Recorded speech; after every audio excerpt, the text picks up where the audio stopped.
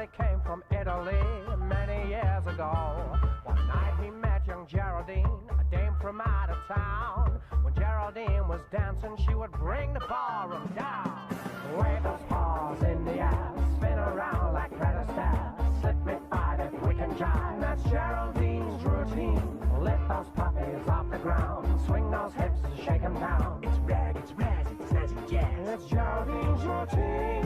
Wave those paws in the air, spin around like Greta Stairs. Slip me fight if we can jive. That's Geraldine's routine. Lift those puppies off the ground, swing those hips and shake them down. Let's hop, let's jump, let's stumpity bump. It's Geraldine's routine.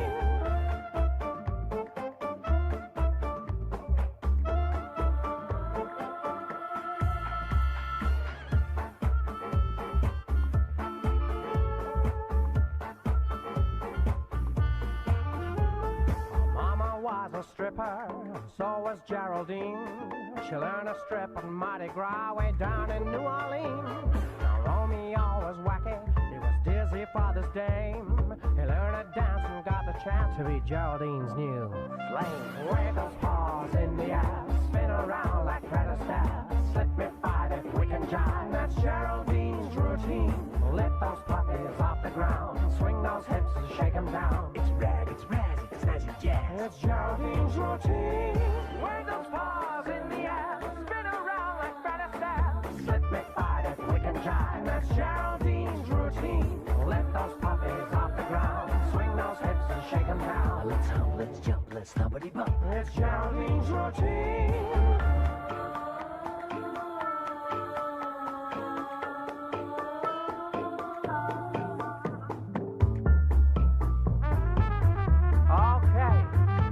Comes, ladies and gentlemen. Here comes Geraldine. Look out, guys. Shake that thing. Ha-ha! Wave those paws in the air, spin around like Greta Stairs. Slip me fight if we can jive. That's Geraldine's routine. Lift those puppies off the ground, swing those hips and shake them down. It's rag, it's razz, it's snazzy jazz. It's Geraldine's routine. Wave those paws in the air, spin around like Greta Stairs. Slip me fight if we can jive. That's Geraldine's routine. Lift those puppies off the ground, swing those hips and shake them down. Let's hop, let's jump, let's stumpity bump. It's Geraldine's routine.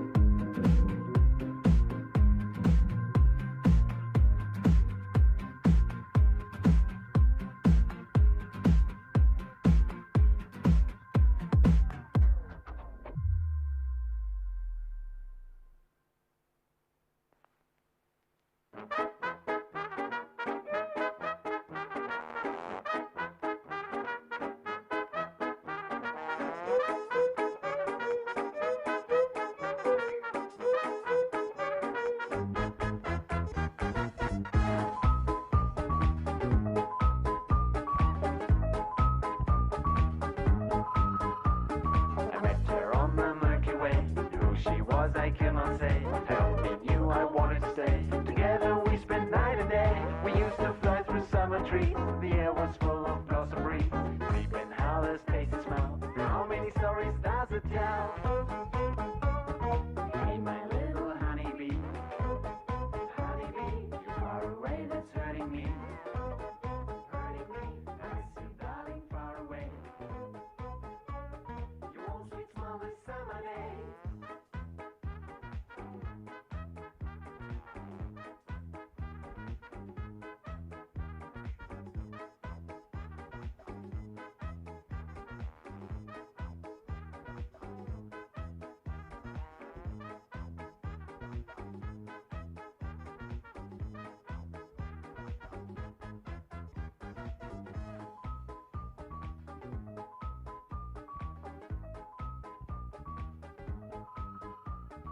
Je me trouve en plein hiver, de l'autre côté de la terre. J'ai trop froid sans ta chaleur, j'en ai besoin pour mon bonheur.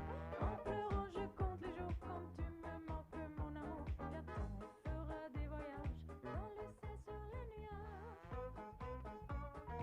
Hey, my little honeybee. Honeybee, you're far away, that's hurting me.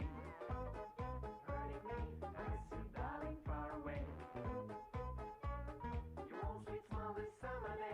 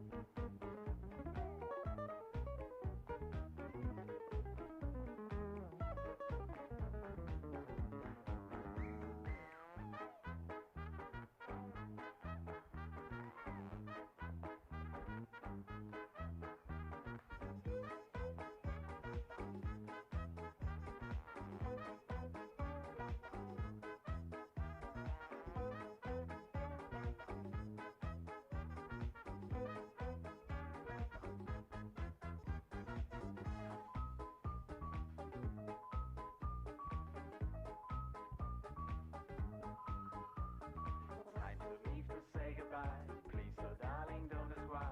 After the sun comes rain or cry. Remember our days in the sky. My heart is beating every day since we had said farewell. Still can taste the tender skin. Smells so good like cinnamon.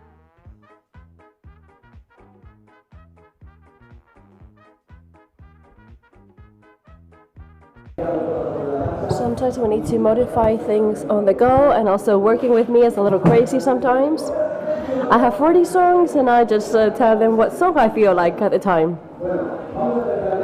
Let's start now.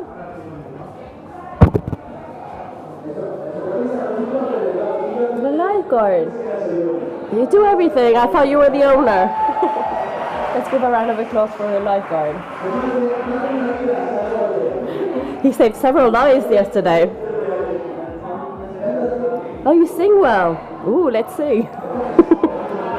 Can I have the microphone, please? Come on, come.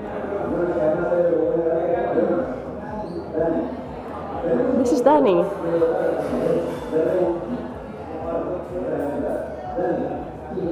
Danny. They told me you sing well. I do, but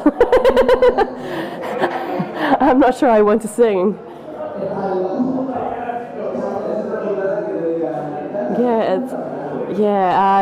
I feel a bit uncomfortable having to sing here. But this is what life is like. Give a round of applause to Danny.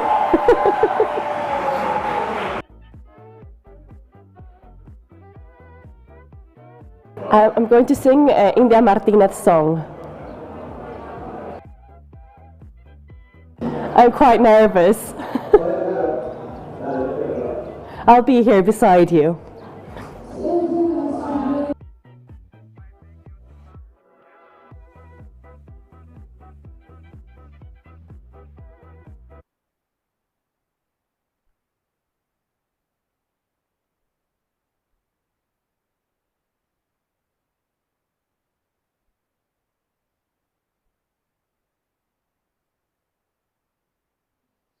tiempo se vuelve de hielo.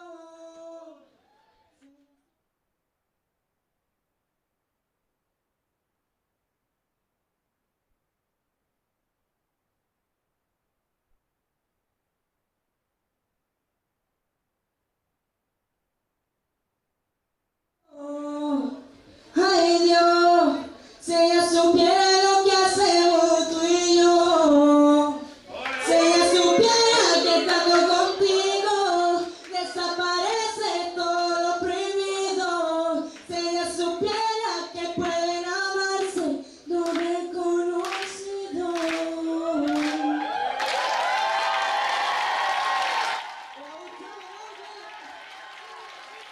I'm glad you liked it. Thank you so much. What is this?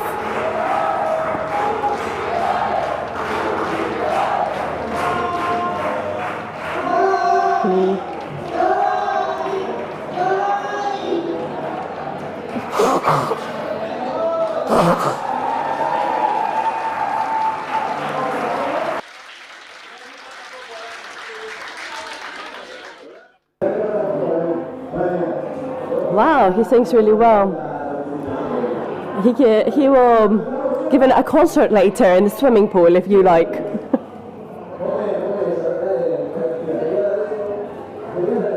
I will give you this. When you feel it, throw it up, but not to me, to the air. You need to hold it tightly, as if it were confetti canyon. So you hold it tight and you turn it, and you will feel the right moment. Don't do it when it's not the right moment. I trust you. There is a moment in my number that it's amazing. Obviously I won't be as great as Danny.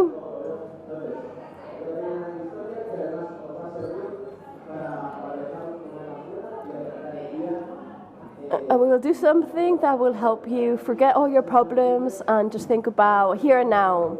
It's mindfulness. It will be SEO-fulness.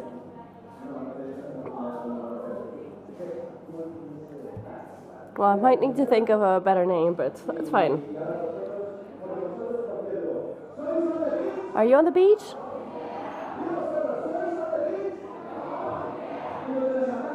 And those back there?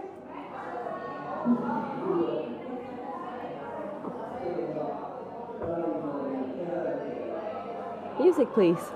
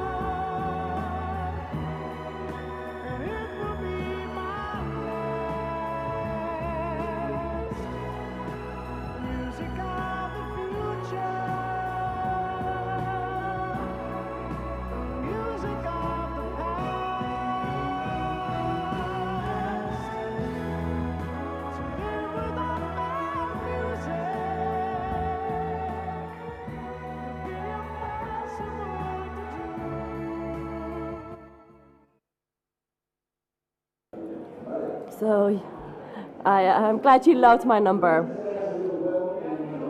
Hopefully you didn't see anything under my underwear. Those of us from the 80s don't use underwear under our bathing suit. So if you saw a testicle, it's something natural. We're on the beach. There is a different version of SEO on the beach, which is in December, but that hasn't happened.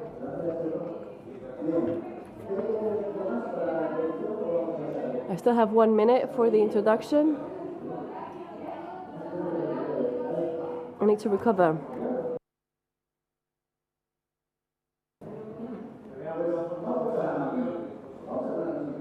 Let's stand up and let's swear. As you're here and you paid, let's stand up.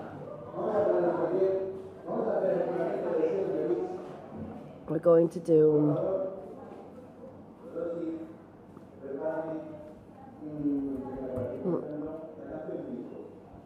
swear on the beach.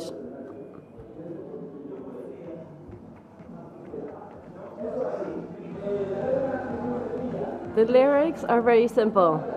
It's en la playa. And en la manga del Mar Menor. Let's stamp your feet, pushing your your knees up, hands in the air, hands down, up, down, as if I were your god. And now we're going to turn on our around, hands up, and towards my right, towards my left, backwards, forward, and now we're in some kind of attraction.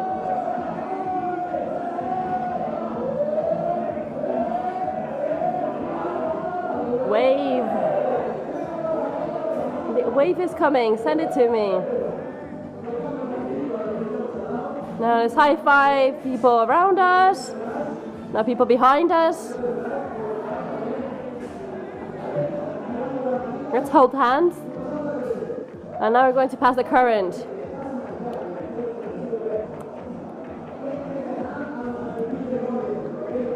We're passing the current around. Everyone is doing very well except you. You should be sitting down. Now, hands back. Let's send everything that annoys us and all our problems away.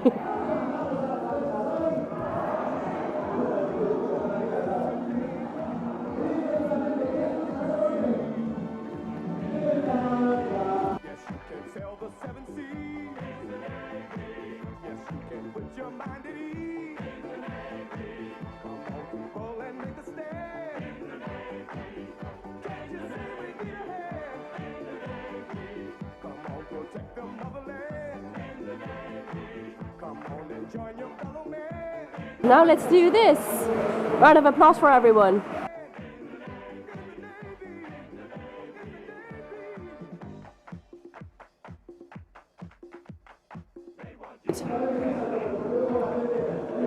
Now, let's make the most of this moment.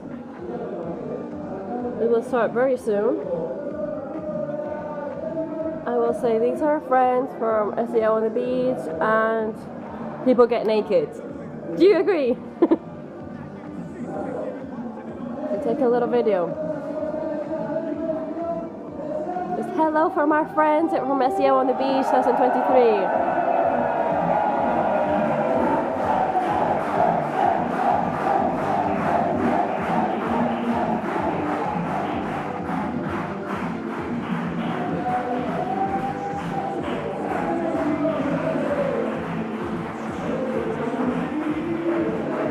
Sit down now. Thank you, Rosie.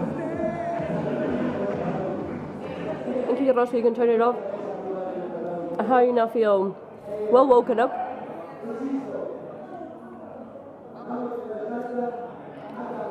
Now the hashtag has changed. It's SOB 2023. Let's show it for the camera.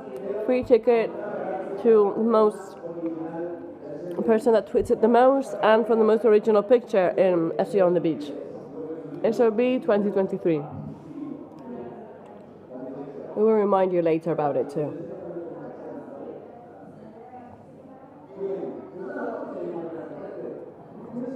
Now we're going to have the first speaker.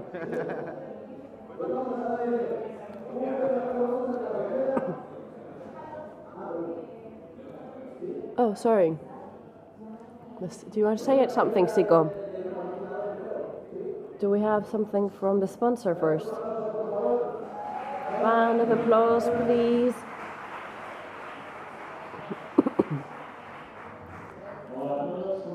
Hello, everyone. How are you? I hope you're well rested. I only have one question. Do you like our flamingos?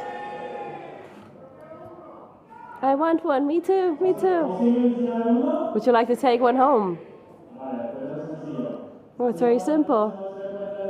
You need to go into our Twitter account, our official account, and you need to follow the instructions. That's all.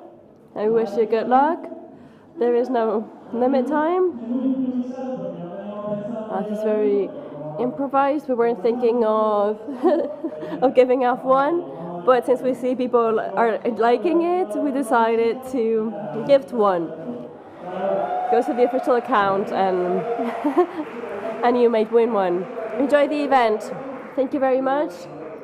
Now we have Felipe Bazón. Las Webmaster Tools de Ahrefs. AWT son herramientas SEO gratuitas que ayudan a mejorar tu sitio web para posicionarte mejor en los motores de búsqueda. Veamos de qué se tratan. Con Site Audit puedes escanear tu sitio web para más de 100 problemas de SEO que podrían estar retrasando tu sitio en Google. Luego puedes seguir los consejos dentro de la herramienta para solucionarlos. Con Site Explorer puedes ver las palabras clave que envían tráfico a tu sitio y luego utilizar esos datos para mejorar las páginas de bajo rendimiento. Además, puedes descubrir páginas de toda la web que están enlazadas a tu sitio web. Analiza por qué pueden haber enlazado contigo y utiliza esas ideas para conseguir más menciones en línea. Visita ahrefs.com/AWT. Regístrate con una cuenta gratuita y mejora la visibilidad de tu sitio en la búsqueda hoy.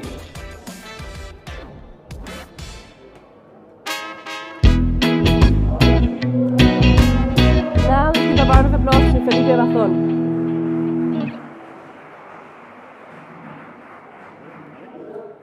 Buenos días. ¿Cómo están? ¿Bien? Good morning. How are you? Yo soy Felipe. I am Felipe. Mi nombre, si quiere conocer un poco más. This is my name. You'd like to know a little bit more about me. And this is Hedgehog, my agency. I want to say sorry, but I'm going to give my speech in English because About how to use search intent to optimize for Google Discover. Who uses Google Discover here? Or used it before? Not many? Yeah? Okay. It's becoming a very good tool to get to deliver organic traffic to your audience, and so we figured out a way to use search intent to deliver content on Google Discover, because as the explanation from Google says, it delivers content to your feed based on user intent. So every time we use Google, we are demonstrating an intent, aren't we? An intent to search for something, to search for products, information, whatever. So we use that intent to create content to be delivered to your audience on Google Discover. So how is that changing the SEO game? How can we use that to deliver organic traffic or free traffic to our websites or to our clients' websites? So first of all, we need to understand that SEO and content marketing, due to Google Discover, are more interlinked together. They're like the intersection between both of them is more important than ever. So you need to use content to complement your SEO strategy, to build authority, to build topical authority, especially if you're using news websites, news portals, like I'm going to show you a case here. Also, by forcing us SEOs to incorporate the concept of personas into our strategies once and for all. So you need to understand who is your audience, your search personas, how do they search, what they search for, their behavior into Google, or better saying, their intent, what they're searching for it. Also, by making search intent more important than ever, as I just said, you need to understand what they do, what they search for, in order to compile your strategy, not just for ranking in Google, but also for Google Discover.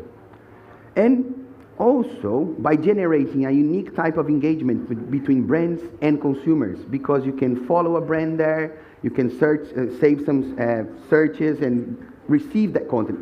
In other words, you can personalize your feeds to receive content for you the way you want, or to the topics that you want. Therefore, if you think about that, you can do the same to compile strategies for your clients, understanding their personas, their audience, and then building that engagement. Also, it's becoming a very substantial source of organic traffic. But this is funny. 2 years ago, a year ago, I did this talk on Brighton SEO, and Joe Miller was there. And I said, oh, until Google closes that tab. And now if you know that organic traffic from Google Discover is coming up as direct. Maybe it was something I said, maybe not, but coincidence or not, Google changed the game a little bit. But we can still see that on Google Discover.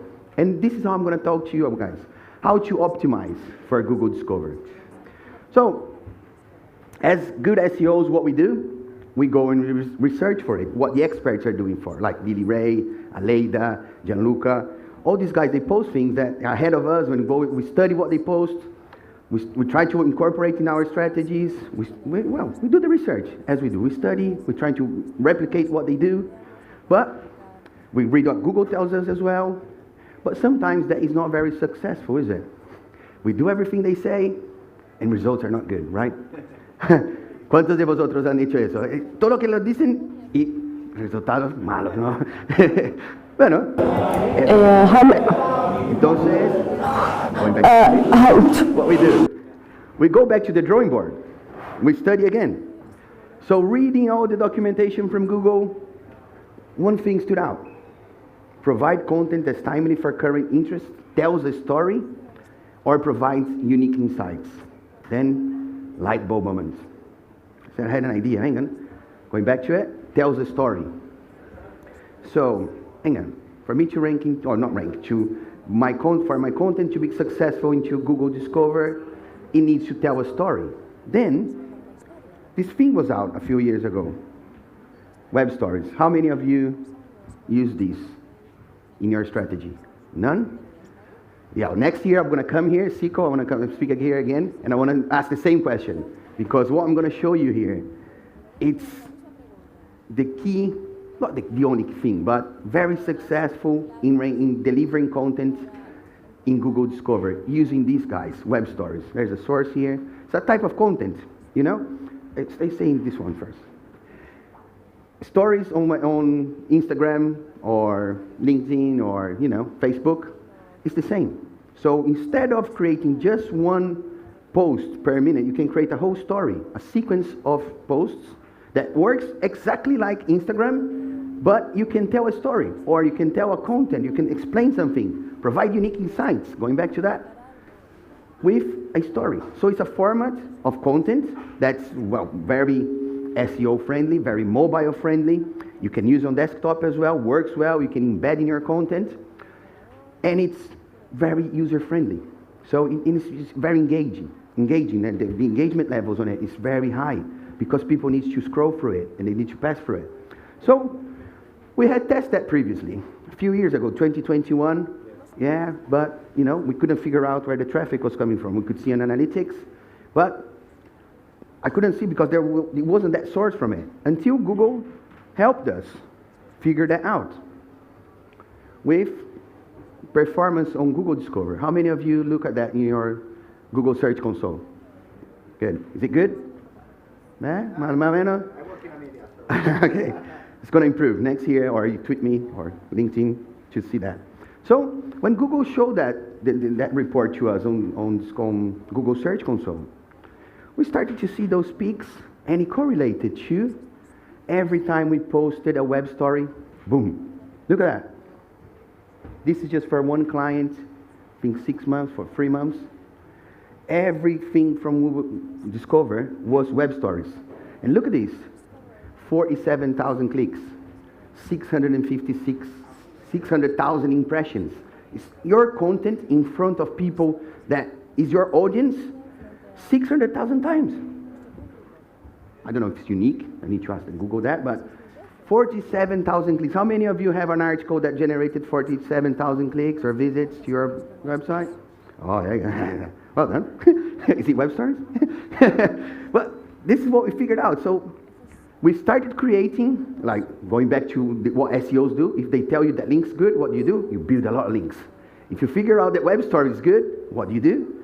You go nuts with it. You start doing it a lot, obviously, with a strategy and consistency.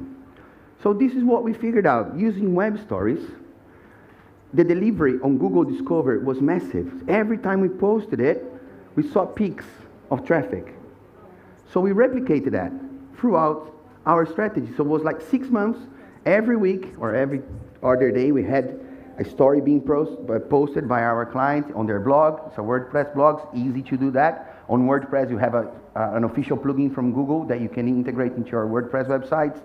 If you don't use WordPress, you have another tool called makestories.io that you can create, incorporate to your website. It can be either a subdomain, a directory, whatever you want, and build the stories there. It's super easy.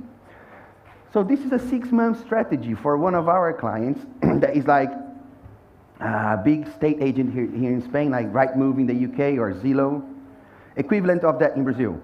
So every time we started using that strategy to talk to them about things about related to state agents or cities in Brazil. I'm going to explain a little bit of that. 19 million impressions. I don't know if that number is correct or not, but if Google Discover delivers content to your audience because of their intent, this is for marketing, it's massive. It's 19 million free impressions for your target audience. This is where, as SEO, we kind of like need to replicate that to the marketing departments to our clients, the companies that we work for. How many, if you work with paid media, how much would it cost you to impact 19 million impressions? A lot, right? And what about, again, last year, 800,000 clicks. That's 800,000 organic visits or free visits from Google Discover using web stories or search intent. I'm not going to say just web stories, not the magic bullet here, the silver bullet, but it's what's working. So I invite you to replicate that. So how to use search intent to optimize for Google Discover. Am I going back? Oh yeah. So how do we use that?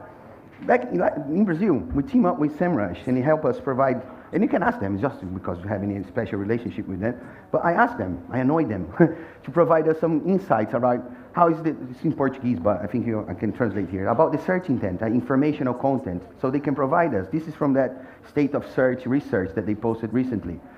So they kind of like, I help use that data to understand the scope of informational searches, what can I do with it, and then start using their tool to understand what keywords provide information intent.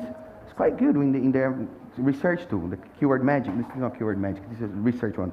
But you analyze the information, map the informational keywords, and then you translate that into your content strategy and replicate with web stories. Therefore, one thing that I've started to do so, I map that, see that I'm searching for like the La Liga, equivalent in Brazil, Brasileirão, and some of these searches, you guys will see that Google provides that zero-click search. So again, SEMrush helps with that because I can look at the SERP without having to search from the tool. I can click on it, it opens the SERP analysis, and it's been working now for us to work around zero-click searches. So I map the ones that provide zero-click searches, the ones that you don't get any clicks, and I use it to create stories for my clients that's going to be delivered on Google Discover. So it's not an instant thing, but it's a workaround because people might not go to Discover, but I generate a different type of traffic for people that search for that, and it's being delivered into Google Discover. So it's not the magic bullet to work around zero-click searches, but it does provide an extra source of traffic because here you don't get any clicks from that. But people that search for that are interested in football. So if you're talking about football, that's going to be delivered to them on Google Discover. Oh. So this is kind of like using intent to optimize for Google Discover. So this is the case study from this Rightmove equivalent in Brazil. Like, what's the biggest state agents here in Spain, the digital one, I don't know, whatever. You know. So what did we do? Our challenge was build qualified audience to their blog. So informational content to help people take the right decision before renting a house. So in Brazil, massive country, yeah, not very safe, by the way. And this is what we did. Based on those intents, those clusters, best cities, safest neighborhoods, best schools, interior decoration tips, we started creating articles on their blog and also content for Google Web Stories. This one is about interior decorating tips. Notice, this works like Instagram. It's kind of like a 24-hour. It appears and it goes. So what do you need to do? Keep posting, keep doing things. This is about safest neighborhoods in São Paulo. Massive city, 14 million people living there. And there are safe places, there are not safe places, so you need to know. So people moving to it's the behavior, the search intent that we understood. People moving in houses in Brazil, they search for that. Where's the safest place, best schools, best neighborhoods. So we started doing that. So we impact those people there. They understand, they know the brand. What do they do next? They search for the brand. So we started creating a behavior of like impacting people on Discover based on search intent that generates searches for their brand as well. So based on that, we started doing so, and the traffic's coming. Look at that, 26,000 clicks in like 24 hours. 1 million impressions about that. So we need to replicate that strategy using that intent to deliver content on Discover. This is another one, like the third biggest news portal in Brazil. We're talking about millions of clicks here, massive. So we started doing that. Their challenge was to increase organic search audience to drive more page views, more money, right? So our strategy there is to topical authority combining evergreen content with hard news to generate that. Look at that, this is just from Discover. We started this strategy in January. So we compared 6 months with the previous 6 months, the same period last year. We went from 232 million clicks to 273 million clicks with Discover after incorporating our strategy. Look at this, some of the M stories or web stories.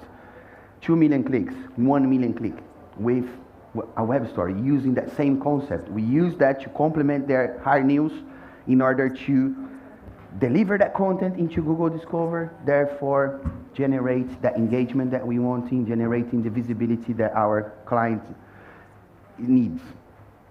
And this also goes to our strategy. Remember that I said to you, the strategy was increase organic audience to drive more page views. Check this out. 1, 2, 3, in the top 10 of the past 6 months, we have 1, 2, 3, about 10 web stories. Each of them over 1 million page views. So this for generating revenue because you can add ads to your Google Web Stories. You can put there, you can add links to your content so you can generate engagement. You can generate revenue, AdSense revenue or whatever you want. Programmatic media. Look at that amount of page views, amount of money you can make with audience. So not only helping generate a lot of traffic, we're also helping them with their quest. Like all the news portals are struggling nowadays with page views to generate revenue. This is helping them. Simple thing, not overcomplicated. Oh, just post web stories. Kind of like yes, but you need to have a strategy behind it. You need to understand the search intent. You need to understand your audience to create the correct stories to generate that kind of engagement. So how do we optimize Google Web Stories? I did a talk on Brighton SEO because I don't have too much time. I knew I wasn't going to be that much time. So hook me up on LinkedIn, Felipe Bazon, or Twitter. I'll send you those slides. I'll put the slides there for the team to share as well. So I did a whole talk back previously in Brighton SEO, talking about how to optimize for Google Discover using web stories. And there you have loads of tips on how to create web stories, tools that you can use it. I'll get out of the way here. So yeah, it's a bit more detailed, but I saved you some bonus tips here for us to use it. I'm going to take some time because I want the boss to come to me. So 3 minutes, I'm going to walk around, taking my time. So as I said to you, my bonus tip is consistency and frequency. Remember that I showed you guys, they had like a 24-hour spam of the visits from Google Discover that delivers there. So What we do, you create consistency. A web story every week or a web story every day. Every day, just one story? Yeah, it could be, yeah. Or once a week or twice a week, it depends on your workforce, it depends on what you can do. It does take a little bit of time to create it. You see that the tools, they already have some templates that you can use it. Think with Google, the blog from Google is very good. They do a lot of those contents. They have a different, they don't have templates for you to use it, but for you to replicate. Works very well on desktop as well, so it's a kind of like a hybrid content. So this, you see all these peaks here. Do I have a little, no. There. These are all web stories that we are replicating, and some of them are better performing, but you know, if you see the average there, we're not averaging like 6,000 clicks, 10,000 clicks per web story. So if you replicate that, you might get to that. You do get to that same kind of level of results. Another bonus tip is create poster pages, like the front page of your web story that's going to appear on Discover, that's going to attract more clicks. So if you do that, you invest time on creating engaging, attractive poster pages or the opening page of your web story, the CTR goes up. This is one for the same client that we're doing that. We started doing new, more attractive poster pages, and you can see, I think we'll come here. You see how the CTR went up.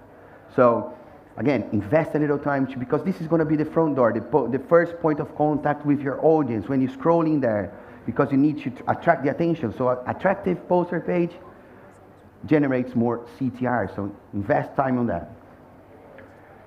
And if you want to know a little bit more about how to create web stories, we did a guide on our blog in the UK, the fundamental guide to Google Web Stories. Search for that, there's a source there. And to understand a bit more about search intent, there's also a guide that we published recently.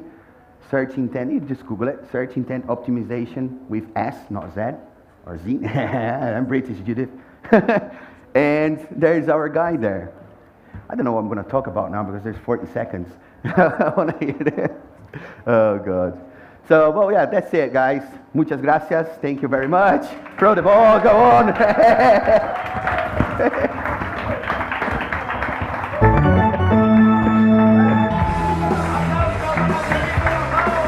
Oh, the LinkedIn, Twitter, Instagram. Follow me.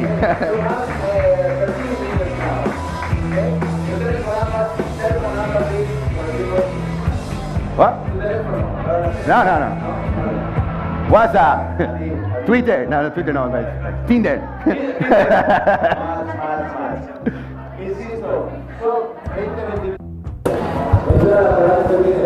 So this is the hashtag SEOB2023, and if you post the most original photo, you'll be part of the competition. And please don't forget to post on Twitter as well. There is a separate competition for Twitter posts. But now it's time to listen to MJ Gachon, sponsored by Rayola Networks. But first, let's give the floor to Rayola Networks. Alvaro, would you like to say a few words?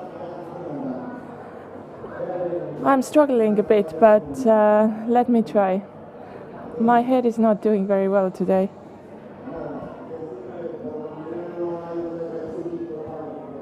Well, tomorrow we're not going to have any free shots, as I understand.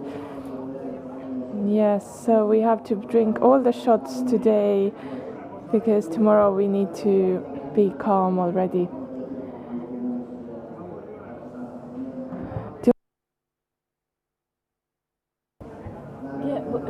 We have a 40% discount, as I said, and well, yeah, I'm a little hangover today because I was drinking so much, and you might want to know that there are no shots this morning, but there will be later. Let's give a round of applause to him.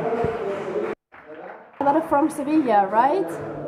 He is Sevillian. Oh, he's from Murcia. Okay. Cartoon.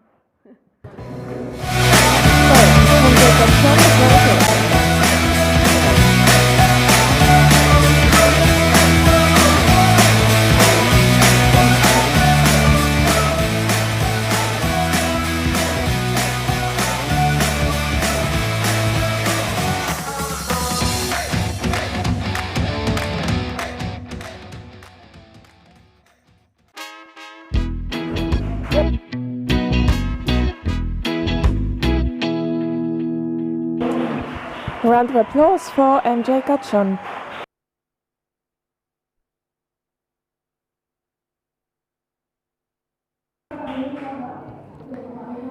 I have a half an hour talk which I prepared, and I only have 20 minutes for it, so I'm going to speak very quickly.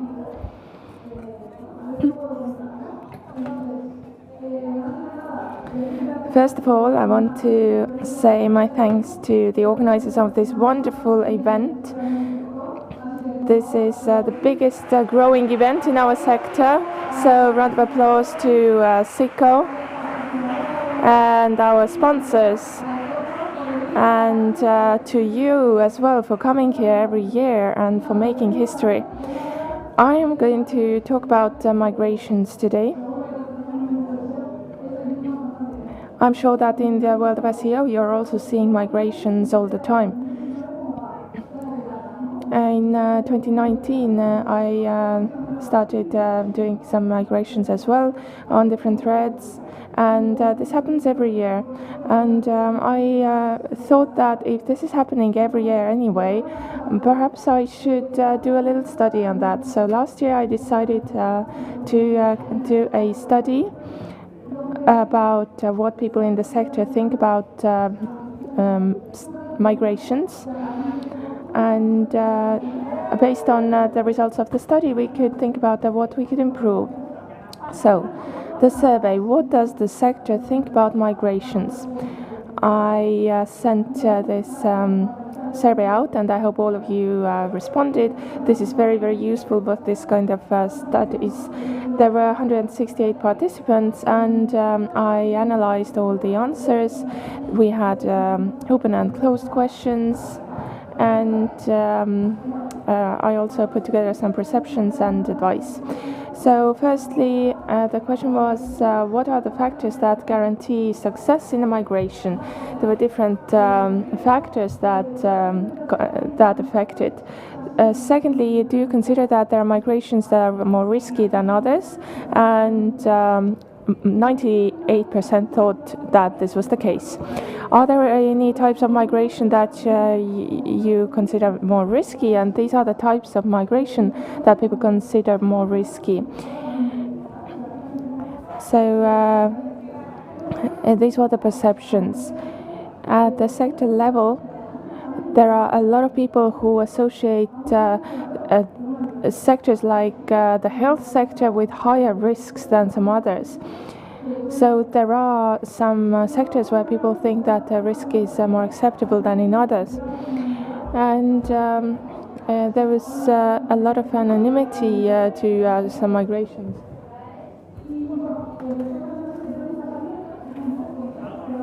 I also had some open questions which were more like for giving advice, and this was aimed at helping us with the planning, with improving the technology. So some specific questions, and if there is a very big migration, there could also be limits to the amount of analysis that you can do. And finally, some experiences that people had. I asked people to share experience. Awareness raising is also very important, teamwork as well, and having a good strategy so that at the level, at the moment of migration, but also before and after the migration. Here is the summary of the survey. So what can we do with these results? We can plan and control reroutings, and all of these people's answers were put together into this tool.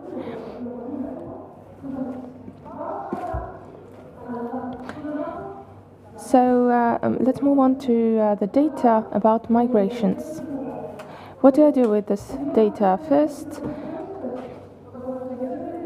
I want to remind you that this is data, this is not opinion based, so this is all based on the answers that you gave, and you can carry out an analysis on that, but these are not norms. So I could put together like a summary of what people were doing, And I am not judging anyone on what they think in that context.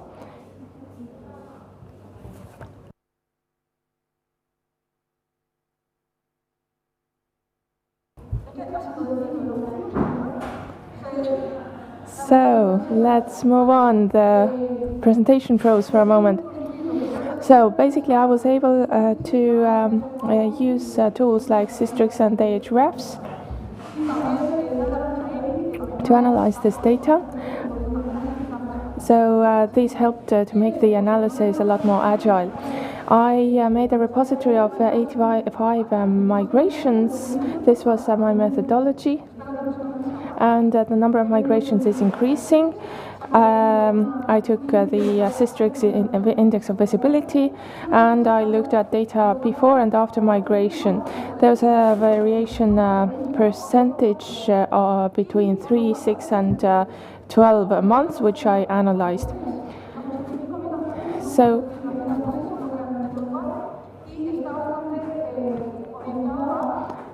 looking at the type of migration, most of these were domain-to-domain migrations, and the status showed that there was a drop in 33%, a rise in 65%, and no change in 2%. There were a lot of migrations in the media sector, so more than 30%.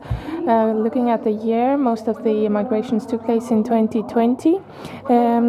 SEO factors, you can see here, new URL structure. You can also see the data here, rerouting data.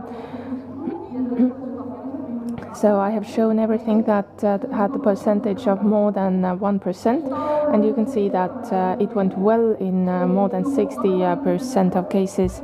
Domain rating pre and post migration, gaining up to 20 was in 56% of cases. External links broken in the source, you can see that in 65% this was not the case. The next date for a confirmed update, you can see the data on this slide. So there was a very varied amount of data. Index of Systrix shows that these are general trends regarding means. I didn't take either news or discovered data into account. Connotations of domain ratings, objectives of strategy were not known, and there were also some other technical aspects that limited the study. And you all can have access to this study results. Currently we only have data for Spain, but we can increase this study.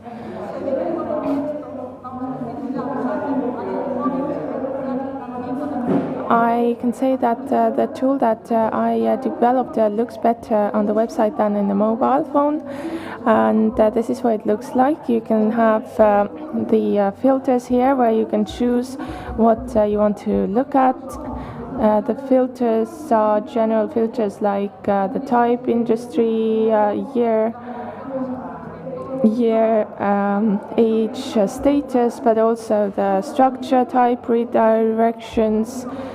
You can see the table view, as you can see on this slide.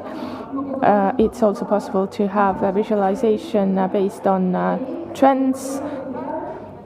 So you can see the increases and the drops, and you can also see the distinguishing of the 3, 6, or 12 months. And the final view option is this one. It's the analytical view. You can see the factor graphs and the highest values highlighted here. So what can we say about the factors? If we compare this with the study, in the study we asked for people's opinions,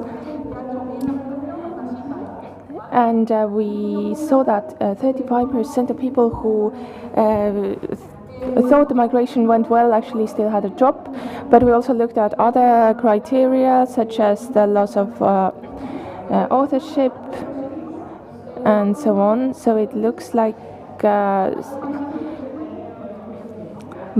more sites are likely to have an increase of visits after a migration than a decrease in visits. So the types of migrations you can see on this slide. We have a database that's focused on mostly domain to domain. We can see the highest numbers there, but the data can tell you what the most important sectors were. So in the sector, I didn't think there was any correlation between the data loss or data increase in respect to the sector. Now the impact of new domain. So here you can see some correlation. If we compare change from 0 to authorship, we can see that there is a bit of a change. But again, this depends on the kind of data that you have. Now, the new structure of URLs.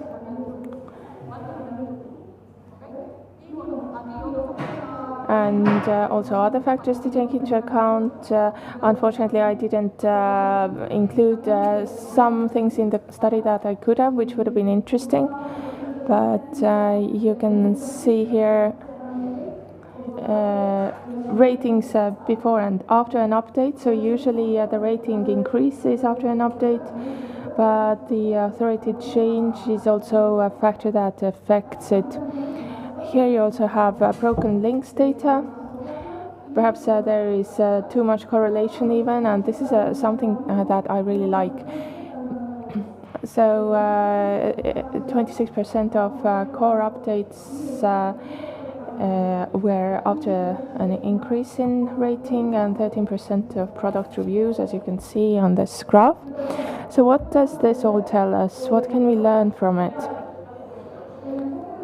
The focus that we should give to migration, well, as we know, migration is always a bit difficult, and it can feel offensive. We need to work very hard on it. We need to work on all the layers, the strategic, the technical layer, the data layer. We want to make sure not to lose authority of the domain. So this is the offensive side.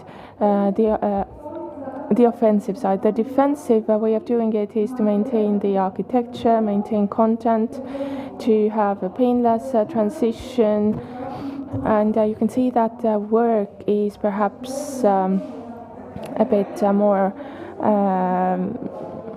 a bit harder in the defensive side, but there are pros and cons to both of these. Less is more. This is something that I often tell people. If we try to make a lot of changes during a migration, there is a high chance of things going bad, because Google interprets a lot of things, and it's very hard to control what will increase and what will decrease. So I would say that less is more, and you shouldn't do everything at the same time during the migration. And you should try to prevent everything, foresee as much as you can. So reevaluation of Google. Google is going to reevaluate our site and overlook everything. So even a perfect migration can lose us rating, and that's something we need to remember. In Google documentation, it is already said officially that it's possible that you will lose ratings for a certain period of time. Yes, fine, but I want to still reach maximum results that I can, even taking into account these limitations. And another thing to take into account is that our server has to be prepared to do the migration. So our technicians need to bear this in mind, technologically speaking. And other things to take into account is if we go to a new domain, there are some things that are completely different, but it is possible that the ratings are inherited or not. So if you compare the top and the bottom ones, the graphs that you can see that the bottom one has changed quite a lot. In theory, the destination authorship starts from zero.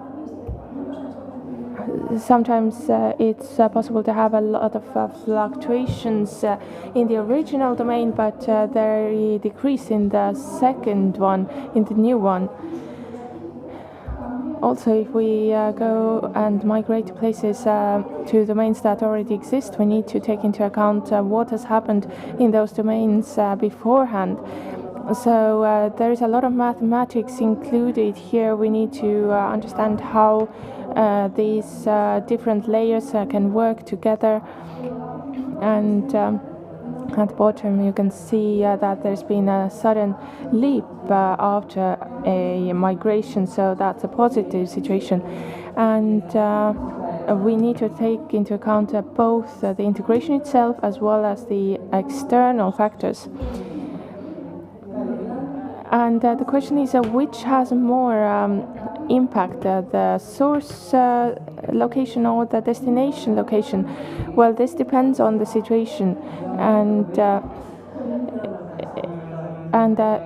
authority is also to be taken into account.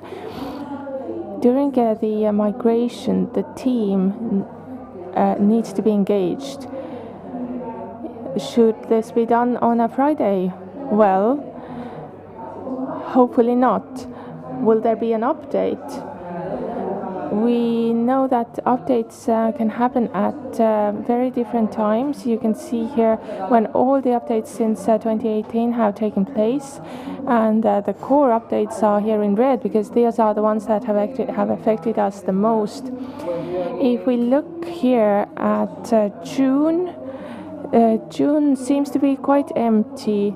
So generally there are no changes in June, and we have more liberty in June. But June also tends to be the end of an update period. So you need to think about the right moment of doing things, and if you can't prevent changes, then you need to just deal with them as soon as you can.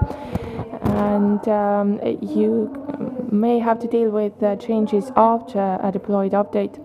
So planning, rerouting and tests, you need to take into account the test environment, plan rerouting, make sure the audit doesn't show development towards the worst.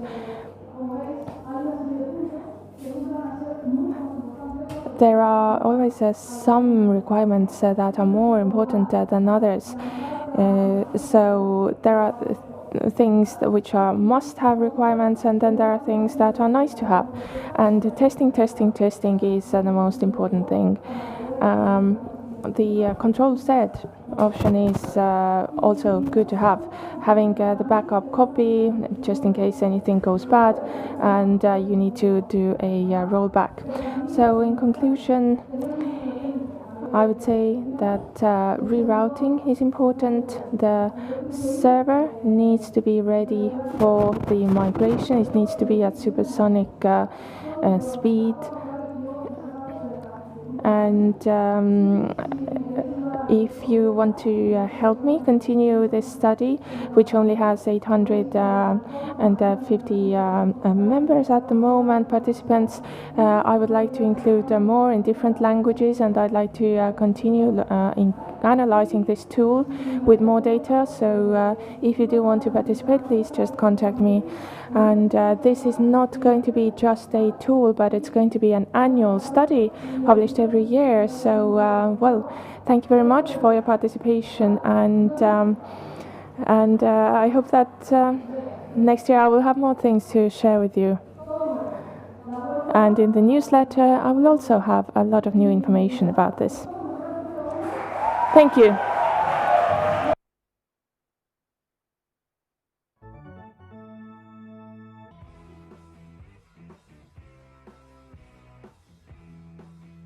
ENG Cachon, thank you so much. Let's continue with the speakers, speeches. It's so cool that you're called Majo.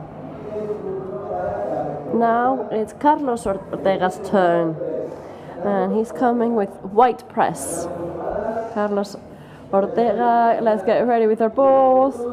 Remember, when there are 10 seconds left out of the 20 that they have, for it to be dynamic and for the mechanics to keep going so that everyone can intervene in this SEO on the beach. Be ready to give a round of applause to our next speaker. And whenever the sponsor wants to come up on stage, they can, so they can welcome you all. Let's see, come on. Yes. Yes, please. Thank you. Hello. A round of applause for White Press, please. Hello, everyone. I'm Miranthu. We come from White Press. For those of us who don't know us, we're an agency and a platform of content marketing and link building. We are in more than 35 countries and we work in 17 languages. If you'd like more information later, the whole team is here so you can look for us. It's our first year here. We've already learned that we can't go crazy in the pre-party. We also want to be part of the shirt content, the shirt contest. And as you see, it says Chico's Voice. And there is a little game. You need to find our mascot, which is hidden in SEO on the beach, and the person that finds it will get a prize. Also, we're a Polish company, so we wanted to do something related to our origins. So later there would be an hour of vodka.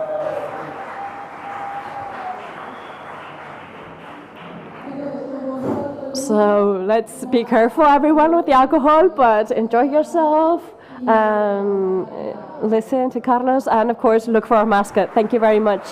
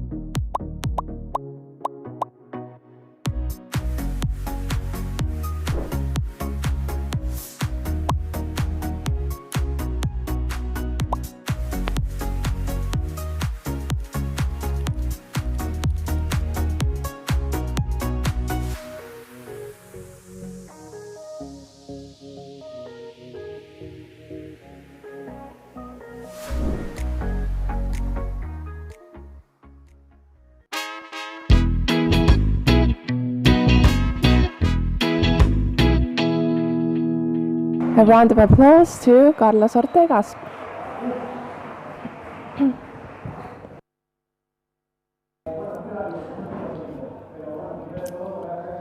Well, first of all, thank you very much to Zico for inviting me. This is a personal success for me to be here at this event, and today I want to tell you about some things that I have learned over the years.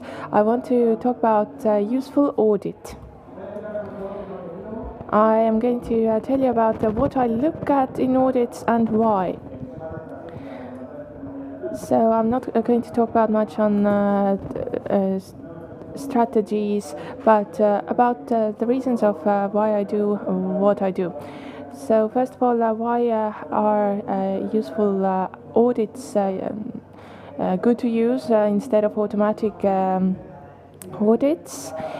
These tools are very, very useful for finding indexes and looking at threads. But indeed, if you end up with 9,000 mistakes and errors, then it's very difficult to know where to start.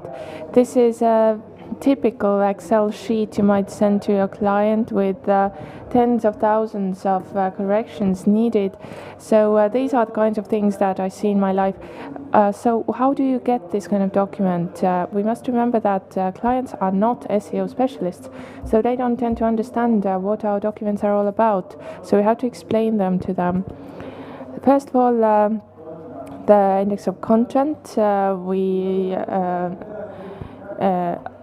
first want to tell you about the search and indexation. We tend to find it very easy. We are doing this every day, but clients find it very difficult generally, and it's difficult for them to understand it. It's quite important to have a little bit of text and an image on every slide, so that you just have something to see in the background as I'm speaking. So, the context, the general picture that we have on the web. For people who are using the web, it's difficult for them to understand how things are if somebody doesn't explain to them. So you should always speak to the client from the SEO perspective. You should ask if the client has done SEO before, if he's had any problems with it, has they had any migrations, what about rebranding. And then you should look over the visibility history to understand what has happened, and if there is any sudden drop, you should ask what happened here. And here you can look at two elements: what happened before the fall and what happened after the fall. So you look at this data in detail and ask the client about this moment, and you might find out what happened. Typologies of pages as well. Home page, categories, products, blog, they are all different technically, and you need to analyze them differently. And a good example here is from Amazon. We have the home site and product website. The home site has an 59% more rendering than product site. So how to change that? This is something we need to think about. Creating segments as well, and having every product analyzed differently to understand which product gives more traffic, which gives less traffic, and so on. So this kind of thread is very important to analyze.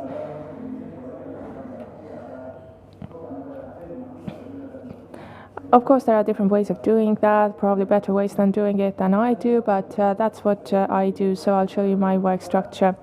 Search consoles as well, these can be used for data analysis. You can use filtering by URL, and you can see all data displayed like this, for instance, with a general image. So now let's move on to the analysis. Let's take the specific page and look at the different categories that I talked about.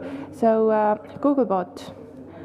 A lot of you have said about Google not being used as much for search anymore as other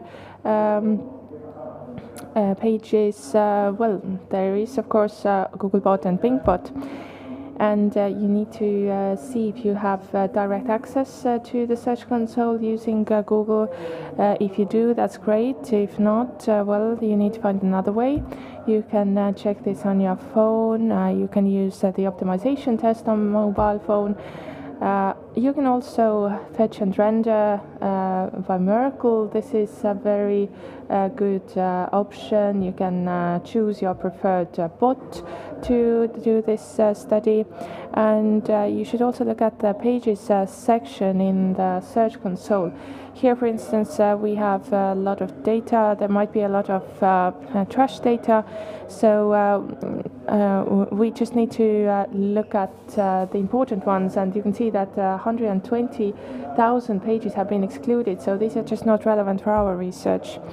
So looking at Google, looking at what has been indexed, we need to go over sitemaps as well, understand which URLs have been sent, what about status codes, and in this case we have reroutings, and robots.txt file can also be used.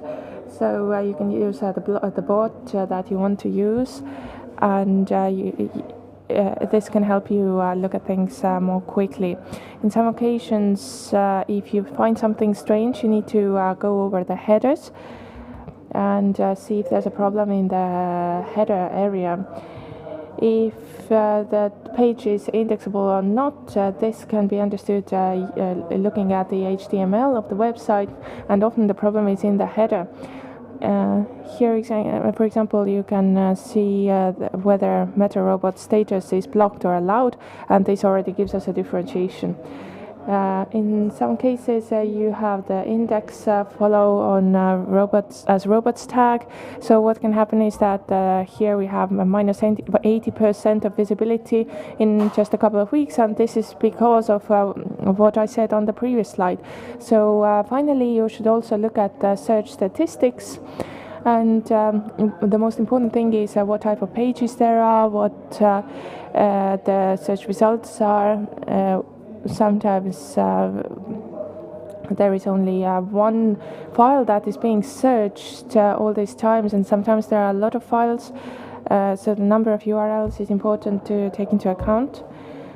And log file analyzer is a very important tool that can look a bit messy, but it's very fast. All of these searches are a lot quicker than they used to be a couple of years ago. And now coming to the local level in Chrome, you can also look at certificate details at URL level. And you can see if this is correct or not. If you have mixed data, you can look at the security data here. You can look at external petitions if there is anything that is going wrong here. And in the mobile phone, there is an image of the Search Console here. You can also look at things at the URL level for different typologies. And you can carry out the phone test. Now WPO, it's very important for typologies.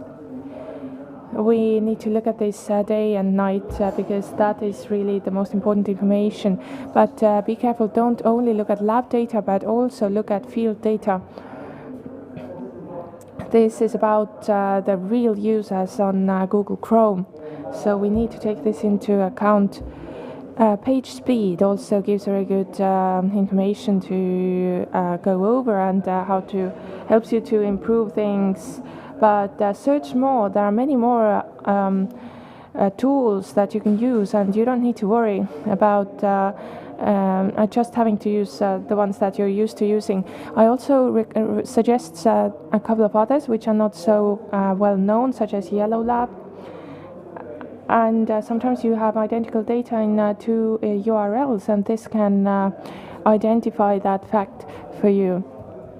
And we also have the wonderful request map generator, and this is the visualization. It gives you this little graph with dots, and you can see the graphic representation, the connections between different dots. So a very useful tool which brings together different information, and it's very, very visual, so you can see the data and the screenshots in order to be able to have this very visual storytelling.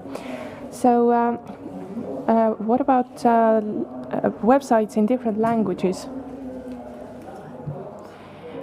These tags can also be in HTML in each of the URLs, and others in sitemaps, in headers. There could also be some important information. What's important is that you also look at the right canonical URL, and you don't look at the wrong ones here. I have some SIDS information here, so the right codes can be seen here very quickly. You can also use the idiomatic version of that, and this can be done in any language, in English, Spanish, or whichever other. Now, structured data. I don't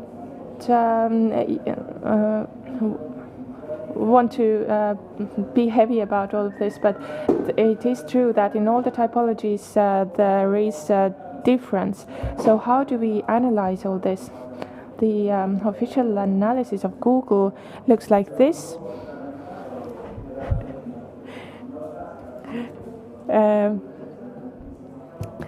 Careful about the rich results, like the person information here. There's a lot of interesting data here that you should also evaluate, and the marking here is very important. So how do we look at all this? We can use schema.org. We also have this extension of Chrome that we can have, and this is very useful for day-to-day work. So if you have already analyzed the whole page, but you still lack some information, you can also go over the whole list to look at all this information. There is 803 types of different marking schemes today, so it will take time to navigate in all of this. Now, what about meta and internal linking? Screaming Frog is very good for metas and for duplicates and empties. So here it shows you very quickly where the duplicates are, where the empties are. And if there is a lot of duplicates, it will be very easy to just identify them by looking at them without even any extra steps. You can also look at things at URL level quickly using this kind of search. Regarding meta descriptions, don't go too crazy about that because Google ignores meta descriptions over 70% of the time. So there is no need to be too careful about that. I'm also going to analyze how the linking works internally in order to analyze obfuscations. And we can have this kind of situations where we have some elements that we don't want to have there. We have duplicates, and sometimes Google just displays some of them, but not all of them. We also have the bookmark. Sorry, it's just a URL, it seems. Anyway, you can click on the URL, and you can very quickly find the information that you're looking for.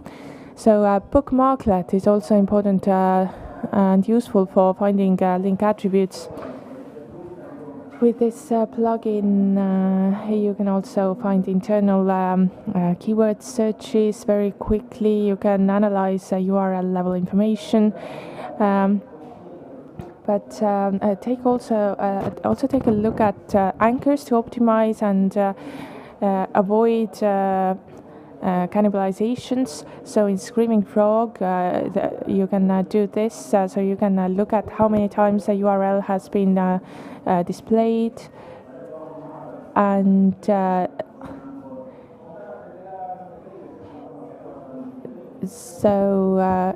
in this situation, you can analyze the numbers of times that each variable has been used. In Screaming Frogs, you can also analyze depending on type, and you can look at source code very quickly. You just need to click once, and you already have all the source code here and available. What about content? I think this should be done by eye, really. I think it's enough for user level to do that. You just need to go over the data that you have, and if there are any keywords missing, then we need to go over that, but I think this is something that's better to do manually. Backlog, finally.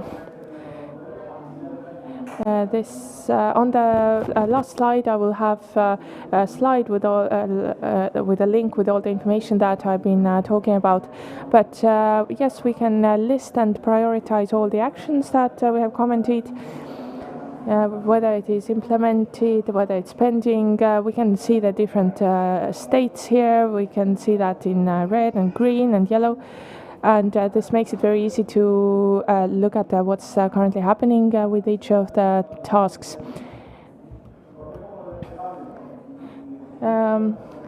Now, what about drop-down menus? Why I like to use drop-down menus is because then clients can use these very quickly, very easily, and we can link the choices with indexes that we have in the code. And we also have the extra columns, which are very useful for improving the overall view.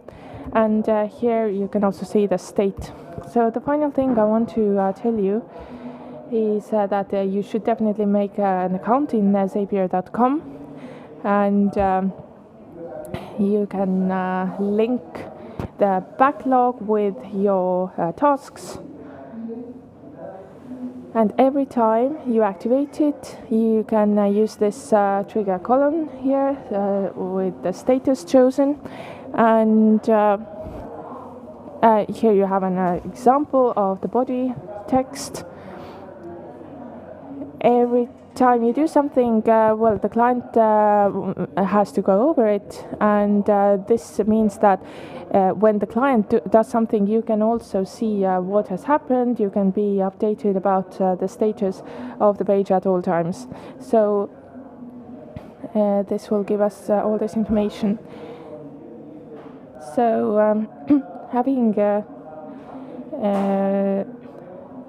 on Zapier, you can have tags, you can have assigned tags for different tasks, and you can also make this information be redirected to Slack if you want to. And indeed, these are the little things that make you look better, and why not use them? To sum up, I don't think you should make audits which are brief. You should really dive deep in the web. You should make a document that the client can understand. You should prioritize, contextualize each task in the backlog. You should use bookmarks and whatever is necessary. At the end of the day, it's most important that the client understands what you're doing and what's happening with their data. Having a backlog is very important because you can have a very high number of listings of URLs, so you might just get lost in them otherwise. And finally, automation in order to be up to date with the moment and to be able to go over things when necessary. So this is a nice photo that I think sums up the idea of useful audits. And I'll see you at the pool.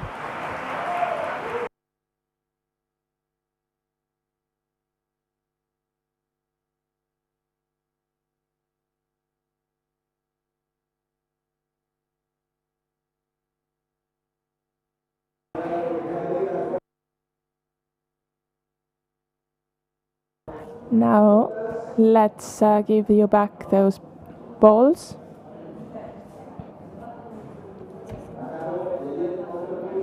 And sponsored by Jet Octopus. We will give the floor to the next speaker, whose name I struggle to pronounce correctly. The speaker apologizes. Azim Ahmad.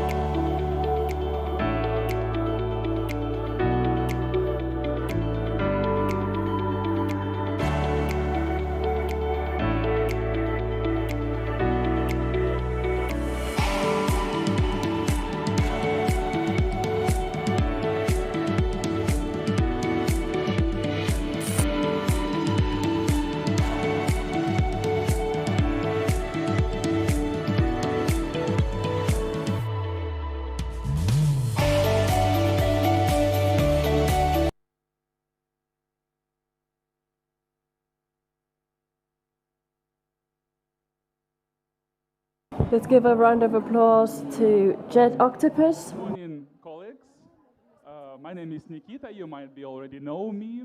After yesterday, I will take a few seconds of your time just to present ourselves. Thanks for the opportunity. I want to just to say that all of you guys know that content, backlinks, all that works. But you already know that technical analysis and technical health of the website is also important. And if you want to make your level of technical expertise for your customers, for your websites, bring it to the next level, we are the tool which you can use and get this value. I always tell people, customers, you can do something that your rivals don't do.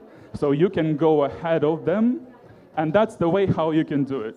We welcome you to our booth. When you have questions, we will be happy to show you what we have and how you can benefit your business with Jet Octopus. Thank you guys. See you here.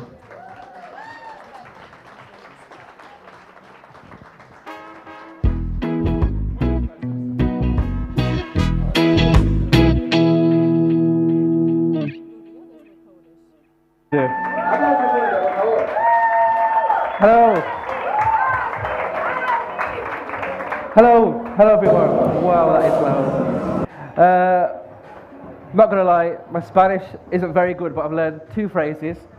The first one is "Qué evento más asombroso!" Massive round of applause.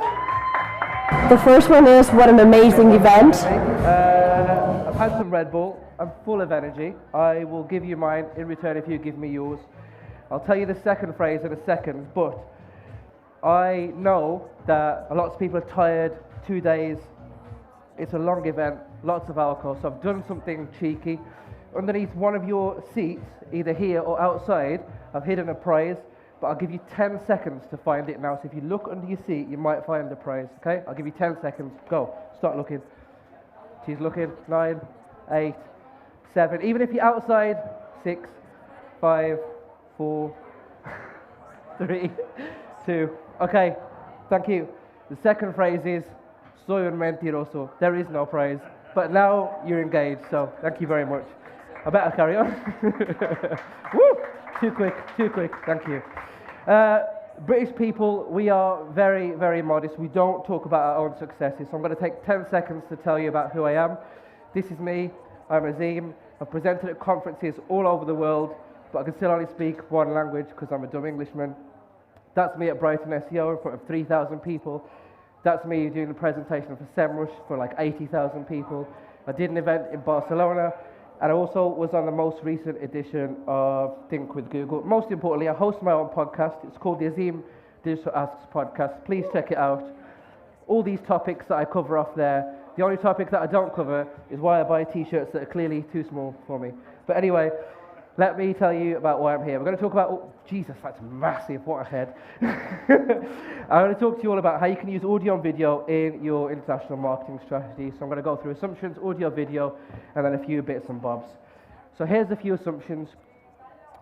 This talk I'm going to make as widely applicable as possible. So I currently work in industrial manufacturing in the B2B sector. Super dry, and I don't want to tell you about anything that I've done specifically because you will all be asleep. If you're struggling to sleep later on, hit me up. I'm not going to give you a generic case study, as I've mentioned, and I'm going to assume that you've already got a strategy in place and that you want to take that to the next level. So, I want to move away from this, where we talk about this year, for our content strategy, we're going to need X amount of pounds or euros. These emails still happen, we need to kill them with fire. I'll also talk to you about links, which I'll move very swiftly on. But I'm going to start from this hot take, and there will be a few hot takes throughout this talk. Number one, I think we get measurement wrong. So as of January last year, when it comes to tracking ROI in digital marketing, you get nearly 16 million results. If you Google that as of January this year, it's probably 22 or 23 million. Now, I don't think there's that many ways to track ROI in digital marketing.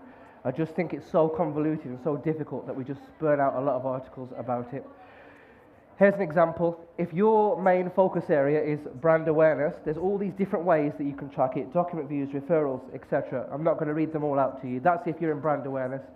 If you're in engagement, loads, likes, forwards, shares, and retweets. Also, good point, anyone who takes a picture of me during this talk, puts the hashtag SLB2023, I will send them a sticker for my podcast. So that's a great way to generate engagement. Thank you. Sales, online, offline, great. I could do 20 minutes of this, but I planned for 30 and I've only got 20, so I'm going to move. Lead gen, again, lots of different ways. And digital PR, the obvious one, links. So here's the problem as I see it. I think when it comes to our customers and when it comes to our audience, we know what they want, but we just don't know how they want it. And this is where this phrase comes in, content velocity. Just by nodding your head, is anyone familiar with the phrase content velocity? Does anyone know what that is? Okay, a couple of people. It means this, where you simply measure the amount of content that a brand or your competitor, for example, is putting out over a defined period of time. My personal opinion on this is, I think it's nonsense. What's the point? The time that you spend measuring that, you could be putting out better content for yourself or for your own clients. So, let's move on. Hit and hope with only written content doesn't work anymore. The internet has moved on, and this is well before AI, ChatGPT. You can just literally put in a prompt and you get out some sort of nonsense. The internet's moved on from that. When it comes to digital PR, a lot of the industry love links. That has its own challenges too. Here's an example. The journalists say they can't add links to the story, and at the bottom the journalist is basically saying, pay me. That's not how it works. So, I'm going to show you, it's all about audio and video, I'm going to show you how to go from basic to advanced in 3 steps. Let me just move out of the way very quickly. Here's the basic one. Currently, most people do this, and that's okay. We have one topic, it performs the best. I'm getting an echo, so I'm going to move back. Sorry, cameraman. Our X topic performs the best. This will be our framework. That's okay. The second one is universal analytics data. It shows us our longest path has 9 touch points. That's better. And then the more advanced one is we split out our top 5 markets in GA4. We now understand which countries prefer audio, video, both or more. Great. This is how it works. This is basic. Many people will do this. We'll open up GA4. We'll say, wow, I hate this, but I've only got 2 weeks left before I have to absolutely learn this to death. That's okay. The better one is you go back into UA and you click here into top conversion paths, which everybody should live in for 2 weeks while they can, or maybe a bit longer. And then you go to advanced, which is in GA, you split it out by country, cross-channel, DDA model. You can see how your channels are working and playing with each other. Okay?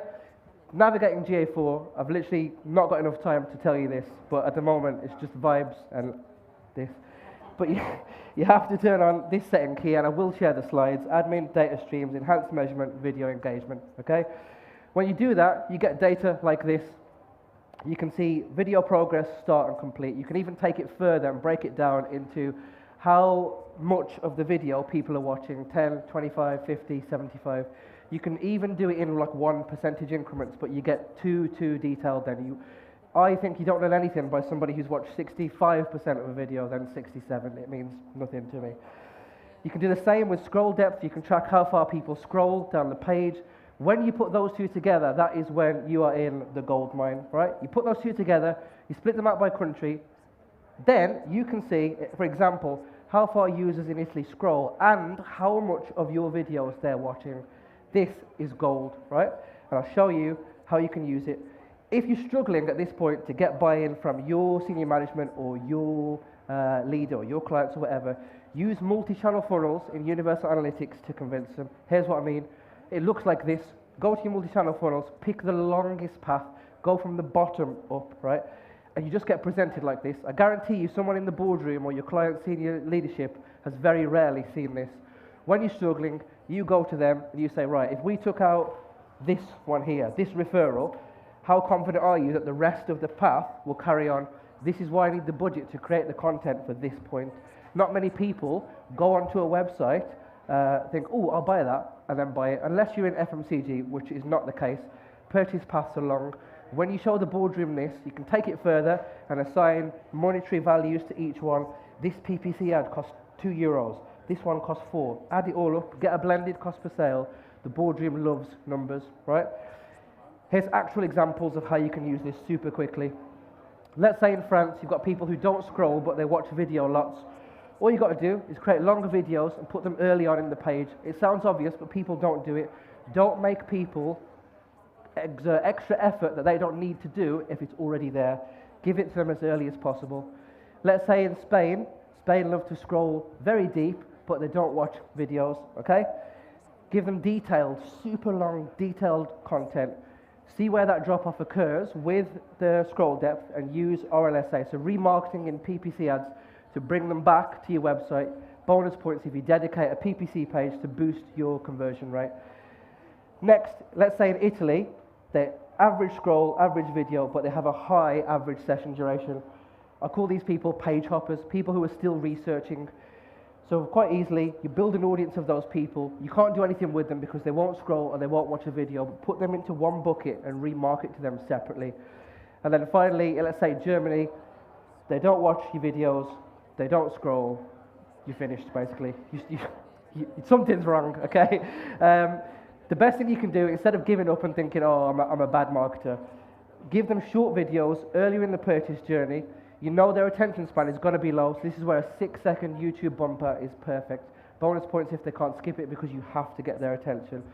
Review your content targeting. Like I said, there's a clear disconnect.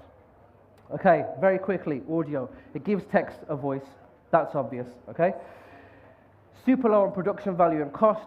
The barrier to entry is super low. When I started my podcast, it was probably the equivalent of what? 20 euros. Very cheap microphone, free software. It took me ages to edit. My voice is awful. So it's super cheap. Now it's a bit more expensive.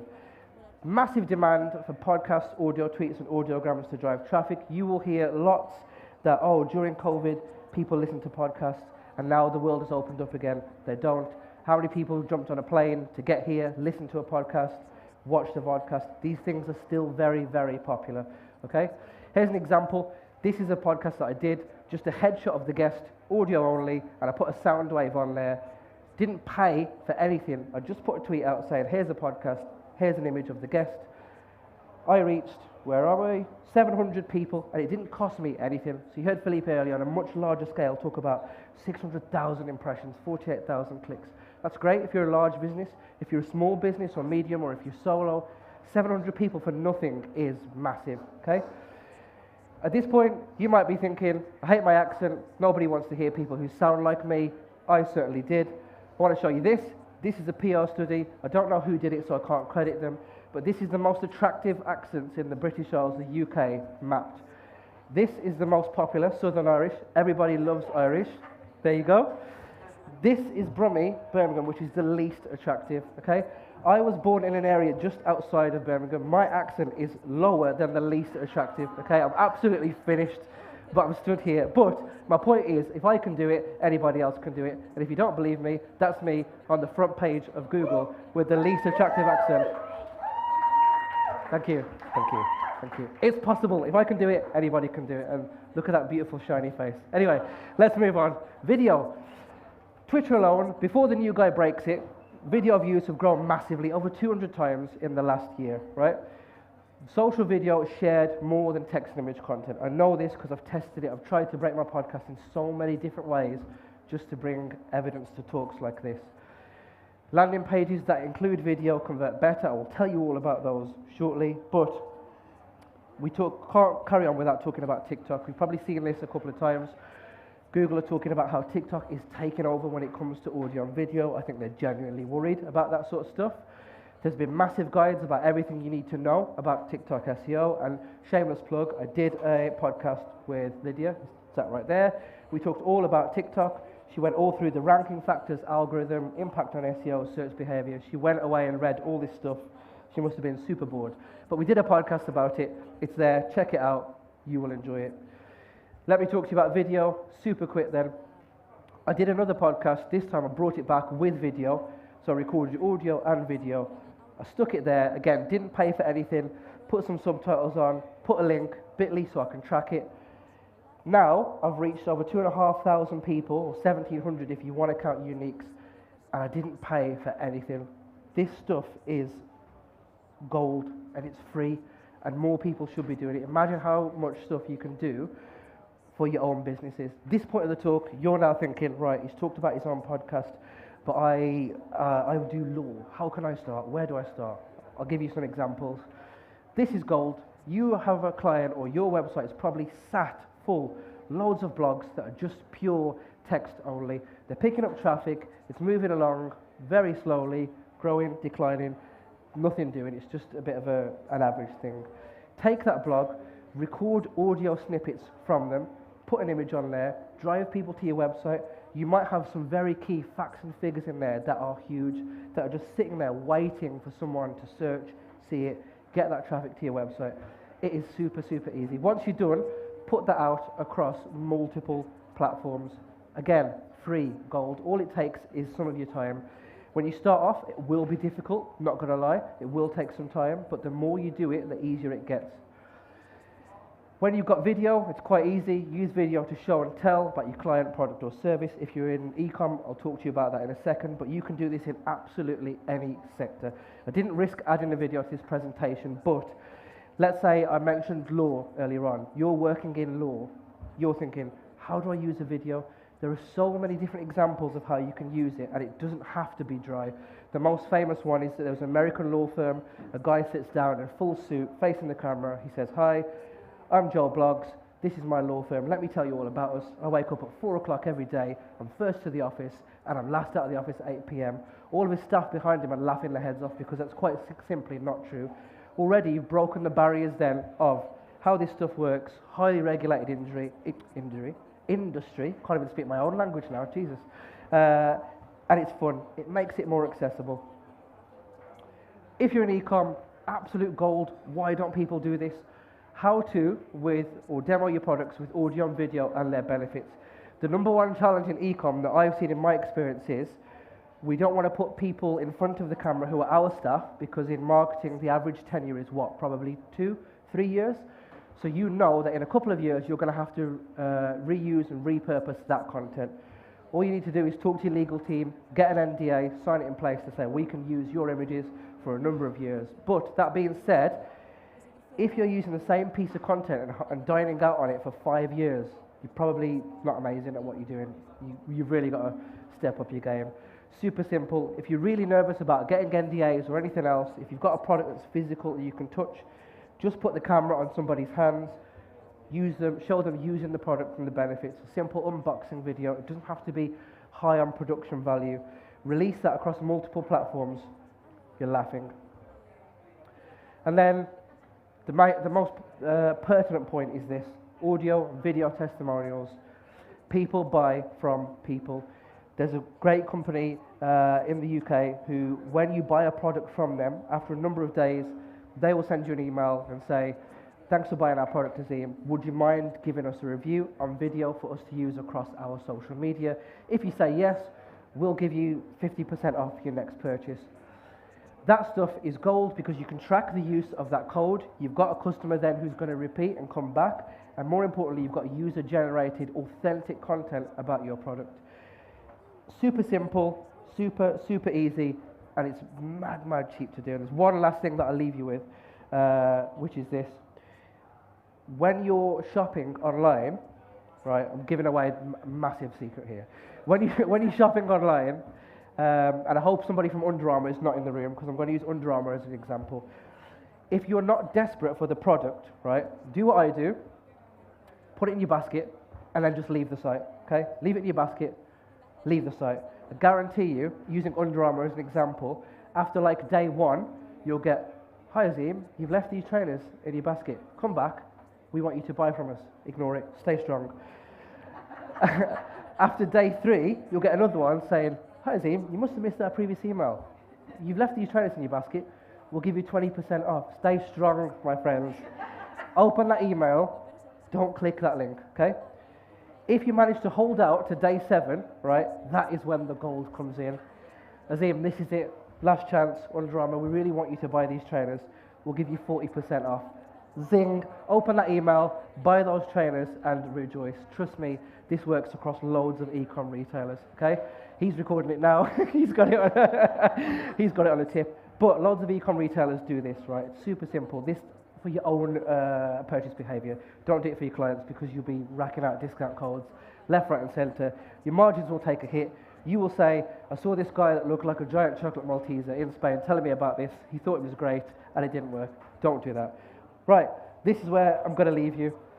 In summary, it's too late now. You stuffed, right? You have to be on board with Google Analytics 4 as well as Universal Analytics. You've got what? Literally a couple of weeks left before July the 1st is going to be MDOM, the Marketer's Day of Mourning, when we all realise we are absolutely finished. Yeah.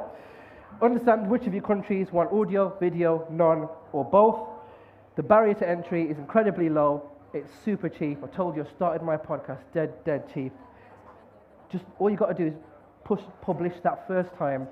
You're laughing. That's the biggest hurdle that people have, hitting publish that first time. You don't have to be perfect the first time. You just have to be right. And then ultimately, segment your search strategy in this way, by market for greater impact. I've got 40 seconds left. I'm loving life. If you enjoyed that, follow me on LinkedIn, or you can follow me on Twitter. Follow me on Twitter. I would love for you to connect with me. The translator, you have worked the hardest for this talk wherever you are, so oh my God. Much love to the translator. And ultimately, thank you very much. I appreciate it.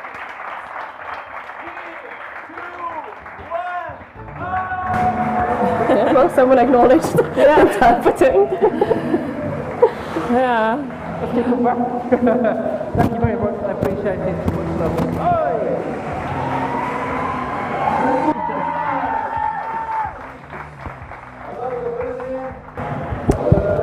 A round of applause, and now let's move on to Luca Fiorelli.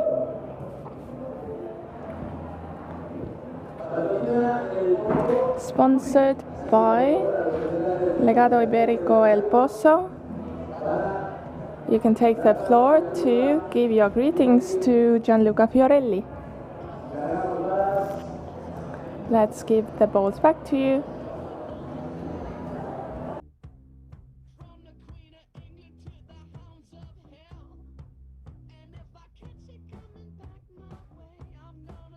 I'm sorry if I hit anyone in the head. It's what happens in SEO on the beach. We need to be awake.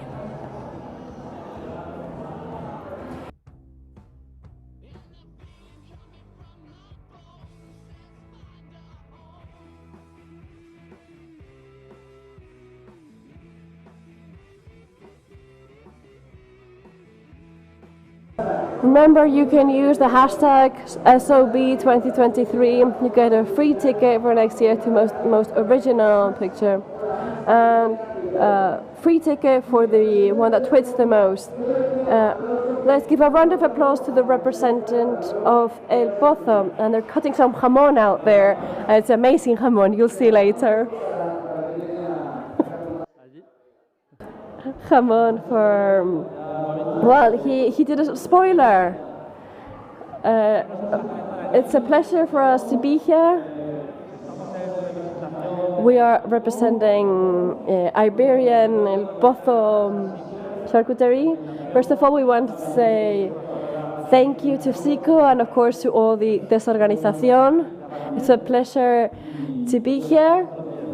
It's been 10 years now, and hopefully there will be 10 more. So thank you very much, SECO and the whole team. And well, I don't know if you can see from there, but there, at the end, there is a man there that will make us very happy in 20 minutes. He's called Roberto. Does anyone like jamon? I can't hear you. Do you not like jamon?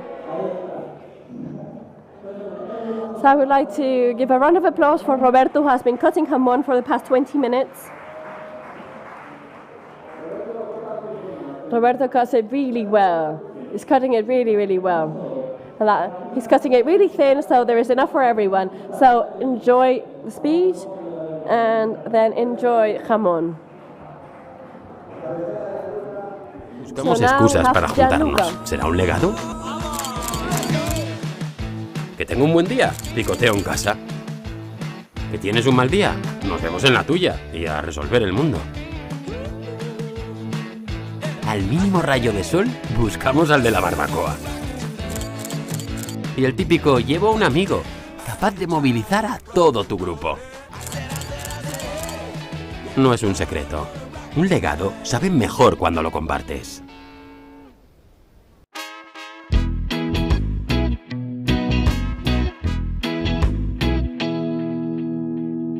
Let's have a big round of applause to Gianluca Fiorelli.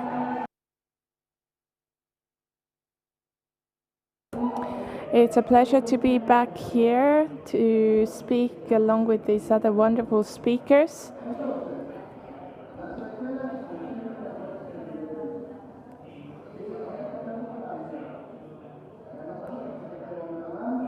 Last year I was talking about my mom, and this year I'm talking about Strikes Back. We are in different stages. If something new comes, we might be a bit surprised, and then we are more surprised, and then we get the generative search, and we get shocked because we're worried it will take our jobs away from us. But in reality, it's not the case. If we think about it in strategic levels, and we are not reactive, we will realize that we can actually deal with the situation. We can minimize the strategies that we have, and we can attract traffic and convert new entries to traffic. Sometimes we can see how in the past the search journey used to be very straight, but now it has become a lot more complicated. At the end of the year, when the general search came, it became more or less like a labyrinth.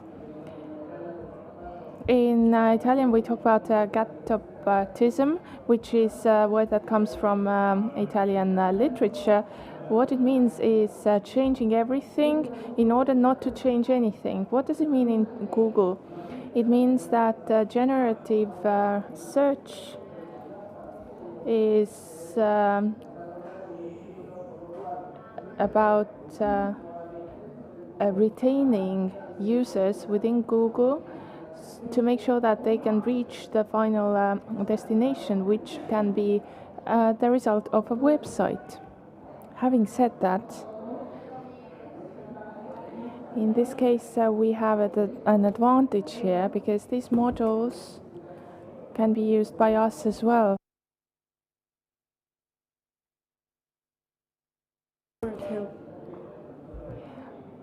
So we need to take into account the specific situation, and we also need to think about the context, because otherwise we can become reactive, and that doesn't give us very fruitful results. What I'm trying to say is not that near future is going to be easy.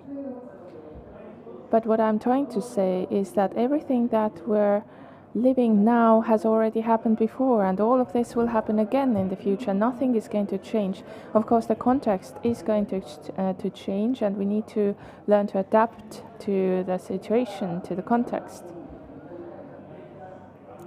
This great new AI has seen a lot of new unbelievable things being introduced to our world. For instance, we also have the different ways that people can have in their search journey in Google, and it has been very strong, very functional, because when you're looking on Google, it is working on real products. We no longer have just general information, and the information has been changed one to the other. And in shopping graphs, we have the feature in the Google Merchant Center, which is the tool for monetization in Google. And it is not only about generative search on Google, but rather the ugly duckling of the manufacturer center has become much more important. If we are a brand that produces a product that other shoppers, other merchants also sell, then it has become more useful for these manufacturers to sell and to attract other sellers to us.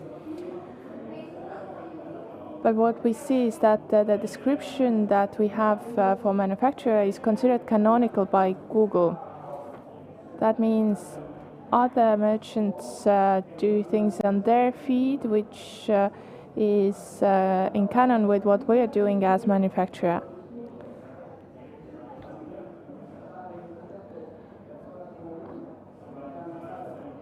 People like Lily have told us about the EAT, and all of this is becoming much more common. When we do a competitive analysis, what we should start to analyze is the question which searches are given as expert searches by Google. So here we need to be preventive. And we can't do this work at the moment when we're launching a product, but we have to do it earlier, even before the product comes out. And it's important to take this into account because the information that is given in Google is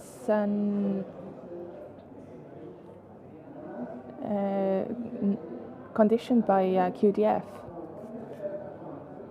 In some cases, Google can be used for comments which are present in the cited source, and therefore it's very important also to keep in mind the taxonomy, which depends on the ontology that we've defined for the product. The most important thing that Google has introduced in search is questions related to products. And we have the same tools of sharing information that the people can use when they ask questions.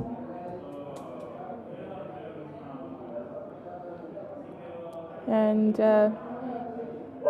if we take all of our data and our competitors' data from Python, and we cluster it with k-means, we use OpenAI, we have all these related entities. We can see then with ChatGPT that we can take clusters of products and clusters of questions to understand what the archetypical questions are, and we can understand which of the questions from the reviews we can use.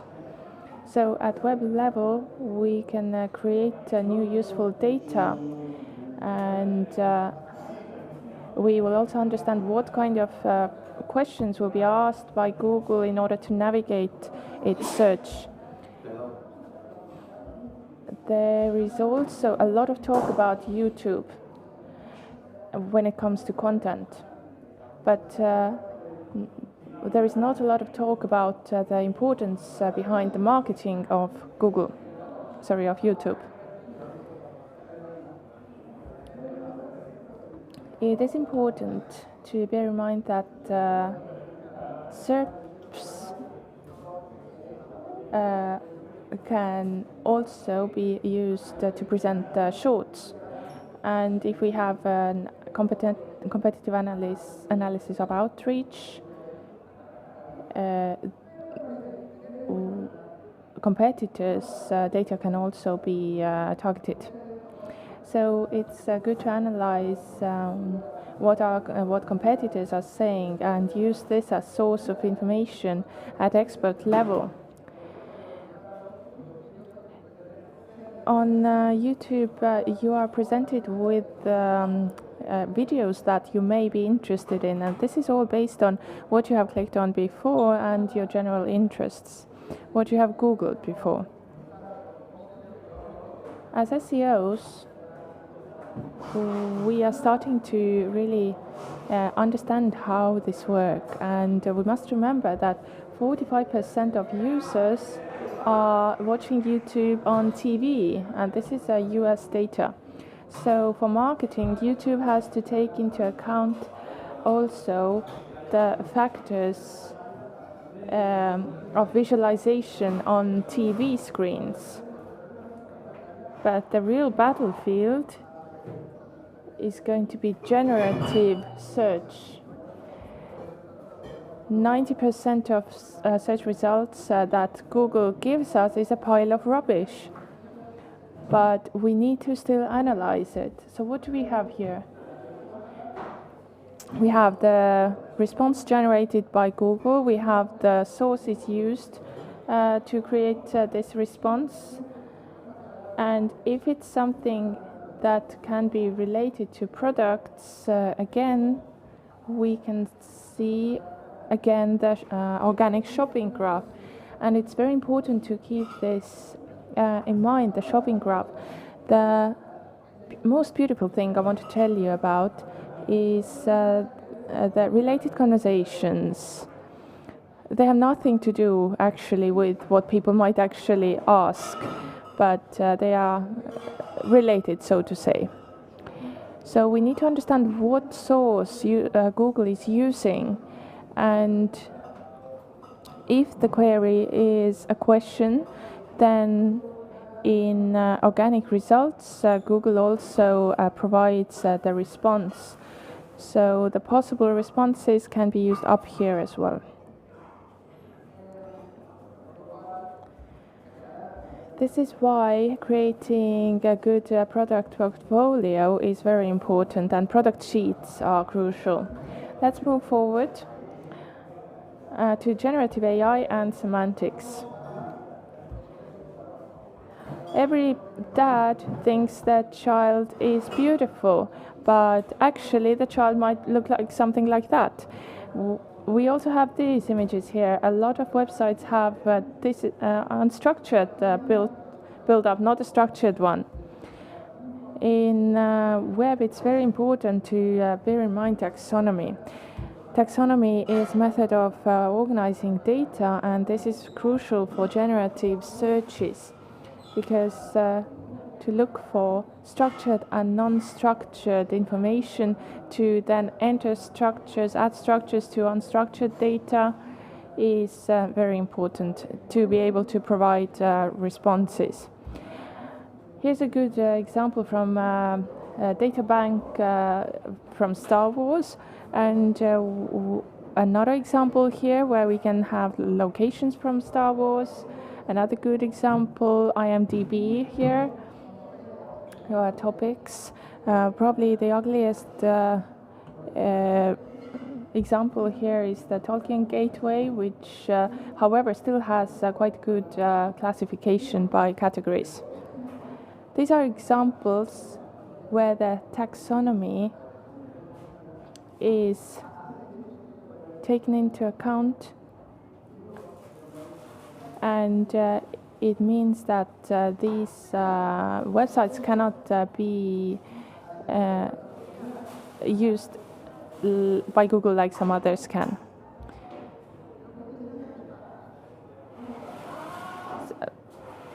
But are the search journeys consistent with the potential that Google has? If we take the contextual search menu filters, here we can see images, list size, gallery, quality filters, and the Google queries that we need to take all of these filters in mind when we create our content. This is the search tags view, and on topically.io we can have this quicker research. People also ask, is also a good way of looking for the main clusters and classifying them. When questions are repeated in different clusters, then they are reclassified. Now, SG related questions. This is about generative search. Related questions that bring us other questions that have been asked and answers that we can analyze with any instrument of analysis. But if we take the word lift add-on for Sheet, we also have the keyword search here on the first page. This allows us to make an architecture that is well structured. But an architecture is also not something that can be architectured and designed perfectly and then forgotten about. It has to be dynamic, and it has to take into account all the changes that are happening on the website. I'm sure that in key trends, the owners of key trends would also agree. Ontology. Ontology is one of the most important things as well, because ontology is the representation, a formal representation of knowledge about a domain, which includes the concepts within this domain and the relations between these concepts. So if we take these locations again, or we look at the related images here from StarWars.com, all of this is related between each other. This is a graph here that again shows the interconnections, and if we take this kind of answer, that's something that a generative search could give us. So that would be very efficient. Another thing to think about is the scheme.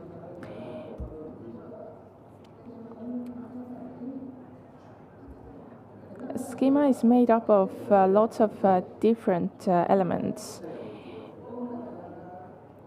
So how to link different elements that can be separated and actually bring them together coherently. Well, this is a markup for cars, but this one would be for banks and financial institutions. So they can be very, very different. And this kind of schemes have been present for the past 12 years. Even more important is the same as. It's the ontology inside of the website, and something that is also linked to different websites that are not necessarily directly related to ours. Entity salience and context. Well, this entity salience is also something that's completely new, but very valuable. We have this Google definition here on the left, and it's on the right we have a definition that's not exact. It's about Moff Gideon, a Star Wars character, but as we can see in the same text, we have two different entities describing the same person from the series. So these could refer to completely different things. We don't know if we're talking about the actor or if we're talking about the miniature. Images for the lens are very good in order to create links within the web, and amazing for visual search.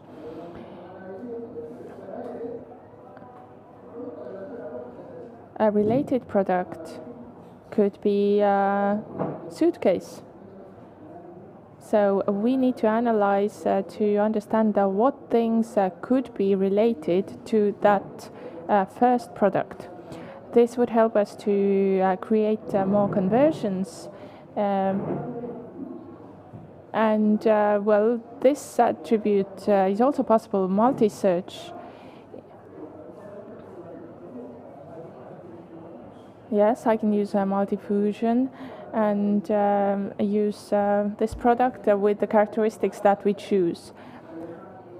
AI images can be quite practical if, for instance, we don't have a specific photo that we need. We can use AI to edit the photo that we have. and the quality can also be increased very quickly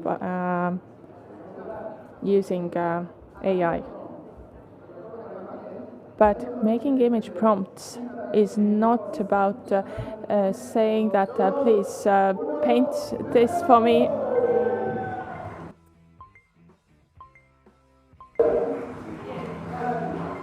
Thank you. Just one more thing.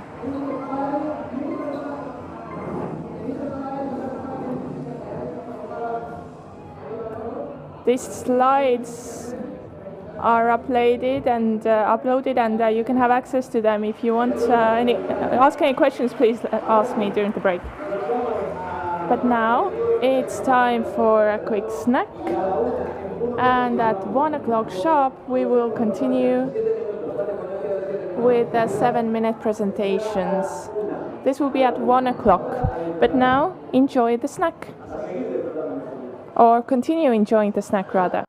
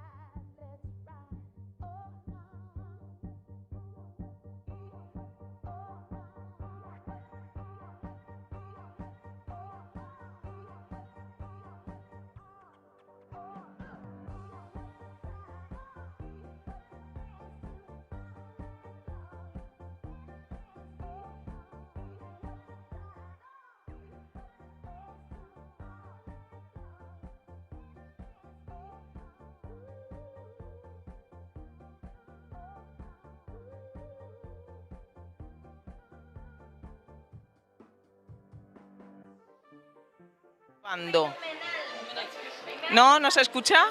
Vale.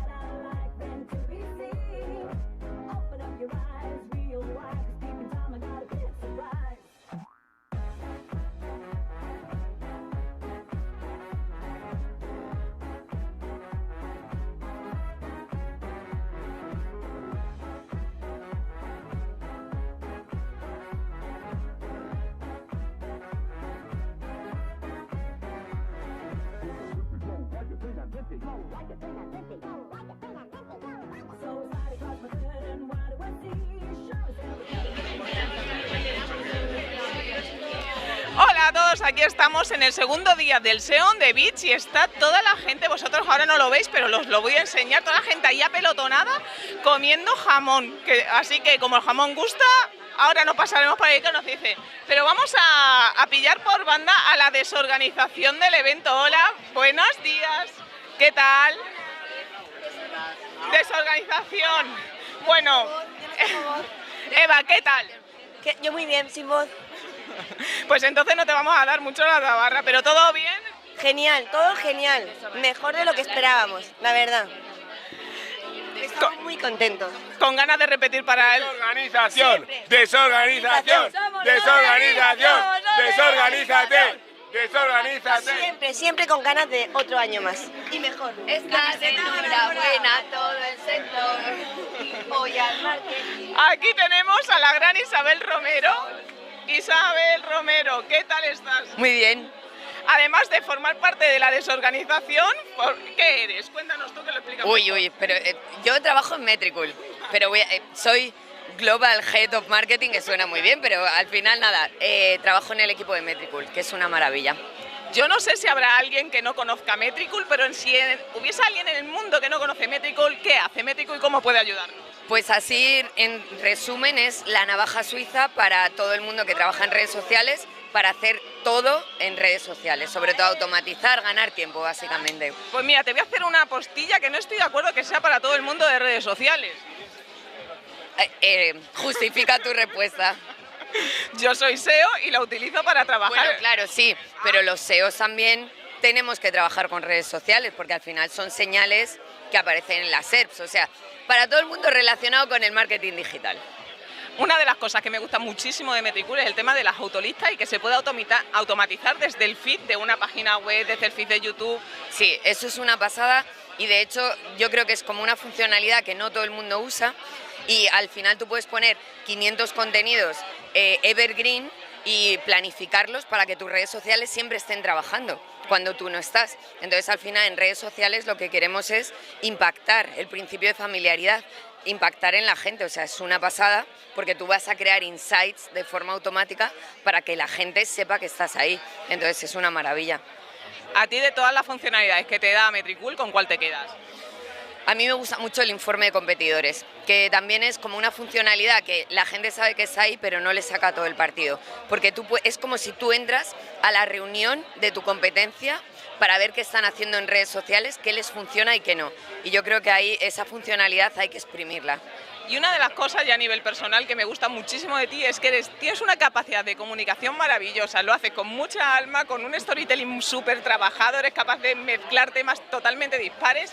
¿Qué consejos nos das? O uno, o sea, no hace falta que me hagas una lista, ¿algún consejo para mejorar nuestra comunicación?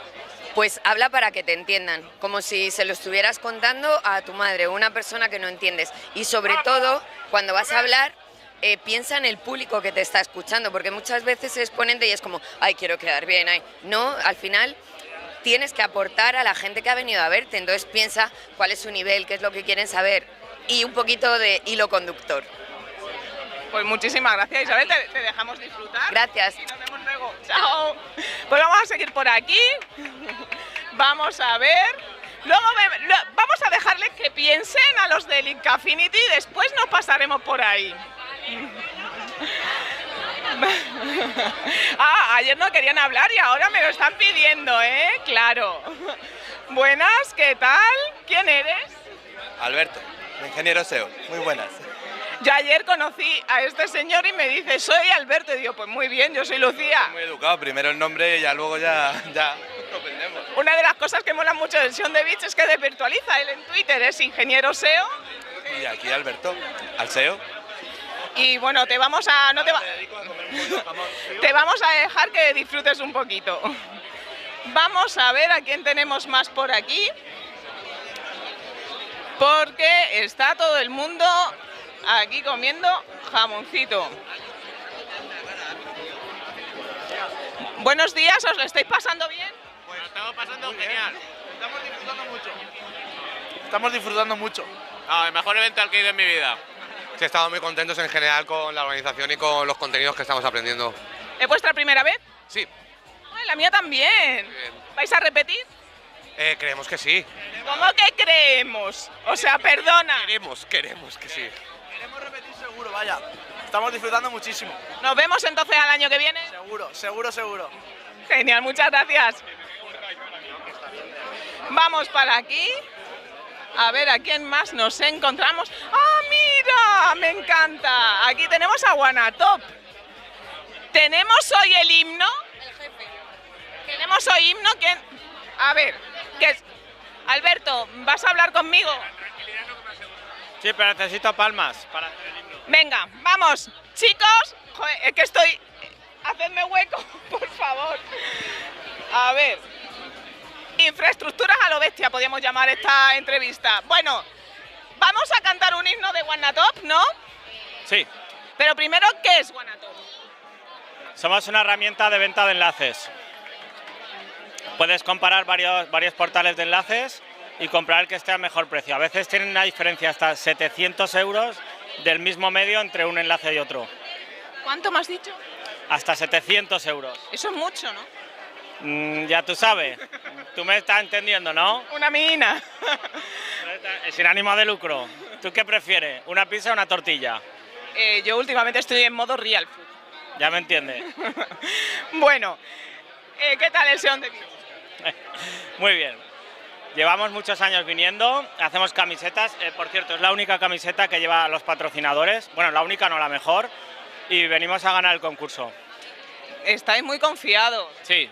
Me ha dicho Inés antes que tenéis himno. Se llama Marta, porque le has dicho Inés, se la guardo. ¡Hala, qué! O sea, así llevo todo el día. Que me llamo Inés. Pero, o sea, a mí no me vaciléis, ¿eh? Oye, sí. Pero ¿tenemos himno o no tenemos himno? Yo no dije eso, Espera, dame palmas. Viva Guanatop, son los más top. Vienen a la playa y se lo beben todo. Ole, pues hay mucho que beber en el SEonthebeach, ¿eh? Oh, sí. No, así están los barriles, se están yendo. Bueno, pues luego nos vemos. Encantado. la camiseta, ¿eh? Es interactiva, se pueden presionar los botones de adelante y los de atrás. A ver, por atrás. Ahora puedes hacer, ¿ves? Está en Zaragoza. Depende del botón que apretes, se mueve un brazo u otro, mira. A la cabeza, ¿ves? Es interactiva. Mola vuestra camiseta. A mí me tenéis casi convencida. ¿Me vas a hablar? Sí. Venga, ¿quién eres y qué haces? Yo soy Mario y soy el sobrino de Alberto. No tengo ni idea de marketing digital, pero me dijeron que aquí hay mucha tranquilidad, que es lo que más se busca. Pero de marketing digital yo creo que no tenemos ni idea nadie, ¿eh? Yo también lo creo, porque yo oigo a la gente hablar y cada uno dice una cosa, se lo inventa. Me da la sensación de que se lo inventan todo. Probablemente. Pero hay buen ambiente, tranquilidad, que es lo que se busca. Yo creo que la clave para saber de marketing digital es utilizar palabras en inglés. Totalmente. Customer journey. Bien de Como Dios. briefings y timings y... Sí, increíble. La verdad es que como sabes tú también, ¿eh? Claro, yo es que me he aprendido 5 palabras, el top 5 de las mejores palabras de marketing digital y ahí me hacen caso la gente. Yo de momento llevo 2, briefing, timing, y a ver si con el paso de las charlas voy aprendiendo algo más. Buscaremos un podcast o algo así que nos enseñe alguna más, ¿eh? Si encontramos algún podcast en condiciones, que de momento no los hay. Bueno, créalo, Mario. Cuando aprenda algo, Bueno, ¿tú eres? Yo, Francisco. ¿Ya te dedicas, Bueno, hasta ahora yo era panadero, pero soy nieto de Alberto. Ay, mira, ¿cuántos años tiene? Alberto, ¿cuál es tu secreto? Ah, vale, es salud, sé que es salud. Vale, tiene rico en antioxidante. Nada, yo soy paid. Yo soy paid, hago paid media.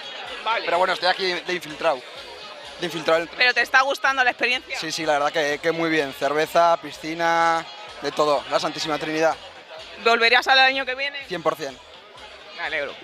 Y bueno, ya vamos a terminar la ronda. Hola, ¿tú eres? Santi. ¿Te dedicas a? Soy SEO. ¿Y trabajas en Guanatop? No te creo. ¿De verdad? Yo pensaba que te habían pagado por ponerte la camiseta.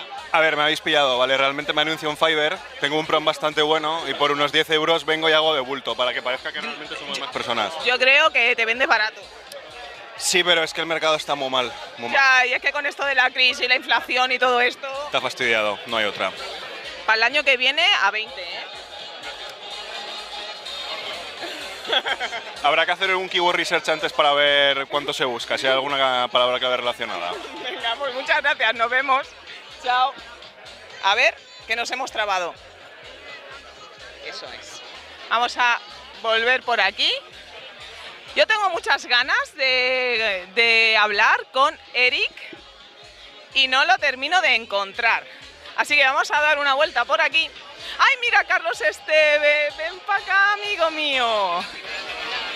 Hola, Carlos, que no hay quien te pille. Estaba aquí. ¿Qué tal, Lucía? ¿Cómo estás? Muy bien, con muchas ganas de hablar contigo porque hemos coincidido en varias ocasiones y al final nunca hemos hablado. Eso es, solo nos hemos saludado y por una cosa... Y a lo lejos. Y así, hola, hola. Bueno, cuéntanos, para quienes no te conozcan, quién eres y qué haces. Bueno, yo soy Carlos Esteve, trabajo en la agencia Internet República. Y me dedico a dirigir los distintos departamentos que tenemos en la agencia, SEO, contenidos, paid media y también redes sociales. ¿Cuántos sois en la agencia? Porque me han dicho que sois muchos. Somos muchos, porque luego también tenemos una división de influencers y somos alrededor de 80-90 personas entre las dos ramas. Como influencer entendemos, ¿qué entendemos exactamente? Bueno, el claim que tenemos nosotros en Social Public es que todos somos influencers al final, y de hecho nosotros usamos mucho al microinfluencer, a ese que tiene poca comunidad pero muy fiel, con mucho engagement, que se fían mucho de lo que dicen porque o conocen o siguen muy de cerca a esa persona, así que no hace falta tener millones de seguidores ni nada así muy llamativo para ser influencer.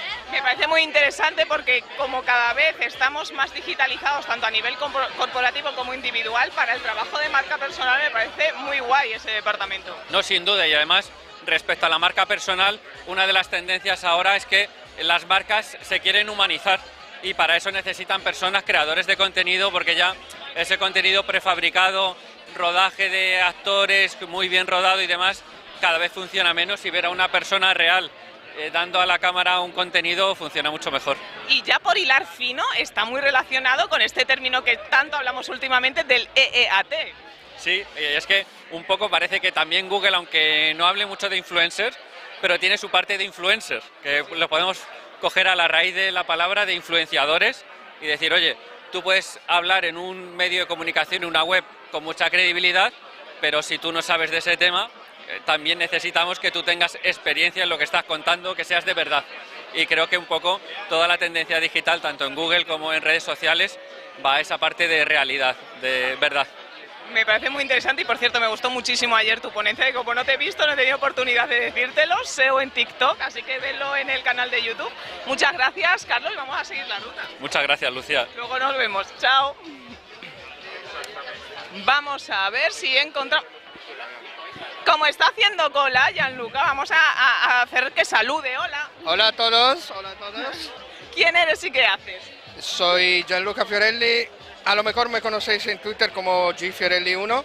Soy un SEO, y no es casualidad aquí, especializado en SEO internacional estratégico. Vamos a hacernos fuerte aquí, Gianluca, que te va a quitar el sitio a alguien. No quiero que se cuelen, ¿eh? No, son amigos, son amigos. Ah, vale. ¿Qué tal tu experiencia en el SEonthebeach? Cada año es mejor. No es que no hayan sido buenas las anteriores, que cuando tú piensas de haber ya vivido todo lo que es la experiencia en The Beach, te sorprendes todavía más.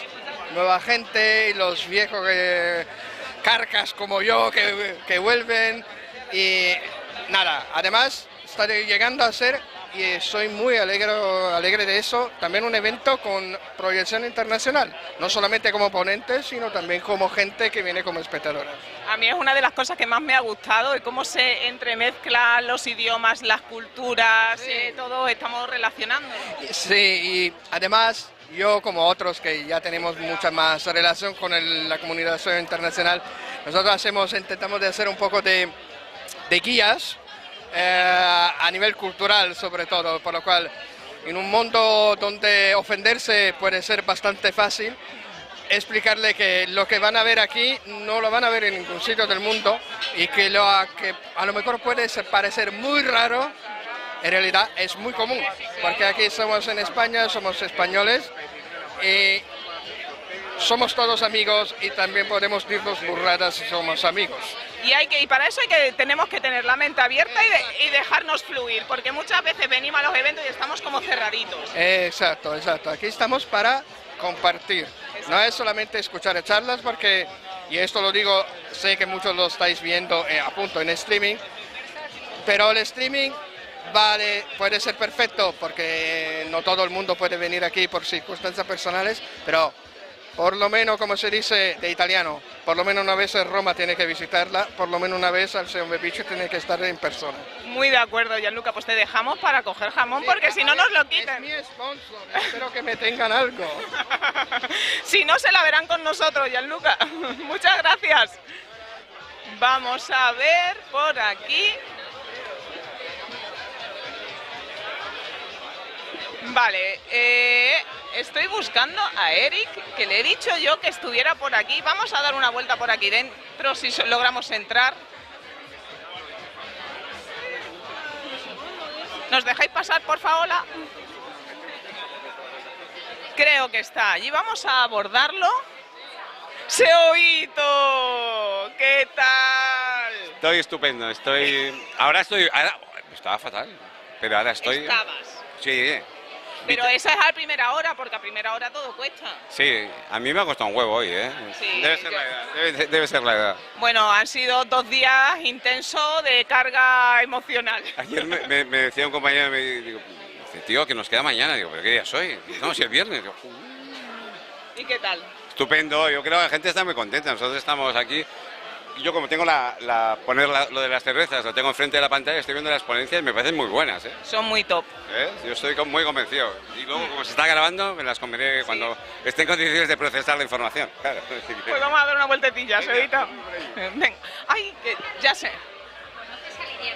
Sí, y estabais con Eric, que lo llevo buscando un rato. Allí está. Joder, pues íbamos para allá. Hola, ¿qué tal, Lidia? ¿Cómo estás? Hola, Lucía, muy bien, ¿y tú?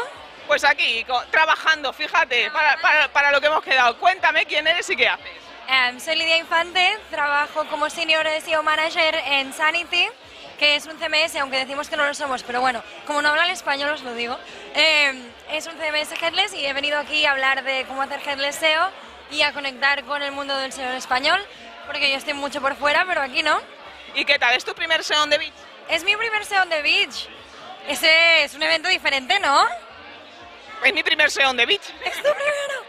Me lo estoy pasando súper bien, la desorganización ha sido muy organizada, todo el mundo es majísimo, me ha encantado conocer al señor Muñoz, a Jesús de Seolitics, es como, me lo estoy pasando súper bien, de hecho la persona que me quedaba por conocer, Lucía, eras tú. Yo soy fan tuya desde hace mucho tiempo. A mí no me digas estas cosas, me pongo nerviosa. Yo llevo siguiéndote creo que desde 2015 Puede ser. y soy muy fan y nunca te había visto en persona. Sí, me pongo nerviosa, en serio, o sea. Pues lo hiciste genial ayer, que es lo siguiente que te iba a decir. La charla estuvo muy bien, lo hiciste genial, así que enhorabuena. Fue mi primera charla en español, nunca había hablado de SEO en español. A mí lo del matrimonio, me casé con el desarrollador, me mataste, que te iba a decir un taco, pero, en plan coloquial, pero genial, muy top, enhorabuena. Bueno, a ver, es compromiso. Yo por el SEO, lo que sea, me caso con un developer. Eso es un enlace, tía. Exacto. Bueno, además que los developers linkan como si no hubiera mañana. No sé si esto ya es demasiado contenido, pero como trabajo en SaaS y nuestra audiencia principal son developers, están los tíos regalando links follow. Pero links follow, ¿cómo lo ves? Píllame bueno, que no se me despiste Eric. Y no se despiste Eric. ¿Tú qué opinas de los link follow? Porque me interesa. Vale, a mí me parece que el concepto de los links va a no morir, ¿vale? Vamos a pasar a marca. En vez de a links y links que son follow o no follow, menciones de marca. Pero me refiero a los links que tienes dentro de la web a nivel externo, follow, no follow. Para mí, follow, sí. Es que no sé si estoy contextualizando, me estoy expresando bien y estoy haciendo un nudo. En tu página web los links que pones, los internos, tienen que ser follow y los externos a terceros. Follow, porque si no son follow, si no creo en el contenido que estoy linkando, no lo voy a linkar. Mala calidad. Yo hubo una época que lo ponía todo no follow, en plan que no se vaya ningún Patreon ni nada. Que no se vaya el link juice. Topa a mí. Bueno, Lidia, luego echamos un ratito más tranquilamente. Muchísimas gracias y disfrútalo. Gracias a ti, encantada de conocerte. Por fin te veo, te llevo buscando todo el rato. Buenos días. A ver que se me caen las gafas. Hola, ¿quién eres? Hola, soy Eric de Ahrefs y bueno, es mi primera vez aquí en esta conferencia y nada, de momento lo estoy disfrutando bien y bueno, en media hora doy una ponencia, así que a ver qué tal me saldrá la ponencia. Pues te va a salir muy bien, Eric, porque eres un encanto de persona. ¿Es tu primer SEO on the Beach? Sí, este es mi primer SEO on the Beach y también es la segunda vez que patrocinamos este evento.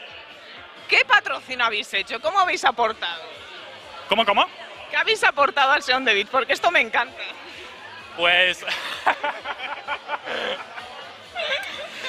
la gente que está viendo live streaming o la que está aquí probablemente os habéis fijado en estos dos flamencos que tenemos ahí en piscina. De hecho, estamos haciendo un sorteo, así que si queréis participar en el sorteo, hace falta meterse a nuestra cuenta oficial de Twitter y seguir los pasos allí. El mejor meme, o sea, el creador del mejor meme, se lleva un flamenco. Es un pedazo de flamenco y está dando mucho juego y nos lo estamos pasando genial con el flamenco. Dentro de Ahrefs, ¿cuál es tu parte favorita de la herramienta? Wow, pues mira, a mí me gusta un poco de todo, pero si debería elegir mi parte favorita, yo soy muy fan de Content Explorer, porque con esta herramienta se puede hacer un research en general del mercado y también me gusta mucho el Site Audit porque es una herramienta muy técnica y puedes rastrear tus proyectos y identificar los problemas técnicos. La más conocida dentro, o sea, cuando hablamos en el sector SEO de Ahrefs, siempre atribuimos a Ahrefs como la mejor para link building, pero claro, o sea, es que tienen muchísimas más funcionalidades. Vale, somos conocidos como una herramienta de link building porque cuando hemos comenzado hace, no sé, 12, 13 años, solo disponíamos de una herramienta, o sea, de análisis de backlinks, pero luego hemos añadido Keywords Explorer, Site Explorer y otras herramientas porque nuestro objetivo era hacer un conjunto de herramientas para que luego la gente no necesite usar otras herramientas. A mí me parece muy interesante todo lo que es análisis de competencia, me parece muy potente de Ahrefs. ¿Cómo, perdón? La parte de analizar, comparar herramientas del site, el Content Explorer, todo esto me parece súper interesante para conocer la competencia. Claro, de hecho hoy también voy a hablar en mi ponencia, voy a destacar esta herramienta porque me parece que cuando la gente hace los tutoriales sobre la herramienta, sobre todo destaca los backlink analysis o Keywords Explorer, pero me parece que que Content Explorer tiene poca promoción, así que quiero dar un poco más cariño a esta herramienta en mi ponencia. Pues deseando de verte, Eric, muchas gracias. Muchas gracias a ti, Lucia. Nos vemos luego, ¿vale? Chao. Bueno, pues aquí seguimos. Ay, mira qué bien, voy a ver vamos a ver a los chicos de FreePic. Qué bien, porque a esta chica la he conocido hoy. Hola, Carmen. Hola, ¿qué tal? Pues aquí, que estábamos viendo que qué tal va el SEO on the Beach. ¿Qué nos cuentas? Pues estupendamente, ¿eh? Yo es mi primer año y estoy encantadísima. Vengo con mi maravilloso equipo de FreePic, equipo de SEO, y nos lo estamos pasando genial. Hostia, SEO en FreePic, que tiene que ser complicado. Sí, a ver, mira, el SEO manager te puede decir, Antonio, que estamos aquí, venga. Pues la verdad que va estupendamente, FreePic va como con un tiro, desde hace un año lleva un crecimiento enorme y la verdad que se está haciendo un trabajo genial y se está reflejando. ¿Cuántas URLs tiene FreePic aproximadamente? Bueno, pues aquí millones, estamos hablando de millones y millones de URLs y tenemos varios mercados, así que bueno, la verdad que es un monstruo FreePic, pero bueno, el trabajo que se ha hecho de SEO ha sido súper bueno. Y ahí están los resultados, así que... Vamos a ver al SEO Manager, a ver si nos cuenta cuál es la mayor complejidad.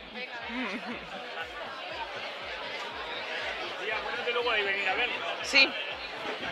A ver, que me estoy haciendo un nudo. Hola, SEO Manager de FreePic. Hola, encantado, ¿qué tal? Bueno, me voy a poner por aquí. Bueno, cuéntanos quién eres y qué haces. Pues nada, soy el SEO Manager de FreePic, pues me dedico a gestionar el SEO de FreePic, tanto de freepic.com como los diferentes proyectos que tiene FreePic y de gestionar este maravilloso equipo. ¿Cuál es la mayor complejidad que tiene una web como FreePic con millones de URLs? Pues ese es el volumen de datos que tiene, el millón de URLs que tiene y que trabajamos en todo el mundo en 11 idiomas. Entonces es bastante complejo gestionar tanto volumen de información y sacar inputs al final. ¿Alguna recomendación para sites que sean tan grandes? Que sean ordenados. Que sean ordenados. ¿Y si hay caos? Pues que la estructura es lo principal, que partan de una estructura estable, que la hagan pensando en el largo plazo, porque si no, pues tendrán que ir pensando en migraciones cuando crece un proyecto tan grande.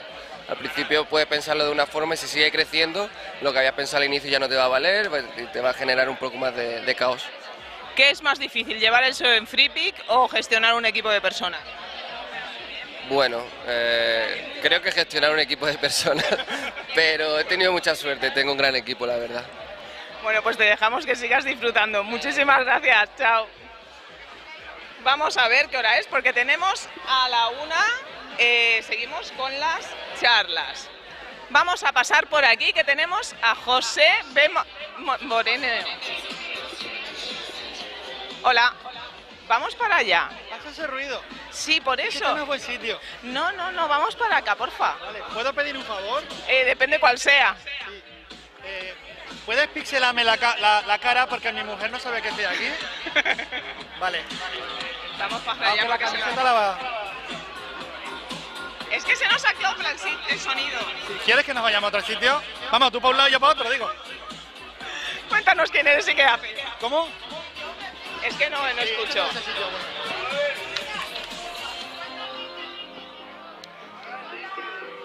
Vamos aquí, por ejemplo, aunque nos dé el sol. ¿Quién eres y qué haces? Yo soy José Moreno y hago SEO. ¿Cuál es la parte del SEO que más te gusta? No te sabría decir, pero empiezas por la parte técnica, pasas contenido, luego dices, ¿y de las pelas qué? ¿Cómo retorna? En fin, no hay una parte que me guste más ni nada menos. ¿Cuántos años lleva en el SEO, José? Desde el 2000. Ha cambiado mucho el SEO. Muchísimo. ¿Cómo has ido adaptándote? Porque eso es difícil. Bueno, es como los médicos, vas estando pendiente de compañeros que escriben, haces tus pruebas, demuestras o no demuestras y vas cambiando, pues eso, con los tiempos. Tienes que estar pendiente si quieres estar al día y más con Google. Y con los cambios que se avecinan con el tema de la IA, tenemos que estar aprendiendo constantemente. Por supuesto. Pero ya has visto que los compañeros no, más que miedo, es una herramienta más. El que... Para cacharrear. Exacto, para aprovechar. No para cacharrear ni eso, no, para aprovechar. Sí. Sí. ¿Qué recomendaciones nos hace a los SEO que estamos empezando ahora? Pues hay muchísimos compañeros que, creo que era Newton, que decía, si llegué lejos porque me subí a hombros de gigantes. Pues hay gigantes, hay que estar pendiente de que escriben, cómo tocan, qué tocan y crecer con ellos. Detrás, pero con ellos. ¿Venir al SEonthebeach? Pues esta es la segunda vez, pero vendrán más. Y venir para aprender también. Por supuesto. Por eso vendrán más. ¿A que no ha sido tan grave, José? Bueno, veremos qué dice mi mujer, porque digo que no sabe que estoy aquí. Pero este no es José B. Moreno. No. Es otro. Sí, exacto. Lo que pasa es que la camiseta, muchas creo que no hay como esta, así que creo que lo vas a ver. Eras de old school como yo. ¿Tú pagas el divorcio? Bueno, a ver, si el precio que tengo que pagar... Pues el cámara entonces.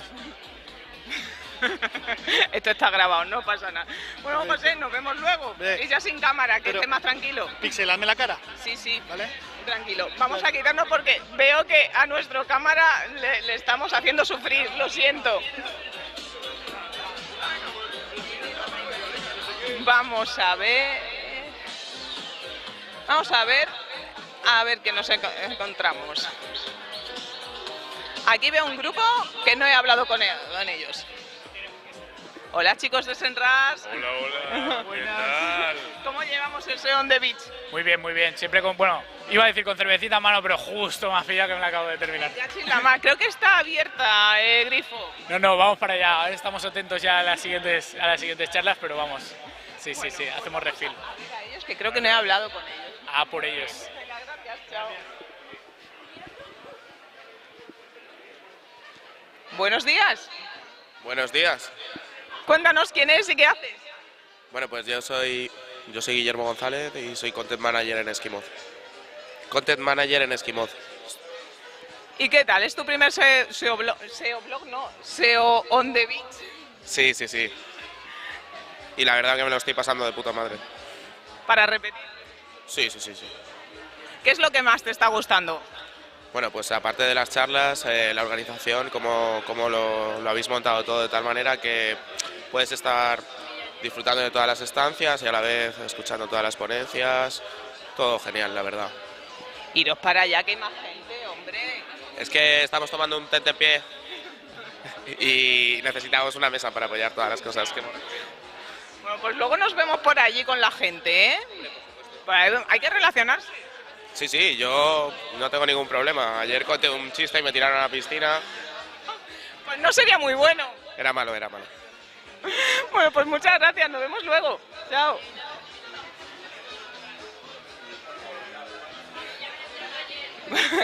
Están sufriendo cada vez que me ven con el micrófono. Y al final hemos venido a jugar para relacionarnos y eso.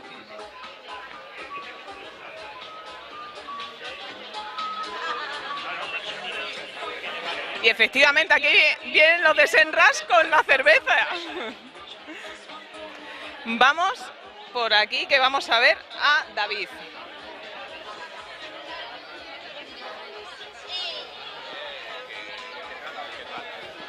Hola, ¿qué tal? Hombre, ¿una cervecita? No, que estoy trabajando. Yo también. Que venía, joder. Yo puse en Twitter hace una semana que no iba a beber cerveza en el SEonthebeach y he tardado 2 minutos en aceptar la primera. Pero es que la tengo que dejar aquí. Bueno, te la guardamos. Hace mucha gente, no pasa nada. Qué fresquita y qué buena. Hombre, no, esto es lo que pasa. Luego al rato dices, quieren por eso. ¿Quieres? A ver un poquito. No, porque Muchas gracias.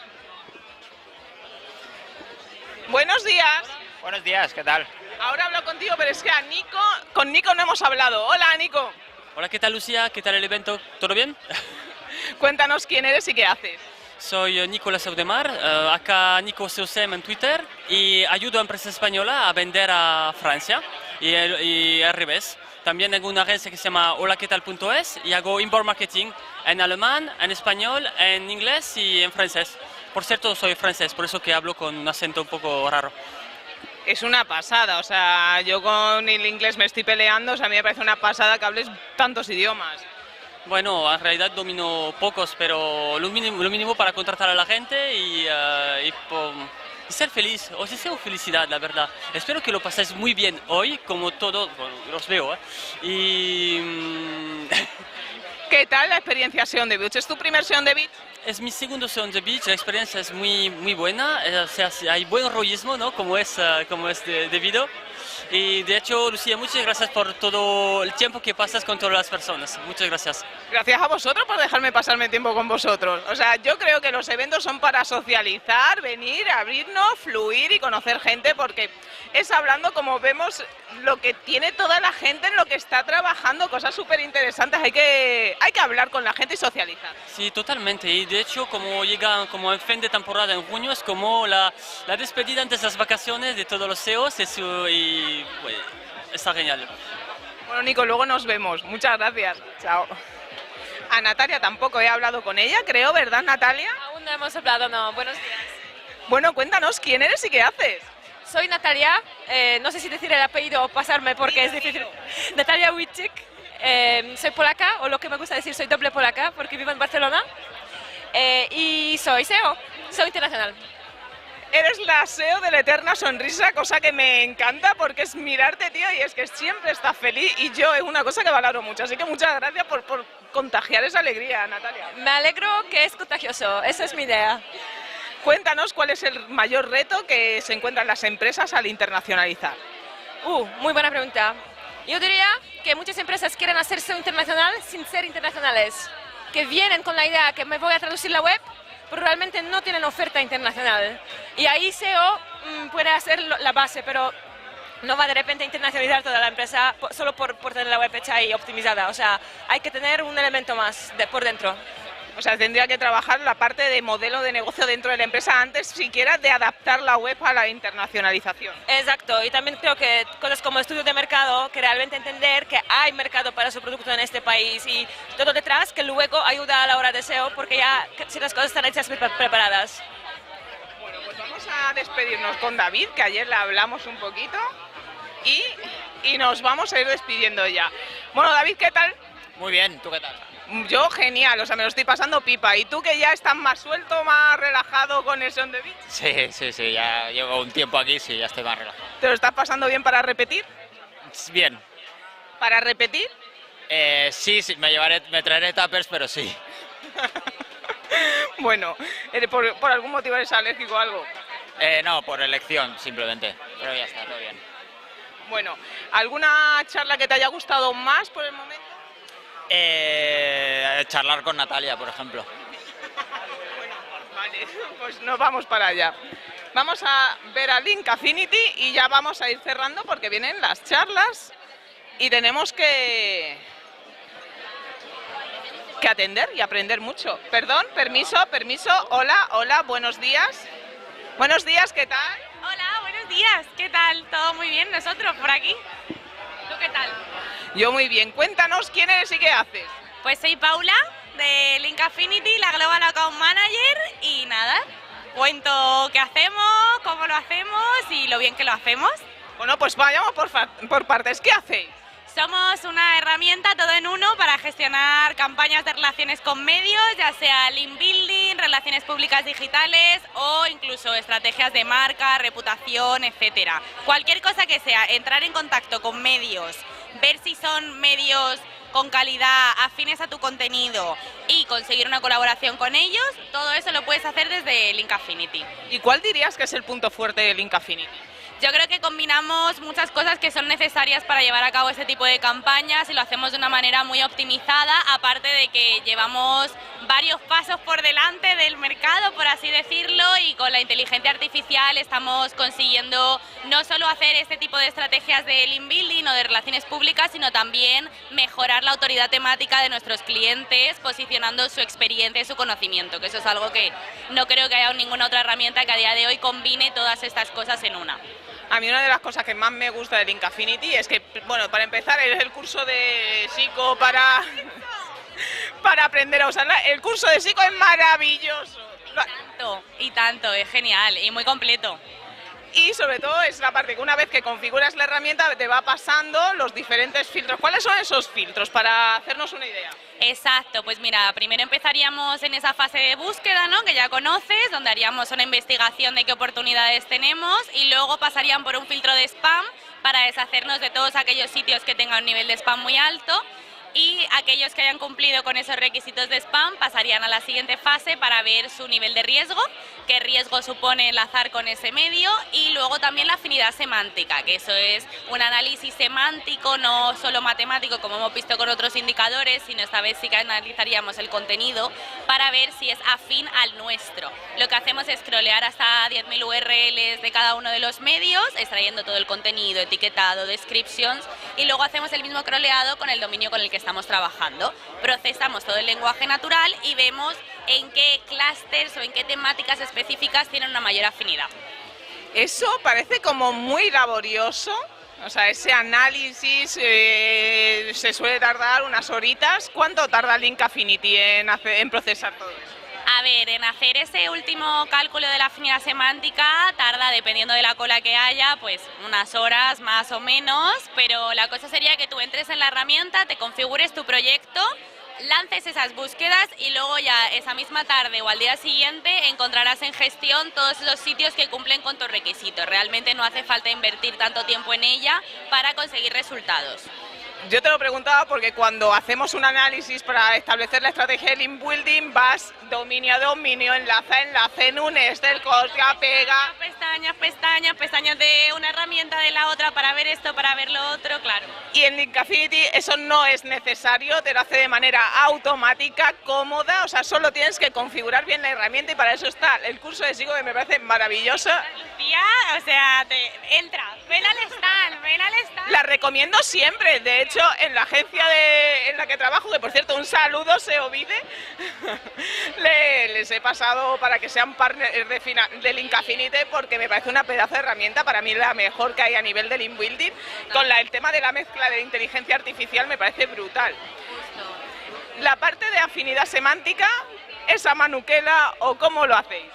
Lo hacemos con un algoritmo, realmente, a ver, suena muy complejo, pero no es tan complejo. Lo que hacemos es coger todo un contenido, coger el contenido del medio que hayamos encontrado que nos interese, sacar todo el contenido etiquetado, como decía, descriptions, etcétera, y procesarlo para ver qué afinidades hay. Suena complejo, pero realmente es muy sencillo. Es que es súper fácil porque te lo hace la herramienta sola, o sea, es que eso...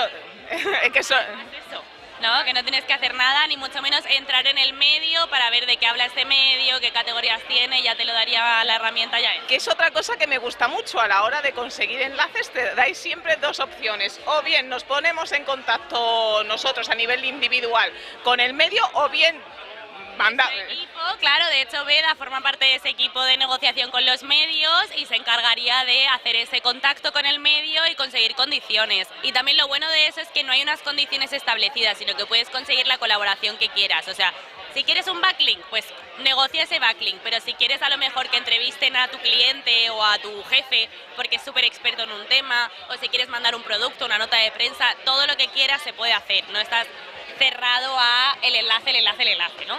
Una cosa que me comentó Sico cuando me estuvo presentando la herramienta, dice, a mí la parte que más me gusta es la de autor.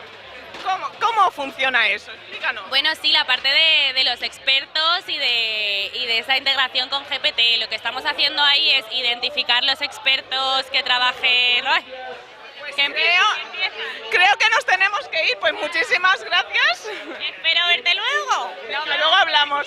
Chao, pues bueno, pues empiezan las charlas, nos están echando, así que vamos a ver, no recuerdo quién venía ahora, así que vamos a ver qué charla nos toca. Chao. ¿Ya?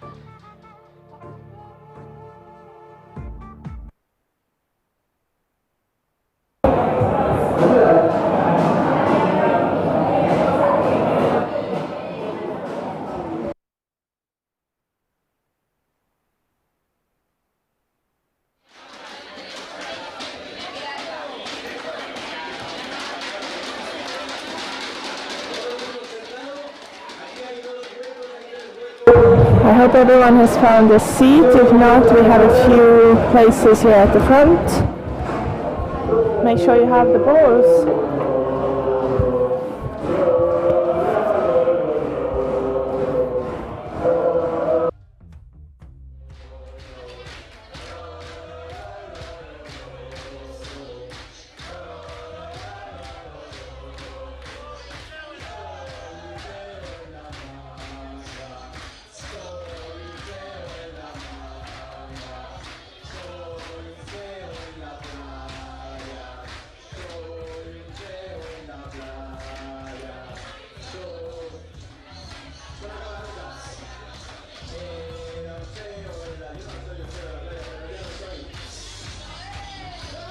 I am not an SEO, but I feel like I'm becoming one already.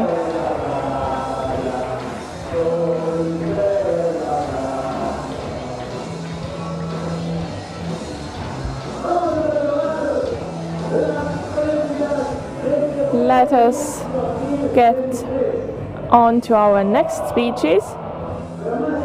Festival on the Beach 2023. I hope that you are all awake. To make sure that you're awake, please put your hands in front of you like that. And do it like you feel it. Put your hands there.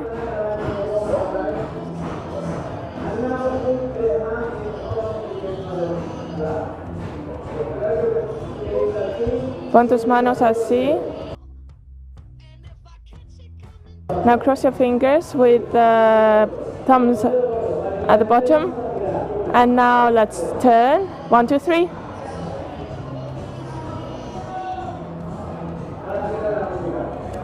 Please stop the music.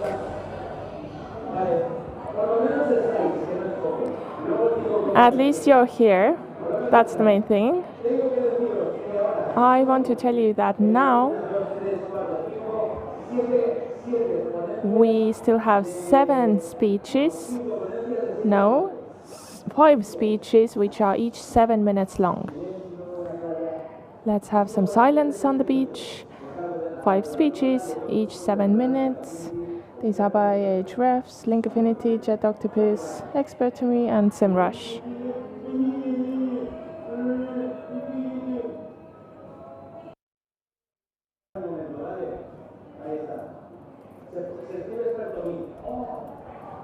Ow.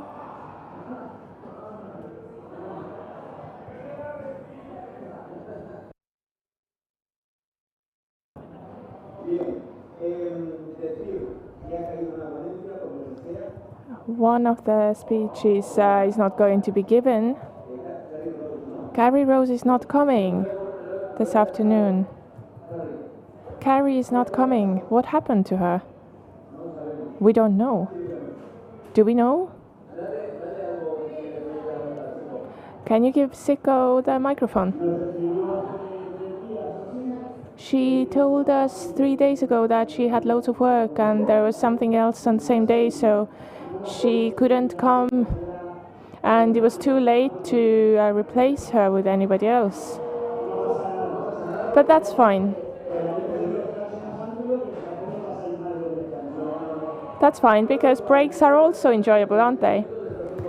Yes, after these 7-minute speeches, it's time to listen to Judith Lewis. Round of applause. But now let's begin, and I'll give the floor to... How are we doing this? There's an announcement, okay. First I want to give the floor to Ahrefs.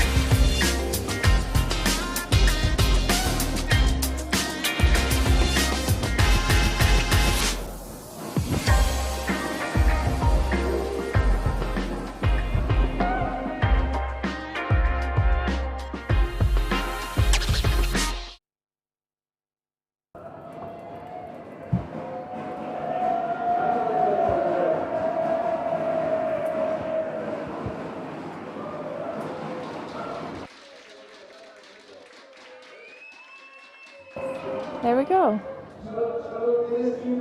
You only have 15 seconds to tell us what happened during the break.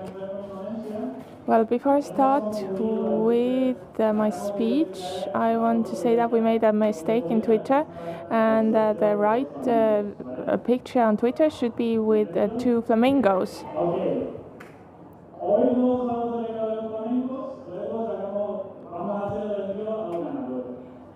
We are going to have a raffle, and the winner is going to win the flamingo.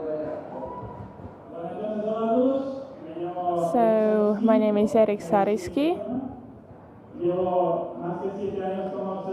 I've been an SEO at the international level for 7 years, and I'm currently the country manager for Spain and Latin America at the RFs. I am also a digital nomad, so if you ask where I'm originally from, I'm from Slovakia. So you may ask, what is Ahrefs? Is there anyone who doesn't know what our tool is all about? Put your hands up. Maybe we should talk about how to pronounce this tool's name.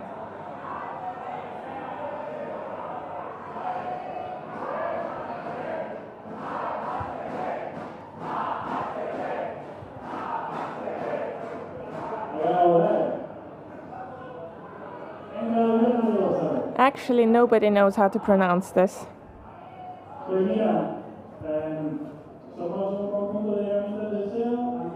We are SEOs, and we started off as a backlinks analyzer, and we developed into having a keyword research as well. Here there's a photo of our marketing department from Ahrefs. I always like to say 2 things about us. We are a bootstrap company. We work with more than 100 employees. When I joined, we were only 30 or 40 people, so we're still actually a small team considerably, and we have a lean culture, so we're a company that's very product-oriented. And regarding lean culture, I like to point out one thing here. We have an exclusive private community for all Ahrefs SEOs. A few people here said that they didn't know anything about this community, but if you go to the interface here in the corner, you can find this community corner, and in the community we talk about SEO, about marketing, about product update launches, international SEO, etc., etc. So it all goes on this platform. We're the most active bot in the SEO category. This is according to Cloudflare. And we have taken the 5th place worldwide. Here are a few pieces of data about our infrastructure. We have data centers in the United States, Singapore, and EU. And we don't use third-party cloud services. So we have our own services. We have our own cloud that we invest in. And we have nearly 13 years of experience altogether. And we also have our own search engine, which is called Yep. Currently, this is still in beta phase, but one day we are going to launch it once we have the complete version. Let's say a few words about the functionalities that you perhaps don't know yet. The first interesting function is that you have opportunities of internal linking in our site audit. Here you have the audit, the websites, the keywords, and the target page. You can also compare how our website positions, and in keyword research you can add keywords, and you can see how the website is positioned or whether there are any issues with that. In our Content Explorer, you can find different traffic search options. They're all clickable, so if you enter a keyword, we give you some usage data, which you can also use. You can also compare historic data. Here we have organic keywords sheet, but you can also look at backlinks, you can compare SERPs, etc., etc. This is a completely new tool that we've just launched. It's called Web Explorer, and it's like a mix of Content Explorer and applicable use search. It's a bit more advanced, but we are developing it even further. Currently, if you have a project, you can look at the whole project, or you can look at URLs, backlinks. You can have the total compound of URLs. And we also have a lot of free training materials also available in Spanish. We have a blog, we have a YouTube channel, and so on. And it's important to mention that we also have now original blog articles in Spanish, whereas before we only had translations. And we have only been in the Spanish market for 1 year, but we have sponsored and we keep sponsoring many content producers, as well as conferences like this one. And here's the last slide, where you can see some people that have taken photos with our merchandise or who have worked with us. So thank you very much.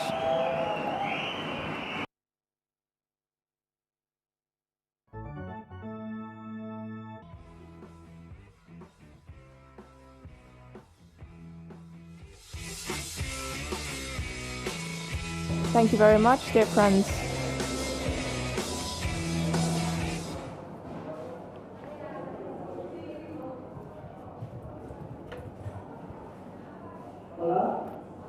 Hello?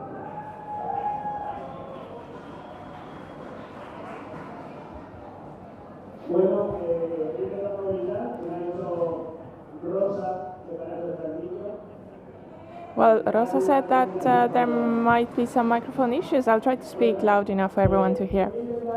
And in 7 minutes, you can't explain everything about link affinity, but I'll try to give you an overview. We have a lot of merch here, so you have already heard about link affinity. There are probably some functionalities that Linkfinity has that you might not know about. Some people don't know what we do. What we do is deal with and worry about our experts.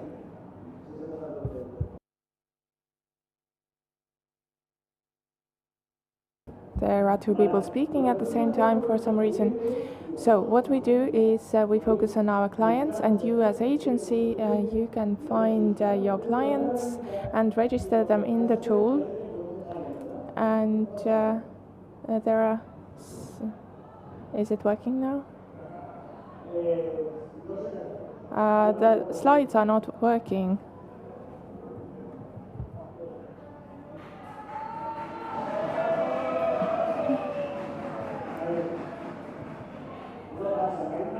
It's not moving forwards. Time to do some singing then, whilst we're finding out what's happening. Okay. Let's see if Danny can help us.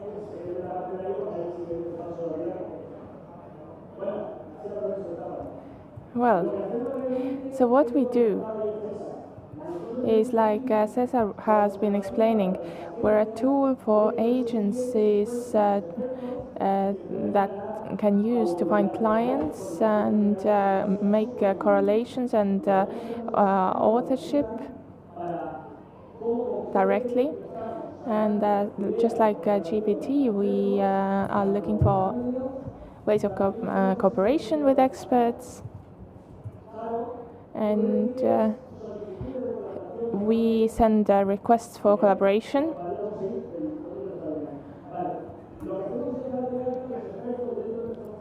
So experts, our clients, we work with all of them. And if we have 25 clients in Link Affinity, for instance, they all are registered and we know what's happening with them. So we have the possibility of calculating exactly what you're interested in so that we can make the most of the cooperation. So we identify what interests you. When you accept a collaboration, then we directly open a conversation between the medium and our experts. These are not links for our. These are not separate links, but they bring people together. If you work in a sector where you can't be sure, or for instance, if you work in the insurance sector, you can choose what interests you, and you can use our tool. And we have ideas that we use with the help of API and GPT. And ideas can also be suggested to different medias. We send requests to medias. And when we launch collaboration requests, we can create email templates. And this way, if we have a portal that is 15 minutes to analyze, then we create our own launcher. Then we send ideas to your prospective clients. And this is supported by GPT. And this is very natural because there is a semantic connection with AI. And we know exactly what kind of information should be sent. This is amazing. And we can automate the entire process. We don't send spam emails, but instead we send useful information, and we work with different mediums.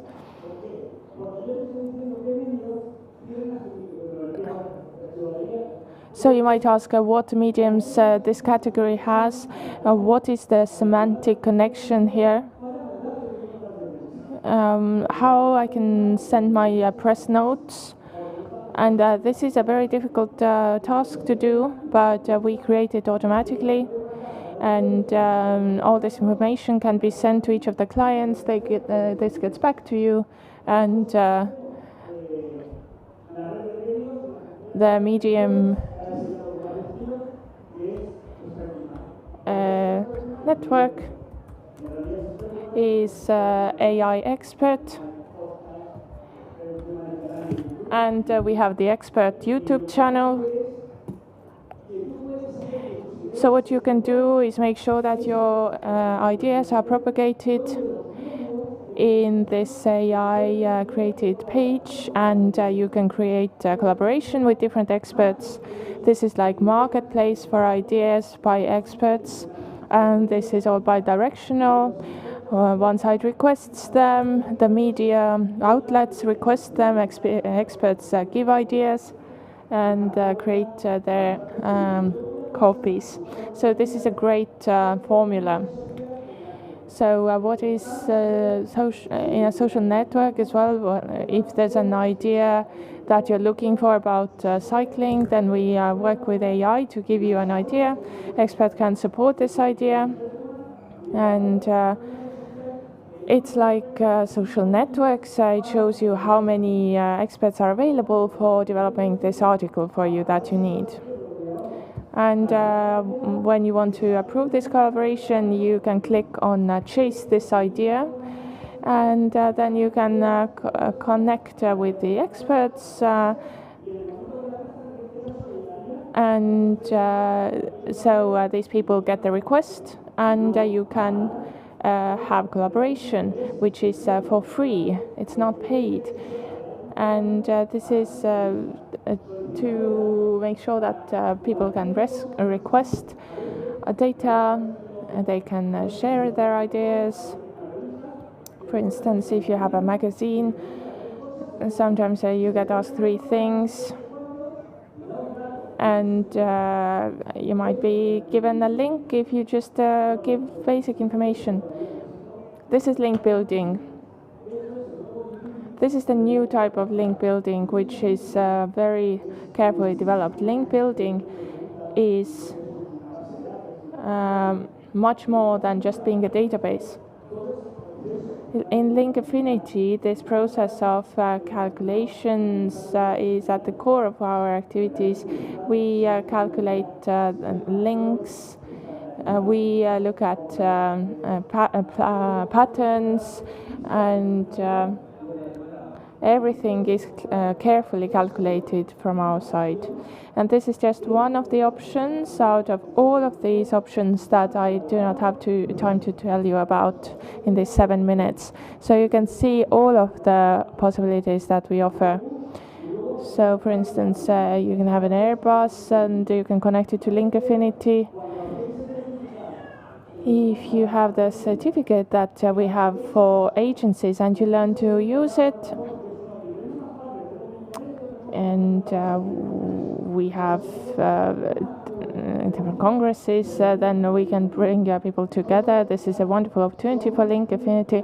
We are not a cost, we are a possibility for connecting to others for your company. Just one more second, one last sentence I want to say. Please don't put the music yet.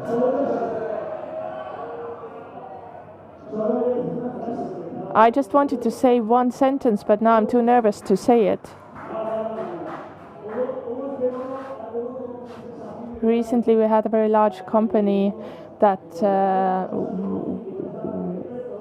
contacted us, linked to the Affinity to connect to experts. They had used platforms for many years, and I liked what they told us. They said they would pay Link Affinity because they wanted to have a Link Affinity slogan. This is because it is something that helps you better into the future.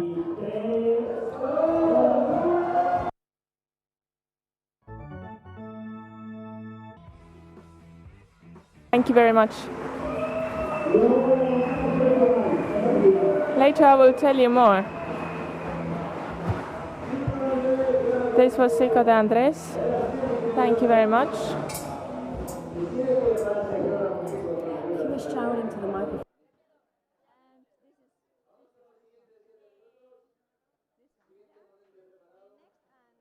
So let us listen to the next speech. I'll throw the balls back at you. Hello everyone, I'm Julia Nesterets from JetOctopus.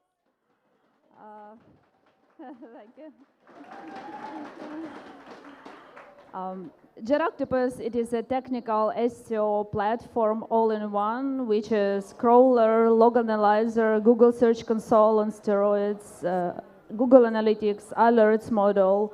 So all-in-one, where you can merge all the data and get a lot of insights. But today, I'm going to tell you about JavaScript problems, which really hurts your SEO, and maybe you even don't know about that. So the main problem with JavaScript, actually almost all of the websites right now have JavaScript. This is really handy and very suitable for the user, very modern technique. But the main problem with it is that it is not seen if there is something wrong for your SEO. So you see that, do you see here any JavaScript problems? No, so the page is absolutely okay, no problem with it. But another page, if you see if something is wrong here, and it looks okay, no problem with it. It seems like that. But the problem exists. They do exist. This is the developer's site, and we see that the Google search bot does not get a lot of content on this page.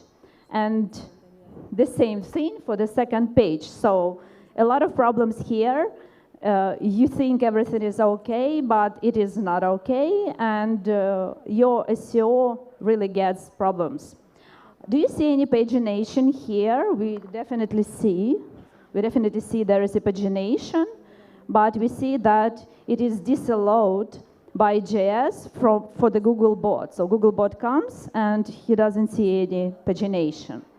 So, for example, these are the URLs, and you want to analyze the page size, which is very impactful, very important. You know that the loading time is crucial, and the page size is really crucial. And you see that these pages are really okay, really light, really light pages. But after JS is rendered, so when Google comes, if you have the JavaScript on your page, it will be executing all the requests that your page has. And at the end of the day, those pages have the average page data loaded 4 megabytes. So like more than 4 times heavier. Then, JS problems are hidden. The main trick here that you don't see them with your eyes.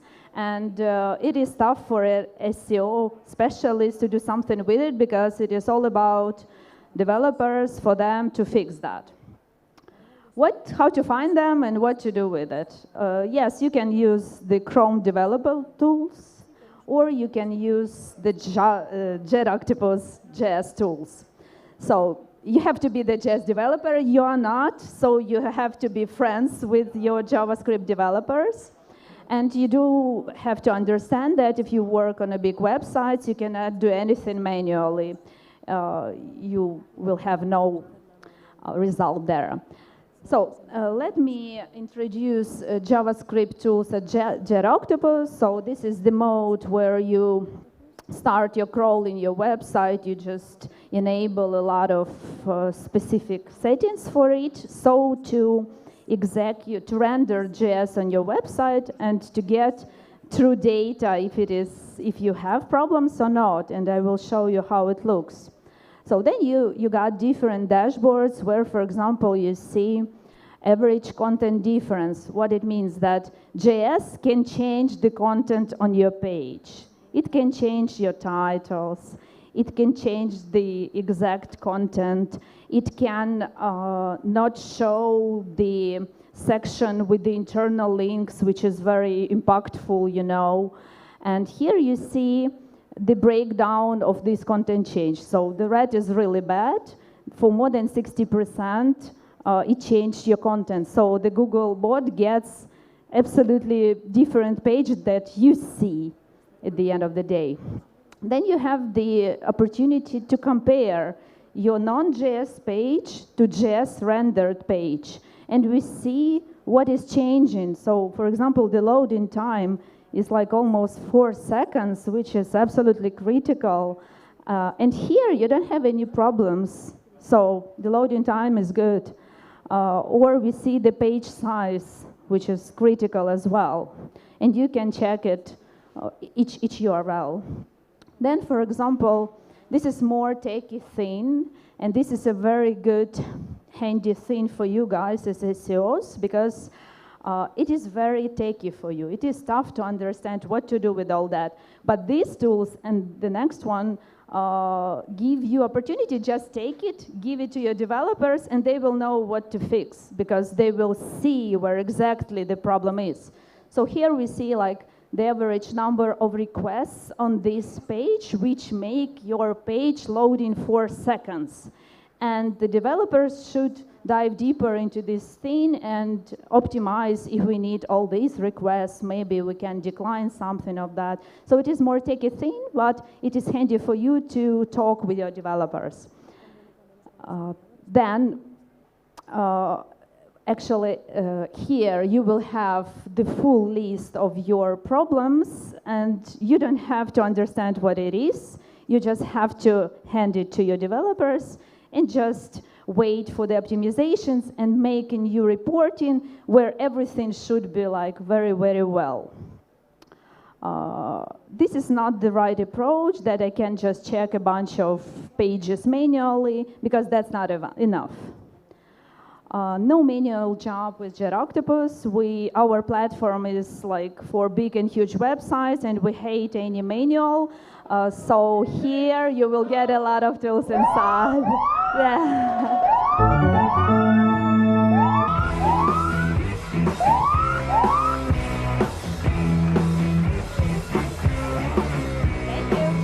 Thank you. We have a 7 days free trial. We are here on the stage. Come to us and we will show you more. Thank you for attention. Stay with me now. Julia viene de Ucrania. Julia is from Ukraine, and I was particularly happy that she's here as a sponsor. And I just wanted to say thank you for being here. And since I don't speak English, I imagine that I'm talking about her and I'm saying nice things to her.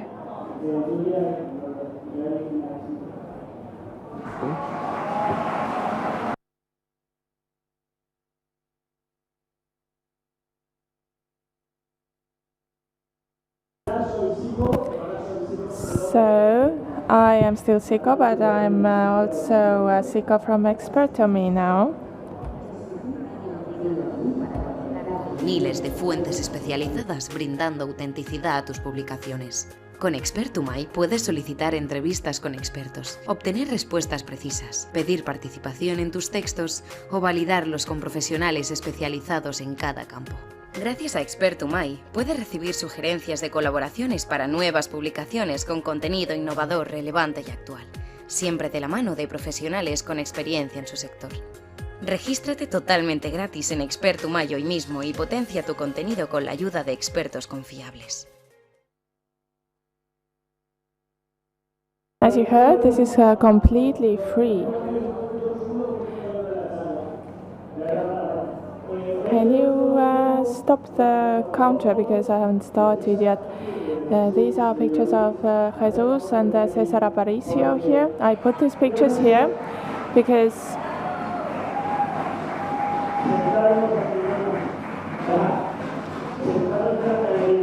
can you please sit on the stage?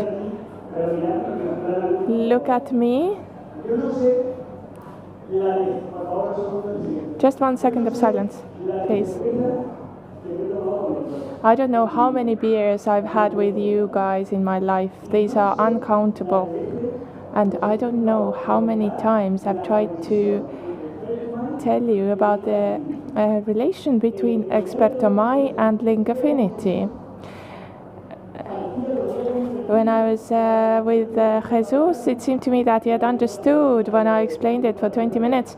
And then he asked, well, if you are from SEO and there is a pharmacist that comes from this pharmacy, and he asked what kind of tool would he use. So now I want to test you to see if you have finally understood. I will hope to make this chat, this speech, clear enough to explain to everyone once and for all what it's all about. Expertomai is a tool that is absolutely free. There is no payment at all, no freemium, nothing. It's absolutely free. And we work with these questions: who, how, what, why, when, where. What is Expertomai? It's a free tool for content creators. It could be copywriters, journalists, anyone who's creating content for a website, and it has to be verified content. There are people that are creating content with IA. But AI content can also be verified by experts.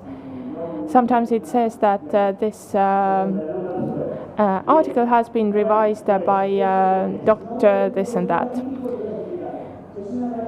So it's a free tool for content creators who use it, journalists, bloggers, copywriters, or any company that doesn't have an expert in a specific field. For instance, if there's a pharmacy pharmaceutical company, but they want to write something about psychology, so they might contact Expert2My to get a psychology specialist who will write an article for them about psychology. So we give Google natural signals about our work. Why do we use Expert2My? In order to find collaborators who are experts. They are not content creators, so we are not talking about content creation companies here. We are talking about experts and we want to improve the quality and truthfulness of content. So how do we do it all? We launch requests of collaboration to experts. We chase ideas proposed by experts. And we also chase ideas proposed by AI. So Expert2My expert would contact a link affinity. So we would get a request for collaboration, and then you can decide if it's interesting for you. But this is not only for journalists. If you have a website and you want to create content which is verified, you can use this 100% for free. So what happens? We have this website where we have our experts listed, and it's much more than working with links.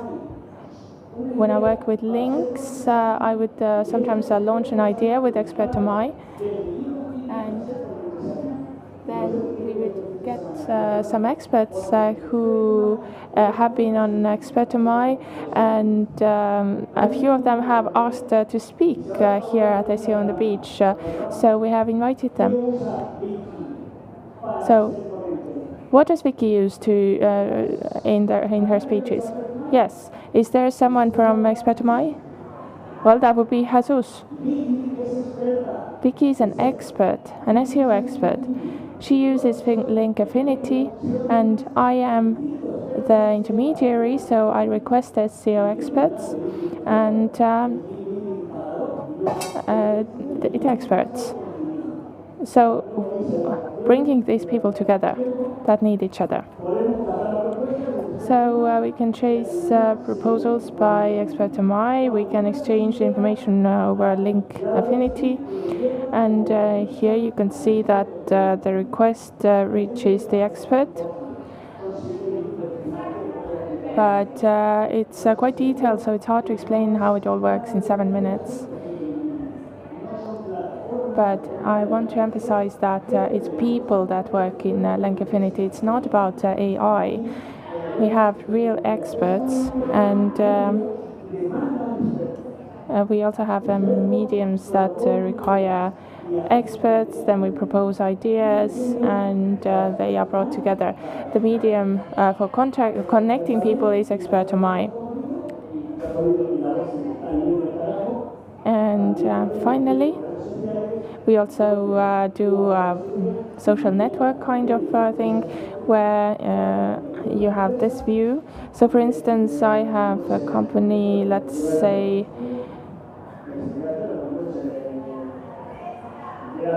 well,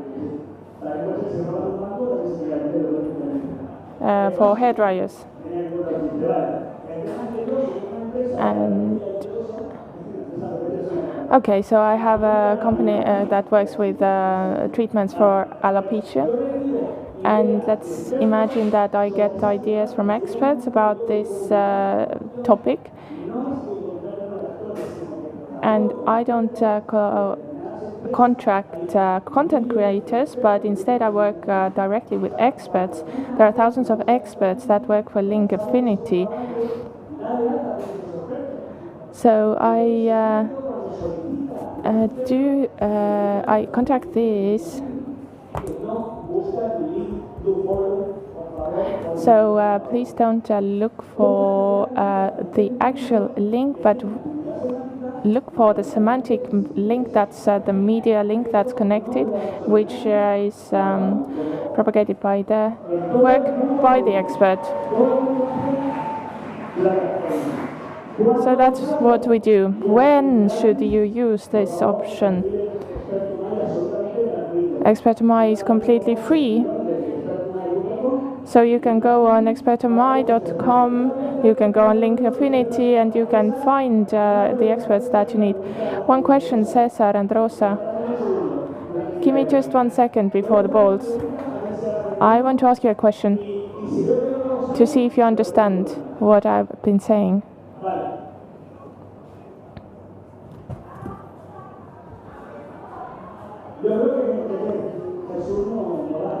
I don't think Jesus understood what I was saying.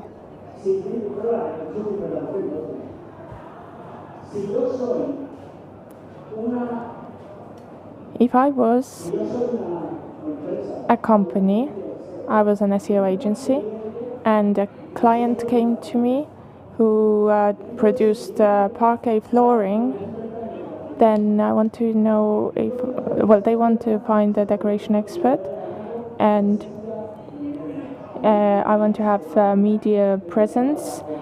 So would I have link building, classic link building? So can you tell me what should I do as SEO? Analytics. Okay, that was good. What should I use? I should use Expert2My. Okay, he understood. Or Link Affinity. Okay.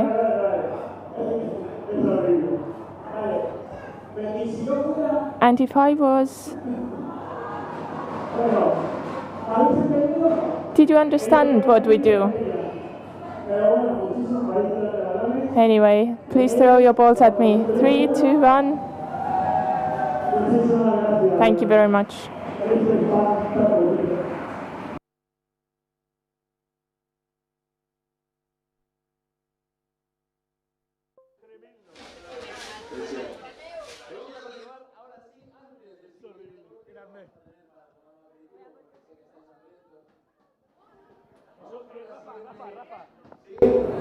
Let's move on to the next speaker.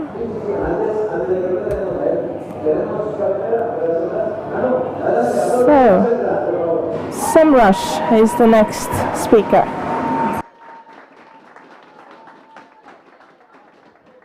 Bueno, buenos días. La verdad es un placer estar aquí. No sé si ya nos situáis. La verdad que nos hemos colocado muy... de algo, ¿no? Bien. También me gusta ver mucha gente que va con la cervecita. Hay muchos ya que ya la llevan por dentro, con lo cual eso aún me entusiasma más. La mía la tengo ahí. Y nada, bueno, un placer agradecer a Sico y a toda la desorganización. Impresionante el trato que estamos recibiendo, igual que todos vosotros. Es impresionante, la verdad. Hoy voy a hablar de Online Visibility Management Solutions. Sounds like a little bit tricky. I'm going to switch to English now, so if you have that device and you need it, let's go for it. And I know that we all have seen this kind of memes, am I right? I love that one, the SEO one. Well, we have laughed with them, and actually sometimes cried just because of the fucking reality. Yeah, what if I told you, like, this is not going to end? This is not going to change at all. Like the industry, it's continuously changing all the time. This is going to keep happening all the time, like Google updates and everything. And we need just to keep up. And that's my main message today. You just need to keep up, discover new tools, test them out. Maybe they work, right? And actually, that's going to be my topic today. Like, I'm going to just quickly review the evolution of these past few years, and then see some solutions, see how it goes and how we can face the future.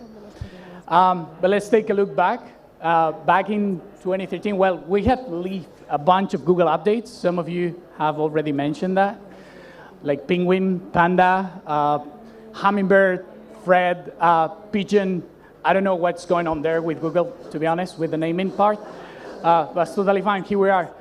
And but back in 2013, we were already sensing certain trends there. Like for instance, we were seeing like video content, which we were like, that's gonna get bigger probably. What about inbound marketing, right? And we now see that Instagram Reels, YouTube Shorts, TikTok, those are kind of essential. Now, I'm not talking only about the user, but also SEO experts like you guys. What about AI solutions? We have seen a great evolution here.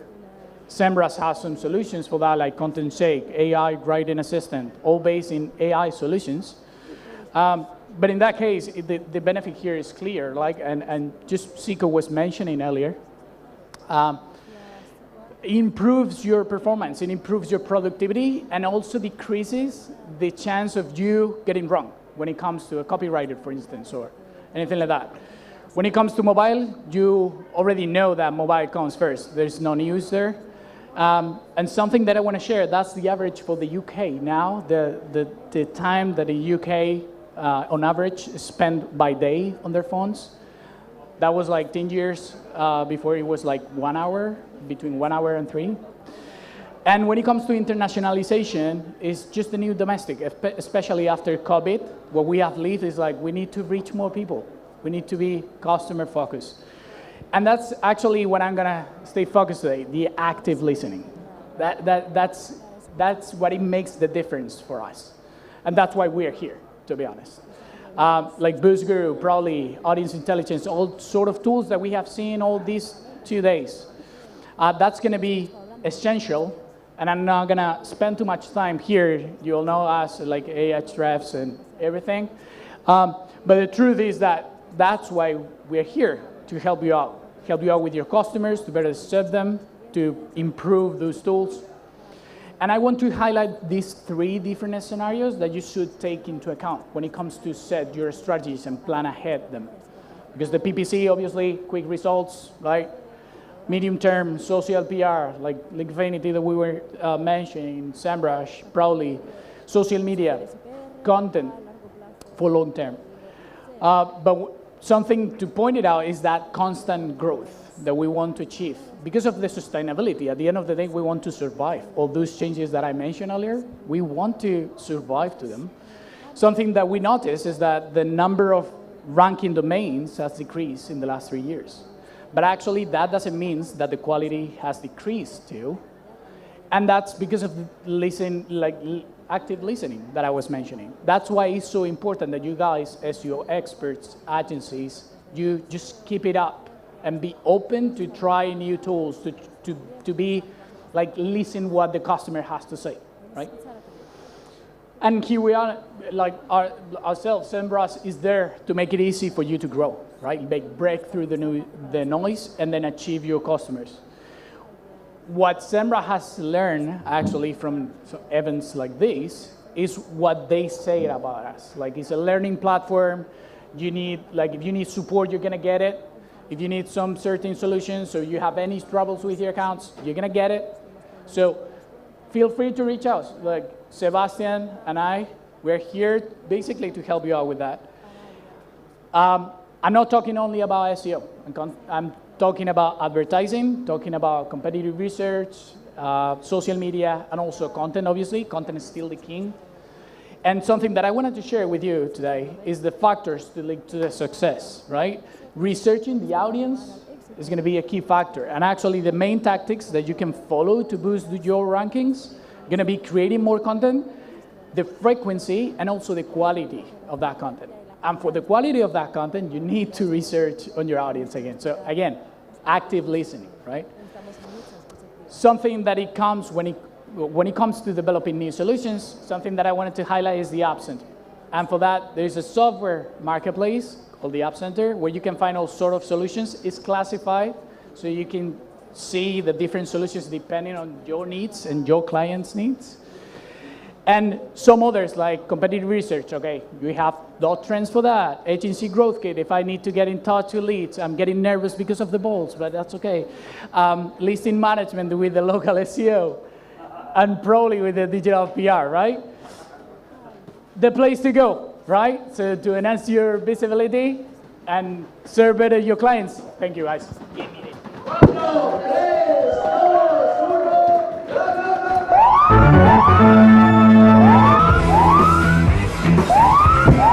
Thank you. Esa ha sido dura.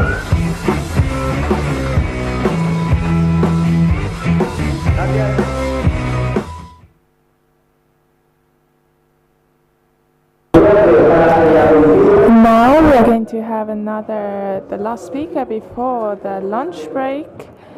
The lunch break will be as amazing as the previous break, but now we're going to listen to Judith Lewis.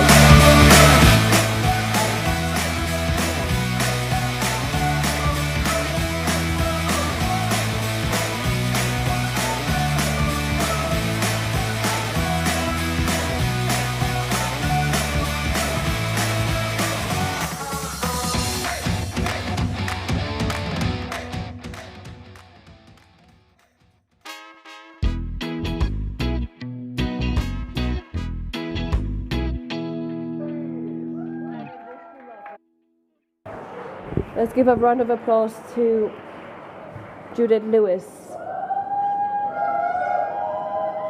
Thank you. Wow. There you go. So this is a question I often ask myself. Who am I? I don't know. Apparently I'm this person. So this is me. You can look me up online later. We don't care about me. We care about going on and getting to learn stuff. So are you guys ready? Excellent. Now, I want to start out with, because I'm talking about hacking links inside and out. What's this hacking links? What am I talking about? What's right and what's wrong in Google's eyes? Because Google is most of the marketplace. So Google is like, you know what, people? Make awesome content, and that's all you have to do. Right? Right? That's all you have to do, for sure. Really. No, I experiment with this stuff all the time. I buy links. I do all sorts of stuff with links. And so what I found that works is actually quite different, but stuff that you read online is now bullshit because some of this stuff is online and it's not working anymore. So please don't just do stuff blindly and you'll make lots of money, because that's what we're in here for, to make money. What works? All these sorts of things do still work. Directories, is she joking? What is this, 2008? They do work. I work in B2B, and they do work in B2B. They do not really work well in B2C. They suck really badly. But Google is always telling us, come on, people, no buy de linkies. This is a bad thing. But they created this industry of people making, developing, buying links. So if you don't want to do something that's too hacky or black hat or gray hat or whatever, don't think that you can't make a difference. This is the worst thing you can do in English, is a double negative. Don't think you can't make a difference is saying you can make a difference doing white hat techniques. You don't have to buy links. It's not necessary. A lot of people overlook things that could make a difference. First, clean up your website. When was the last time any of you did an audit on your inbound links from outside? Anyone? Bueller? 2 people. Geez, that's really not good. Come on, people. There are tools here that will help you with this. It's not hard. So, building new links is always sexy and good and exciting, but you really should be cleaning up what you've got coming into your own site. Why? Because some of those links could be going to dead pages. I mean, dead as in 404, not even 301. Some of us are really lazy these days in development. Reclaiming dead links works. So this is what I did with another client. Actually, it was the agency I was working for. And we had a whole bunch of links going into dead pages. Some of them were crap, and I couldn't be bothered redirecting them, but some of them were good. And so I decided to redirect them over time in my downtime, and this is what happened. I had about a 2% response rate to my emails begging people to please change the link.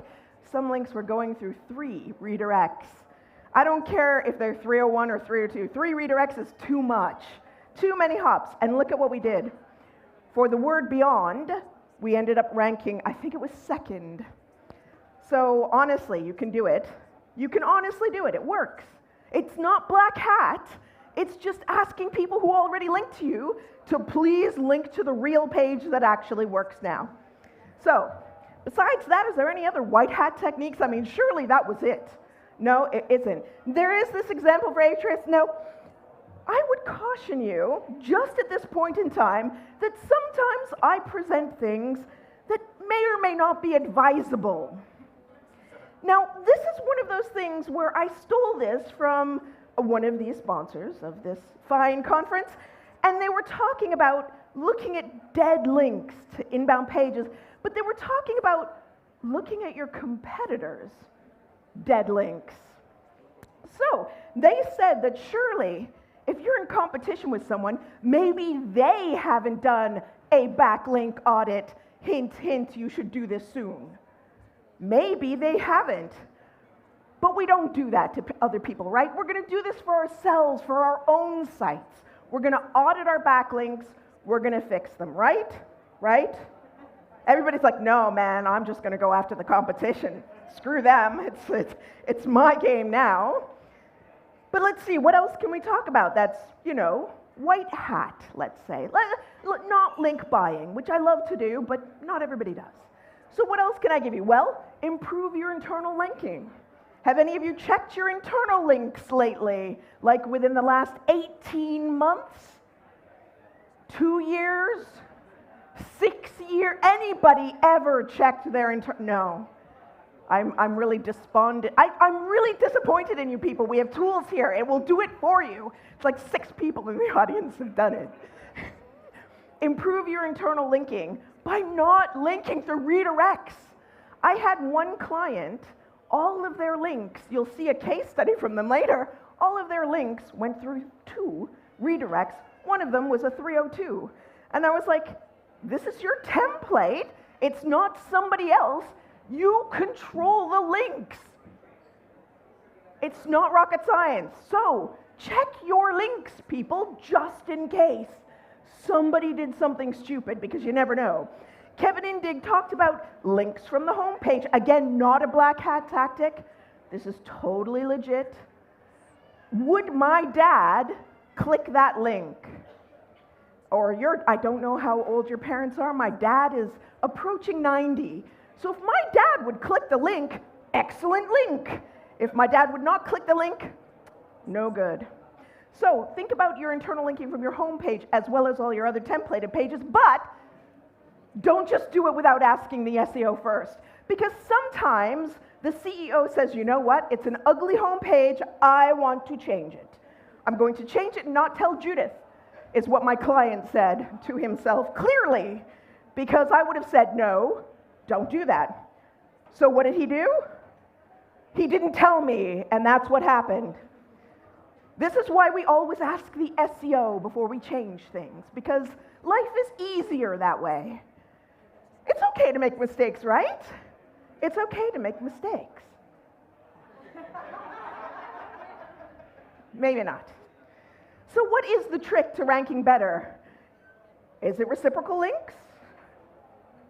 I'm not thinking so much. Remember what I said worked earlier. Now some of this, okay, is a little gray, and buying links is definitely not allowed. But what about some research?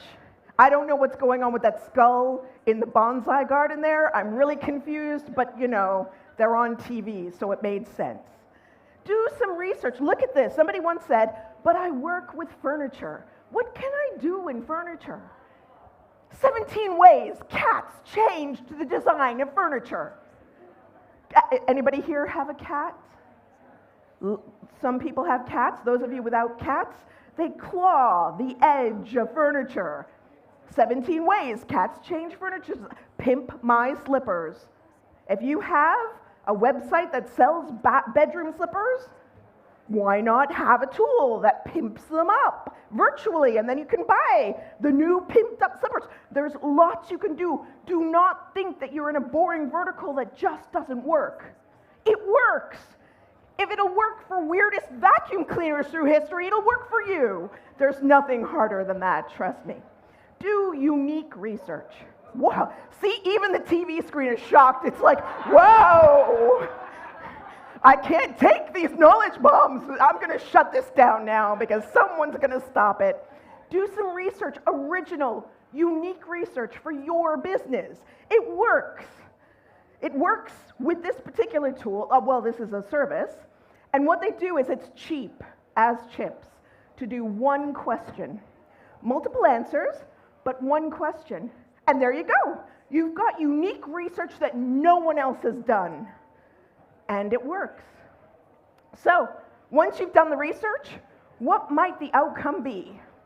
Well, in this case, we ranked number 2 for the keyword loans during the lucrative Christmas period. Now, before you think badly of me, this was a social lender, not a bank, and not a payday loan. Zopa is a social lender. And during Christmas, when people are really feeling the squeeze, we ranked number 2 for loans by doing unique research and then reaching out to media, and we got radio coverage. Don't just think about links, think about the whole picture. It can go big. So make it interesting. Well, we made it interesting with this client. They went with, what's the best word to start Wordle with? Any of you play Wordle? Yes, some people play Wordle. What is the best word to start Wordle with? Canoe. Hot tip, canoe. Then rotate, and then slant. Increase the visibility on those key keywords. This is a site selling ads, right? So ad impressions makes money. So over 100,000 clicks to the page, that's good money. Now, even RuPaul liked that one. Now, what if you're smaller? What if you're B2C and you're not on ads? You want something more practical? Well, I have an example for that. This is a site called Wicked Uncle. Now, before you think, oh yeah, Judith, Wicked Uncle, okay, we all know where this is going. It has nothing to do with adult toys or anything like that. It's gifts for children. And what we did is we actually did the secret life of toy designers. What does it take to launch a toy to market? And that was part of an evergreen thing. We launched it for Christmas, but then all of a sudden we got spikes in traffic related to it over summer too. So we actually sold more stuff as a result of a fun piece of research. So we're making the money, honey. It's all about the cash. I want to keep it going. So what do I say? Hack Harrow. Well, don't hack Harrow. I don't mean like actually going in and hacking the website, but do stuff. Think about Twitter and journal requests. That's just happening ambiently in the background. And there's a tool here that can help you with that. Look for Twitter hashtags. Just look at things. Maybe even think about getting expert quotes out to media in Harrow. Now, this is an example from a site called Agency Analytics. And the example disappeared.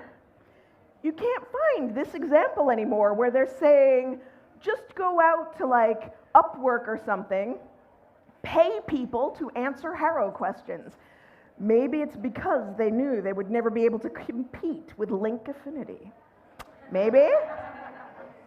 Yeah, maybe that's shady. Might be. What else can we do? Dead domains. Dead domains can be revived. They are not dead forever. Buy drop domains at auction, people that have just kind of let it slide. They were like, you know what, I was really passionate about mangoes in 2017, but now not so much. So go, buy drop domains at auction. It's not really that difficult. I know it seems really difficult. It's not. Then go and find the content that used to be there. Do not just scrape the content and republish it. That's not legal, at least for a particular period of time, after which it's okay. Then audit their backlinks just in case it's not a good domain to buy. And then you can build new content based on your business needs.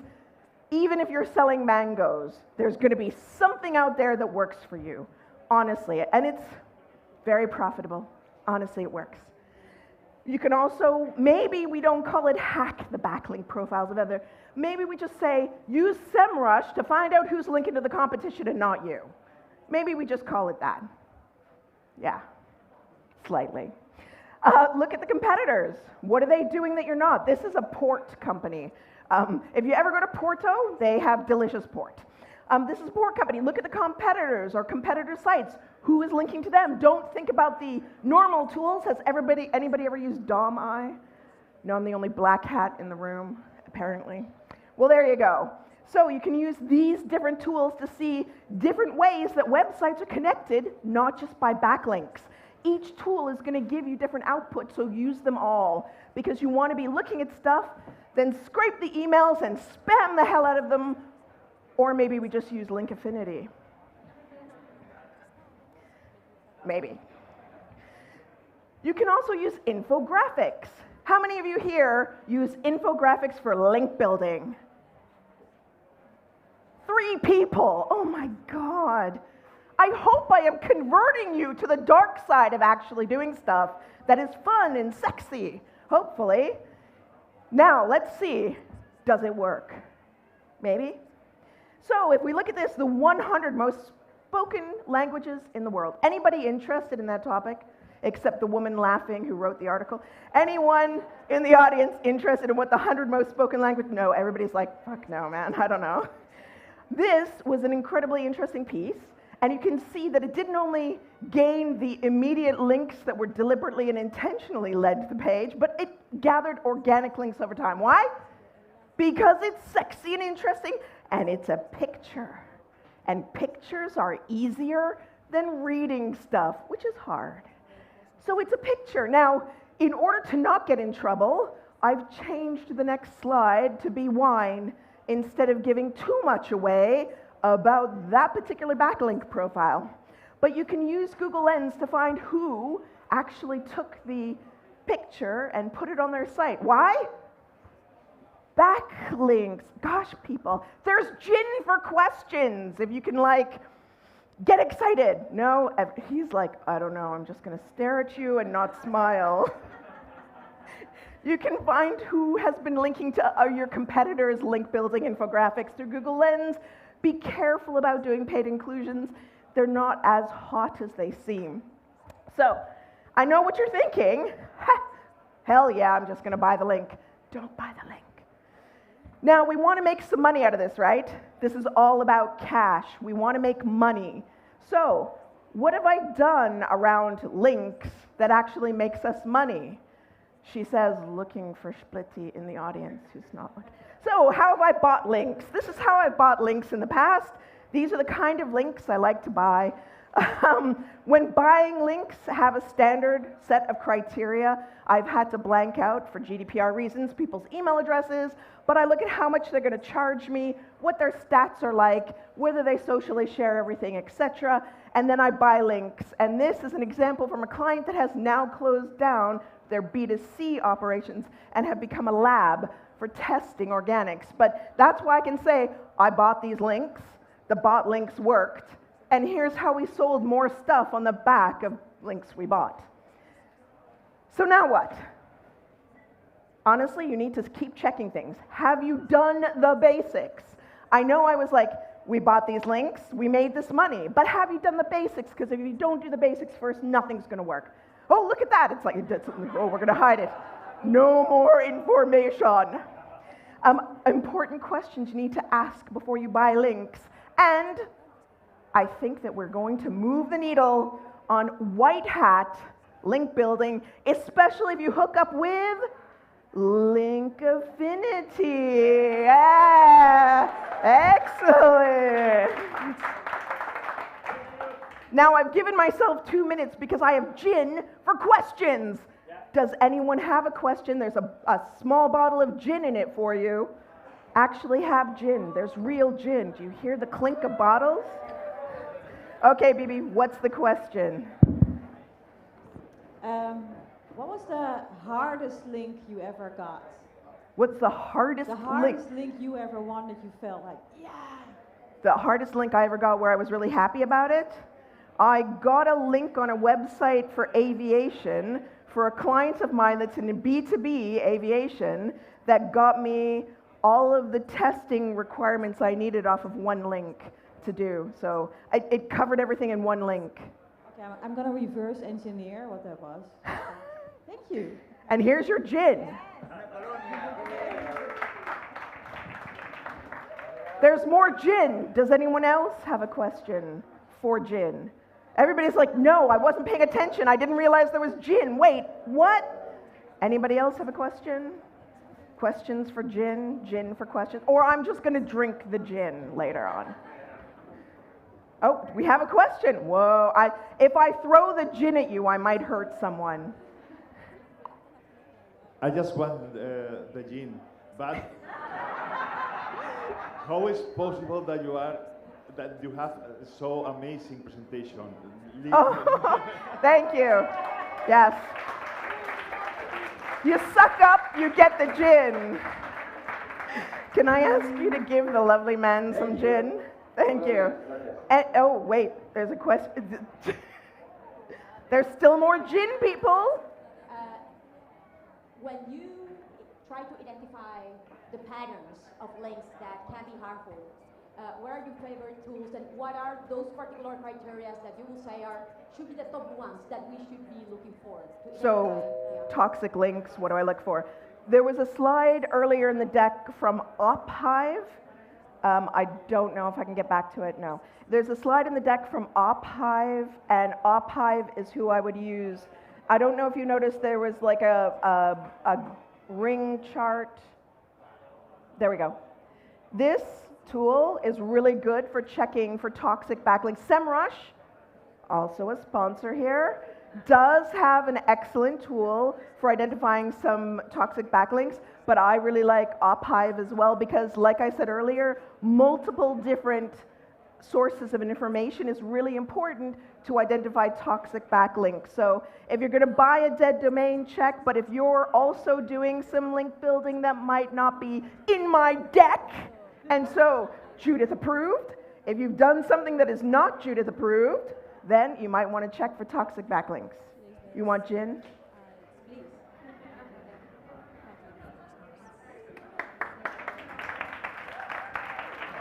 Any more? There's one more, and there's one more bottle for the lovely young woman. I do have a question, but it's not SEO related. I've seen you use a lot of drag queen memes throughout your presentation.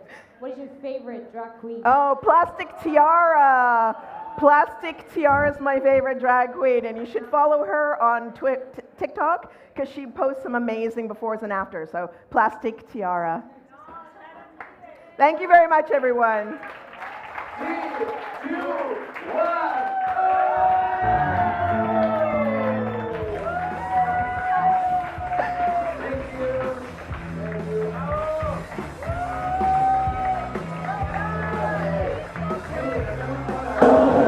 So now let's go for a snack, and we'll be back at 3 o'clock to listen to Lily Ray's presentation.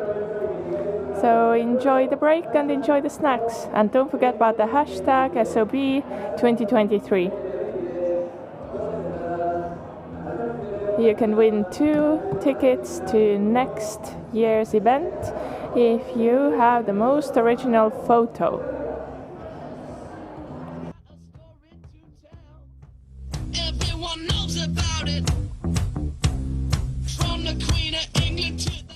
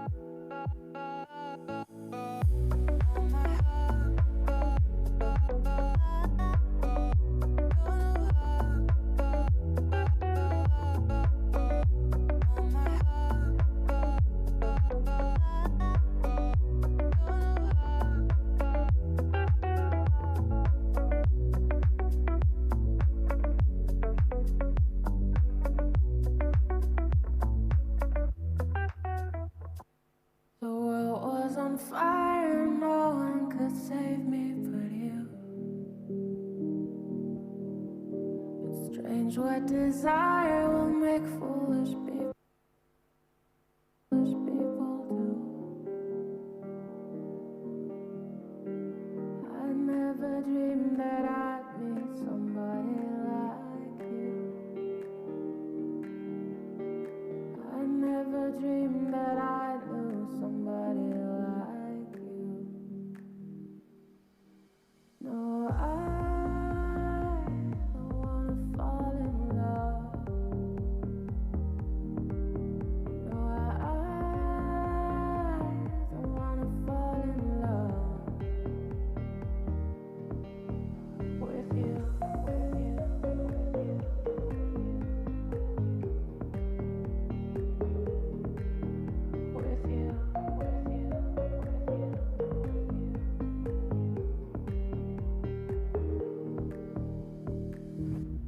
What a wicked game you play to make me feel this way. What a wicked thing to do to let me dream of you. What a wicked thing to say. You never felt this way. What a wicked thing to do to make me dream of you. And I don't wanna fall in love. No, I don't wanna fall in love with you.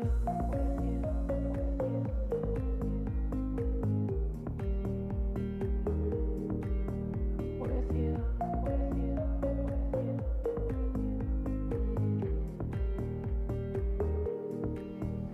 No, I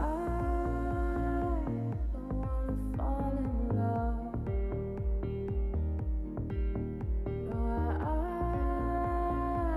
don't wanna fall in love with you.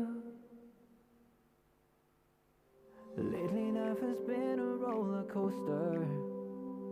Started off so distant, now we're closer. Falling in and out, but we both know that it's never over, never over. Lately life has been a roller coaster. Started off so distant, now we're closer.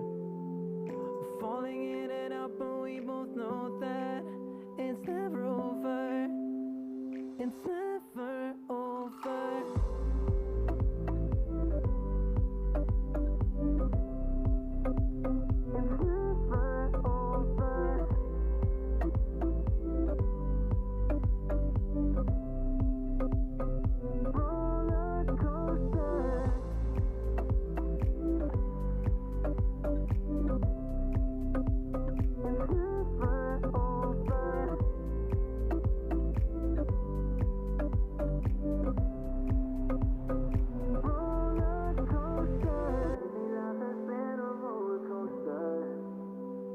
Started off so distant, now we're closer.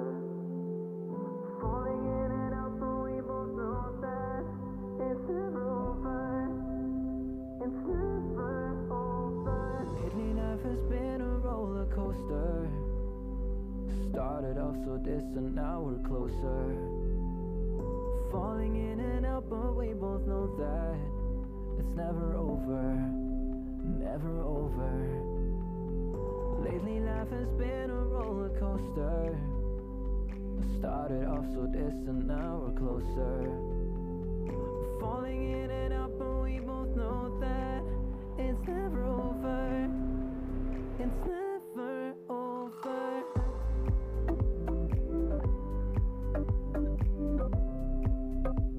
It's never over.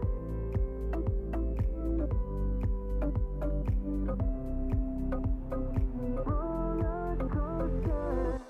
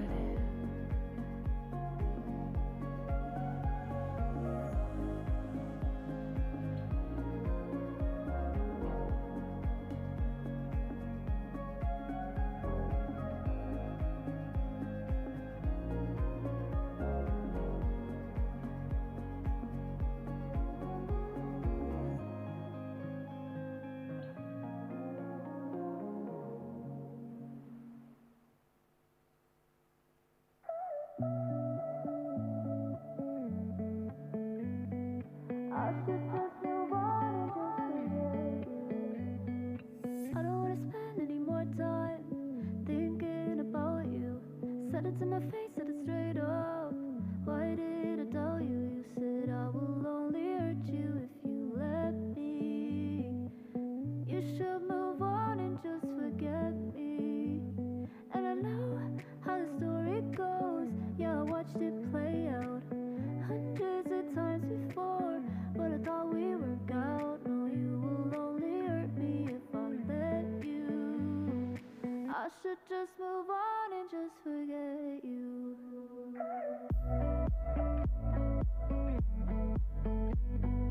I should just move on and just forget you.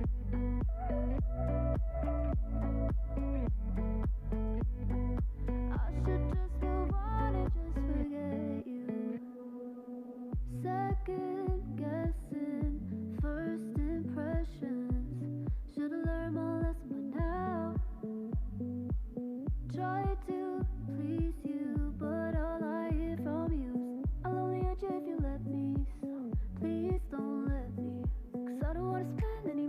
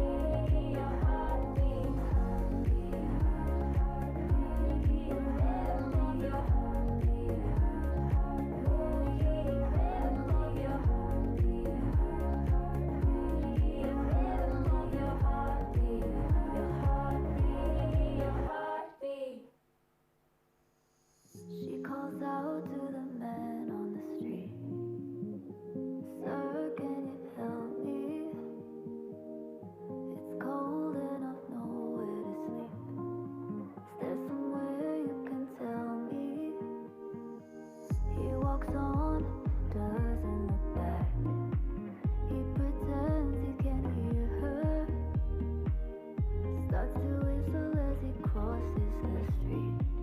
Seems embarrassed to be there. Oh, think twice, 'cause it's another day for you and me in paradise. Oh, think twice, 'cause it's another day for you and me in paradise.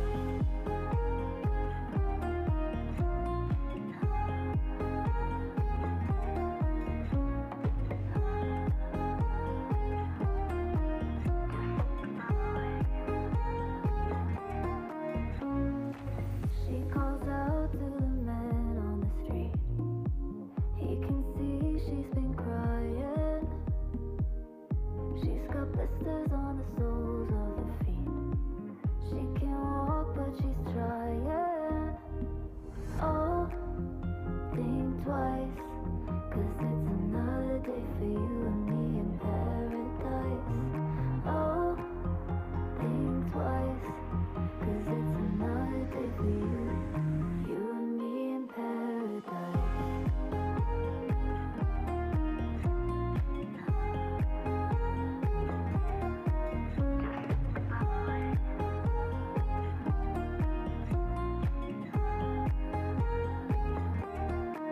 It's just another day for you and me in paradise. It's just another day for you and me in paradise.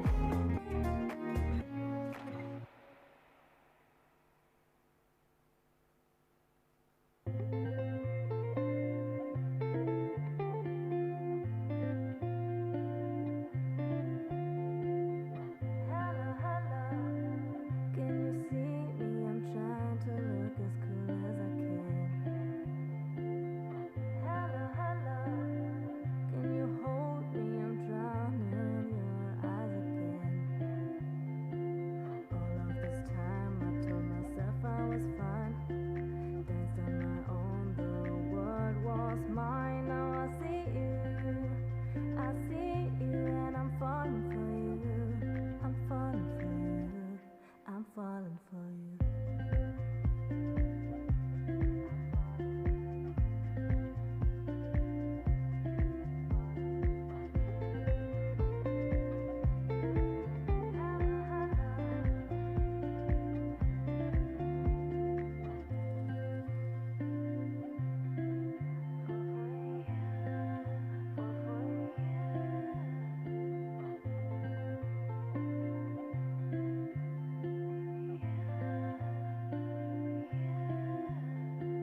All of this time I told myself I was fine. Danced on my own, the world was mine. Now I see you, and I'm falling for you. I'm falling for you, I'm falling for you.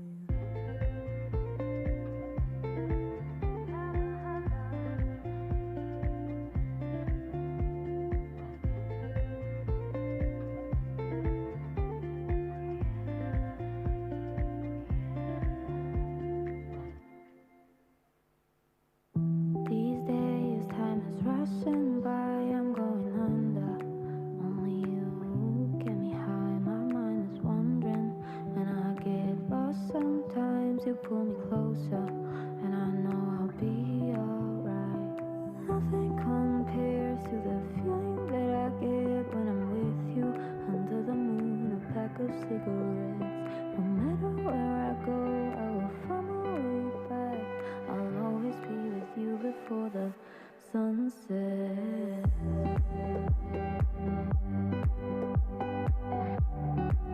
Before the sunset.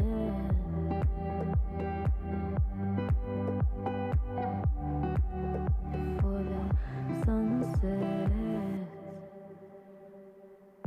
These days go as fast as light. I'm going crazy.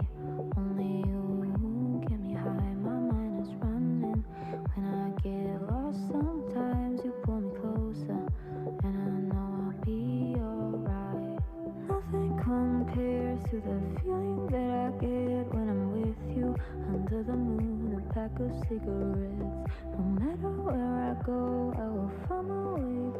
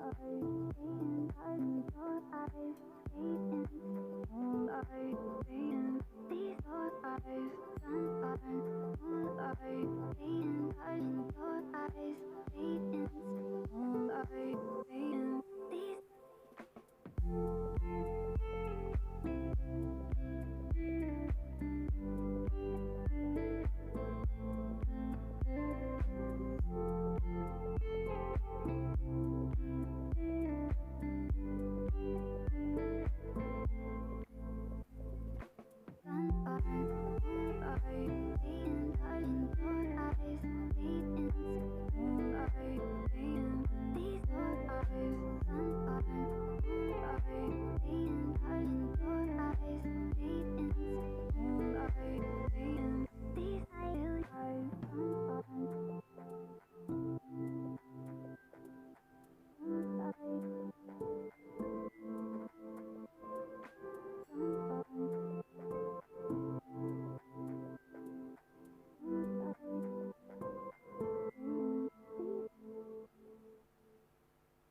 can put me on airplane mode. Airplane mode.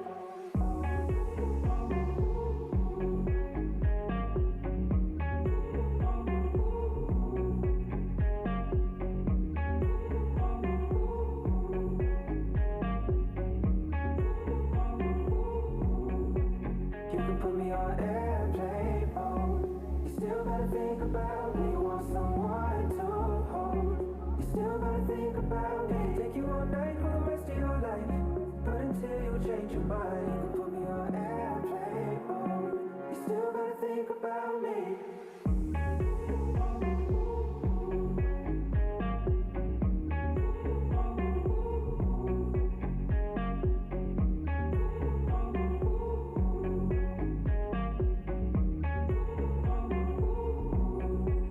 You can put me on airplane mode.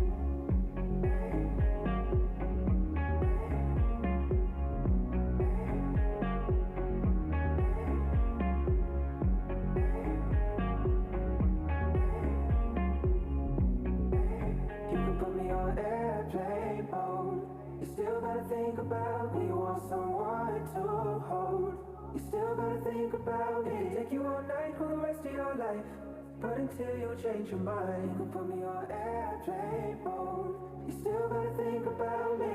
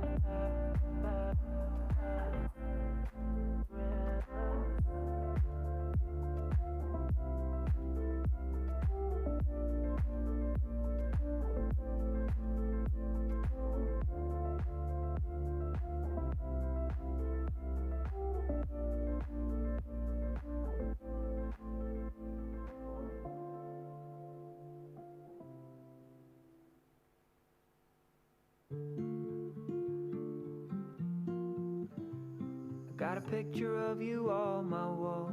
And there's nobody else. I'd rather look up when I'm taking calls. There's nobody else. I got a raincoat that'll keep me warm.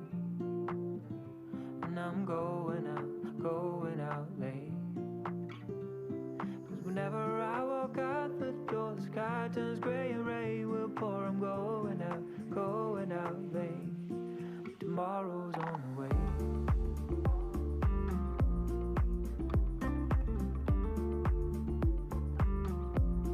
Tomorrow's on the way.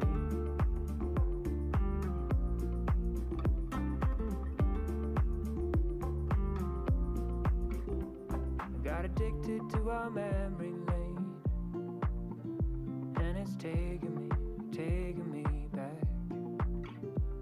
'Cause it's better than this empty place that's making me trapped. 'Cause whenever I walk out the door, the sky turns grey and rain will pour. I'm going out late. Tomorrow's on the way.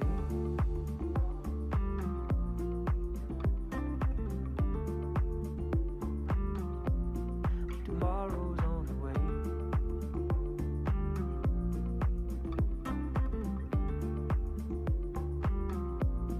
Tomorrow's on the way.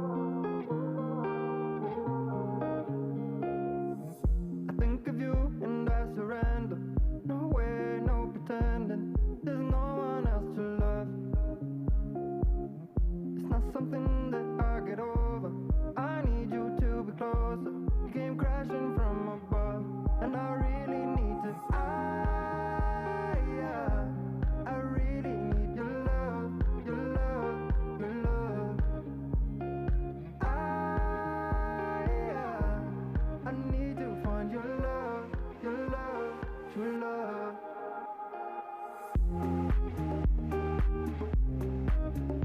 True love.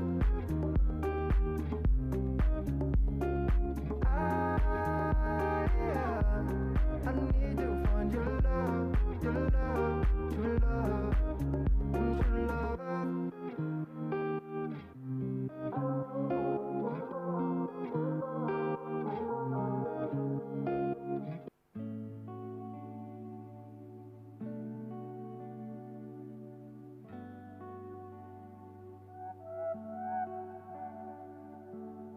Lost your way in an ocean of blue. Found the doubt while you hunting for daylight, trying to survive. Fade away in the garden you grew. Watch you slip when I knew it would be fine. You just hold on tight. Even when you're hurting, I carry the burden. And I promise by nighttime it will be alright. Let go what is burning. I could be the person. And rain till your sun shines, wash it out your mind. And it will be alright. And it will be alright, yeah. It will be alright. It will be alright. It will be alright. Telling me what I already knew. Feel the love coming through your dark blue eyes. Watch how they grow wise. Fade away in the garden you grew. Watch you slip when I knew it would be fine. You just hold on tight. Even when you're hurting, I carry the burden. And I promise by nighttime it will be alright. Let go what is burning. I could be the person.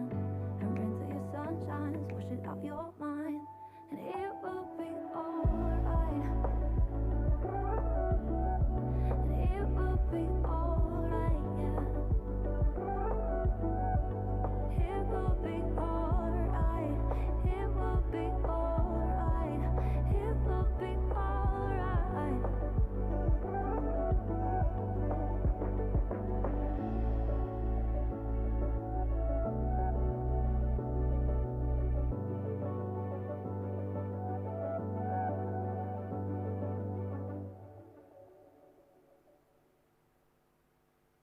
Walking down an empty road, can't believe that it's over.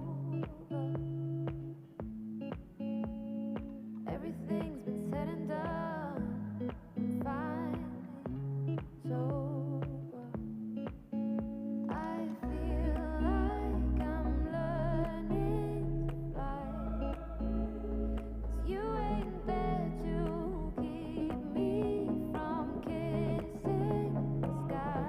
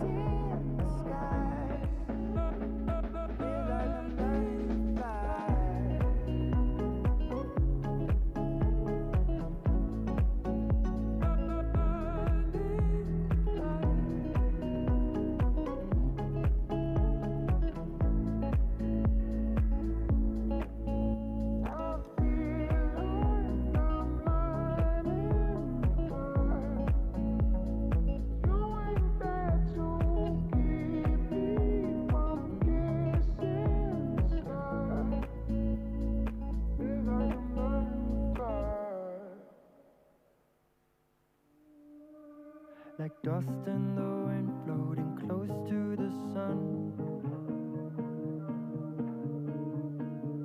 I've been losing my focus, I'm still on the run.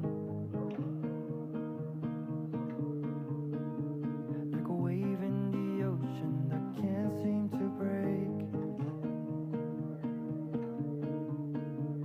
I've been trying to give, but I can't stop the take. Can I be close to you?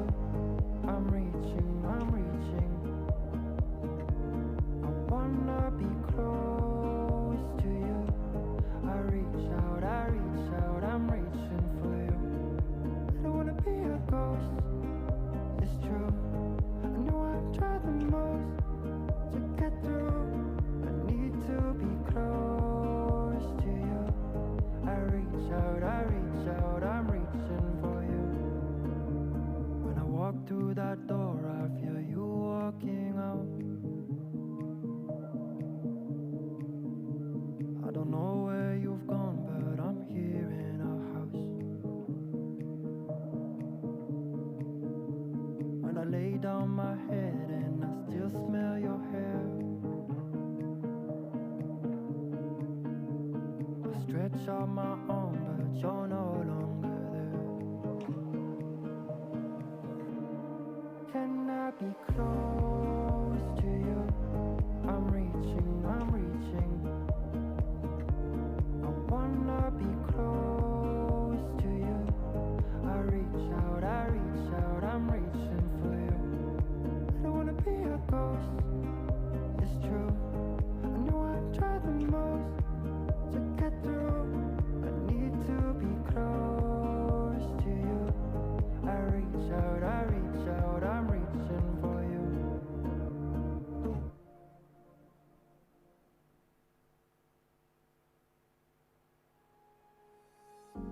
I've been to thousands of places and saw a million faces. I never knew where I belonged till you stopped me from moving on. Now I'm sitting in the sunlight, and with you everything's alright. I never knew where I belonged till you stopped me from moving on. And it feels just like a dream. Can you pinch me if it's real?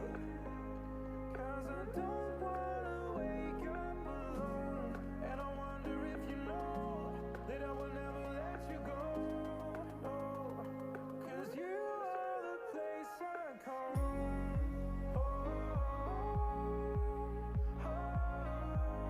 Yeah. You are the place I call home. Yeah. You are the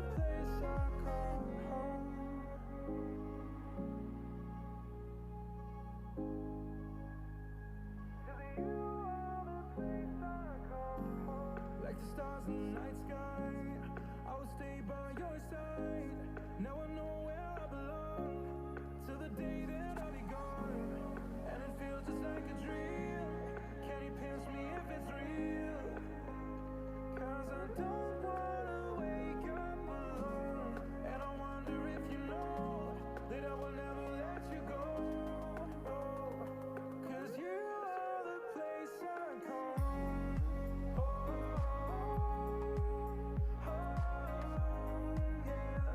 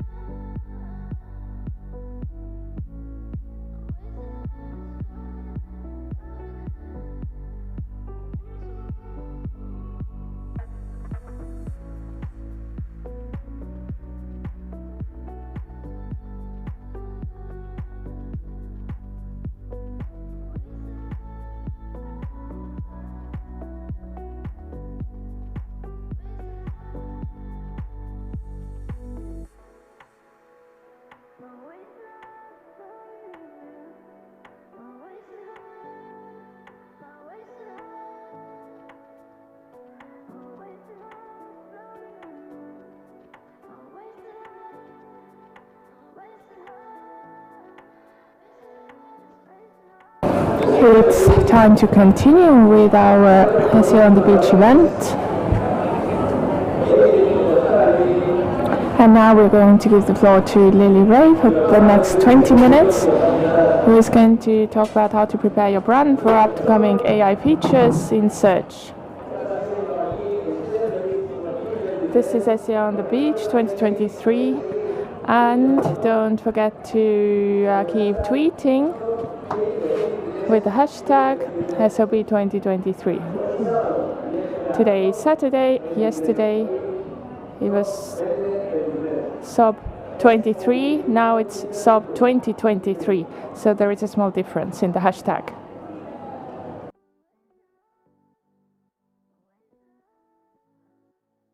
There are still some empty seats here at the front, so please come and take a seat. And don't fall asleep, because we still have some amazing presentations coming up. Please keep using SOB 2023 hashtag in your social media posts. This is to be part of the prize draw for a double free ticket for SOB 2024. We are going to start in 3 minutes.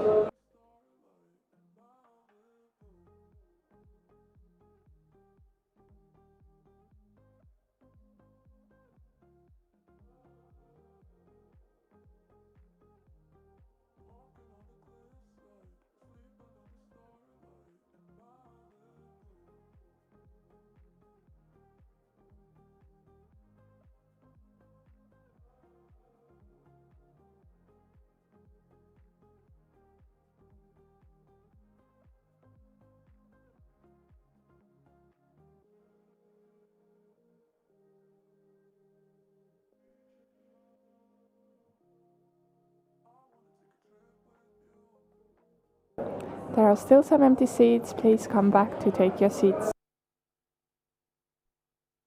Please don't leave bags on your seat.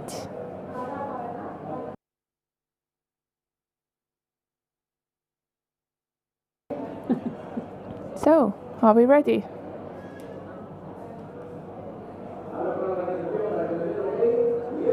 Let me see if we are given the green light to start. Link Affinity is a tool that optimizes your digital media relation efforts with a faster and more efficient approach. It operates as an all-in-one management tool where you can spot collaboration opportunities, manage your communications with the media, automate workflows, monitor your link profile, report all your efforts to your customers. Many companies waste their time and money on strategies based on link buying and other outdated authority building techniques. These outdated procedures no longer give results. Link Affinity identifies potential collaborations with relevant media that will help build your brand's topical authority, resulting in a positive impact on your rankings. Nowadays, for a search engine to consider you a topical authority, you must become a real authority, and that is the mission of Link Affinity. With an advanced natural language processing system, it calculates semantic affinity by crawling up to 10,000 URLs for each prospect and analyzing their content, tagging, and ranking terms. Link Affinity performs an automated analysis of your link profile applying the naturalness algorithm. Naturalness seeks the balance between semantic affinity, authority, and penalty risk. Unlike other tools, Link Affinity devalues spammy links just like Google does, avoiding negative reports from automatic spam. You will save hundreds of hours by using our semantic automations. Let the AI work for you by selecting only those media opportunities that will add value to your project. Link Affinity's demanding quality filters will save time on manual analysis. Link Affinity integrates with tools like Ahrefs, SEMrush, Majestic SEO, or Systrix. With Link Affinity's complete management system, you can plan your campaign, organize your tasks, and reach out to your target media.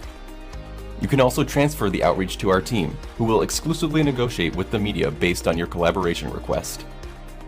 Thanks to GDP technology and the experience of your clients, you can identify hot topics and suggest collaborations related to them to all kinds of journalists or content creators. Receive collaboration pitches from media looking for expertise. Link Affinity connects journalists with experts on topics relevant to their stories, participate in interviews, provide information of interest, or collaborate on articles. You will be able to generate reports of all the activities carried out for your clients.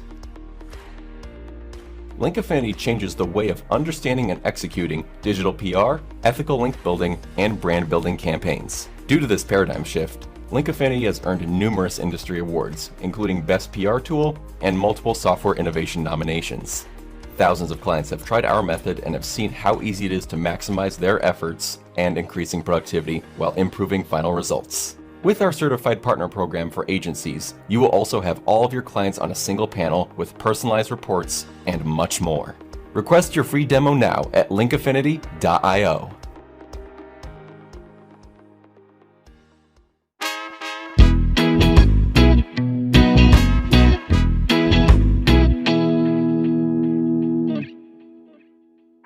Hola, hola, hola. Oh, you guys are so nice. So nice to be back here. Es el mejor evento del mundo, esto. Okay, this year I'm going to speak about AI for once. I'm not going to talk about EEAT until a little bit later. I'm going to talk about how to prepare your brand or your personal brand or anything for the upcoming AI features that we'll be seeing in the search engines. My name's Lily Ray. I'm the Senior Director of SEO and Head of Organic Research at an agency called AMSIV Digital, based in New York City. And this is a bit of what it feels like if you work in SEO this year. I've been wanting to talk about all kinds of different topics at conferences, but the truth is AI has entered the discussion and it's not really going anywhere. So if you are speaking about AI or researching AI, you probably feel a bit like this. I know Aleda, for example, we talked about, when you're talking about AI, every day it's something different. It's just changing so quickly. So some recent developments in AI, particularly as it relates to SEO. So first, obviously, we have the announcement of ChatGPT in November of last year. We also have Bing Chat, which I'm actually excited to talk about. I think it's a really awesome product that was in February of this year. We have Bard, which was announced in March of 2023, which is essentially Google's version of ChatGPT and does a lot of really cool things as well. And then in May of this year, we had at Google I/O, Google announced what they call SGE, the Search Generative Experience, which I'll be talking a lot about today. So let's start with ChatGPT. Obviously, I imagine you guys are using ChatGPT, show of hands. Okay, it's like 90%. Not surprising. When ChatGPT came out, I think a lot of us were rightfully concerned, like, oh great, SEO's dead again, right? Do we have careers anymore? Because it does a lot of the things that Google and the other search engines do quite well. It's a very, very impressive product, obviously. But then we learned, oh wait, ChatGPT was only trained through 2021 data. This is great. It doesn't know recent things. It doesn't know new events. So if you ask it things pertaining to recent events, to this day, ChatGPT 4 still doesn't have any training data past September 2021. Then we have ChatGPT and OpenAI quickly saying, just kidding, we now have browser mode and we now have plugins so we can actually access the internet in real time. So as it stands currently, ChatGPT can and does go out and crawl your site and other sites. If it's using browser mode or plugins, it might be literally scraping your content right now and serving up that content in ChatGPT. In many cases, it's not providing links back to your site, so you might want to think and talk to your clients about whether or not this is important to you. Because if you make money off ads, for example, it's potentially showing your information directly in ChatGPT with no attribution. So there's a robots directive that you can use to just block ChatGPT if that's something that's valuable for your business. But as it stands, ChatGPT 3.5 and ChatGPT 4 cannot crawl web pages without the browser mode or without plugins. This continues to be a misconception in our industry. People are saying, oh, I can pull search volume for all these keywords or pull domain authority for all these sites. It's just not how it works. It doesn't have that real-time access to the internet unless you're using browser mode, browse with Bing, or plugins. So this is an example. As you probably all know, Donald Trump was indicted a couple of weeks ago. So I was just playing around with ChatGPT and checked ChatGPT 4 and said, did Donald Trump get invited? And it says, oh, as a language model, I don't have access to that information. If it happened past September 2021, I don't have any idea. Then you switch it to browser mode and it was like, yep, he got indicted. So just a little bit of a difference about how the different ChatGPT products work. And, you know, ChatGPT 4 has knowledge cutoffs. It's self-aware. It says, I don't actually know this information. So in Spanish, I say, dame información sobre el evento que se llama SEO on the Beach. And it said, lo siento, like, sorry, I don't actually know about anything happening past 2021, so I don't know anything about the current SEO on the beach, but it did know a lot of great information about SEO on the beach, which is pretty cool. But it tells you, like, if it's something relevant and new and timely that you're looking for, I don't have that information. So September 2021, that's the magic date. But wait, now we have browser mode. So you can basically say, actually, I want to use browser mode with Bing, and I want to learn about SEO on the beach. So I tried this, I used browser mode. It starts by saying, okay, I'm reading the content, it's going out to the internet. This took about 30 seconds. Then it goes, wait, I clicked on a link, and this takes about 40 seconds. And then it goes, going back to the last page, this took another 30 seconds. So I waited like 2.5 minutes with browse mode with Bing and lost a lot of patience. And finally, when it produced an answer, it said, oh yeah, SEO on the Beach is this great event. It's actually accurate to this event. And then it said, se celebró el 24 y 25 de febrero. It's like, no, that's the wrong event. So even when this browser mode works, it doesn't exactly work. It's not entirely accurate content. And another thing that, you know, our industry, you've probably seen all these tweets, right? Oh, I've completely changed my behavior. I do all my searches on ChatGPT. I don't even use Google anymore. I'm like, really? So this black area right here is worldwide usage of ChatGPT. This is worldwide usage of Google. This is April 2023. So yes, we're living in a little tech bubble where maybe a lot of people are using it, but it's not really getting that much worldwide usage just yet. I also spoke to Marcus Tober. He works at SEMrush. Last week we were together, and he had some data that shows that ChatGPT OpenAI interest is kind of flatlining. Like, it was obviously spiking for a long time, but it seems to be tapering off a little bit. So there is one really promising plugin. Has anybody tried Link Reader? Yeah. Will Reynolds, the SEO, he's amazing. He shared a really great video about how to use it. Turns out this is a really phenomenal plugin. This is a way that my team and I have been using it. Previously, we were basically taking all the content of 2 different pages and asking ChatGPT to compare the content, which is a very cumbersome process. It has a character limit and everything like that. But with Link Reader and some other similar plugins, you can basically say, here's URL A, here's URL B, and it goes and it fetches the content. And then you can literally say, what's on URL A that's not on URL B? How can I improve URL A to make it better than B? Or whatever questions you want to ask. And it actually does a really great job analyzing the text. So to me, this is a pretty transformative way that we can use ChatGPT for SEO purposes. So consider the Link Reader plugin. Next, we have Bing Chat, which, don't listen, Martin, I think it's the best tool on the market right now in the AI space. Unfortunately, nobody's using it, but it's pretty awesome. So with Bing Chat, what Bing is doing is they're using ChatGPT and OpenAI technology in conjunction with real-time Bing search results.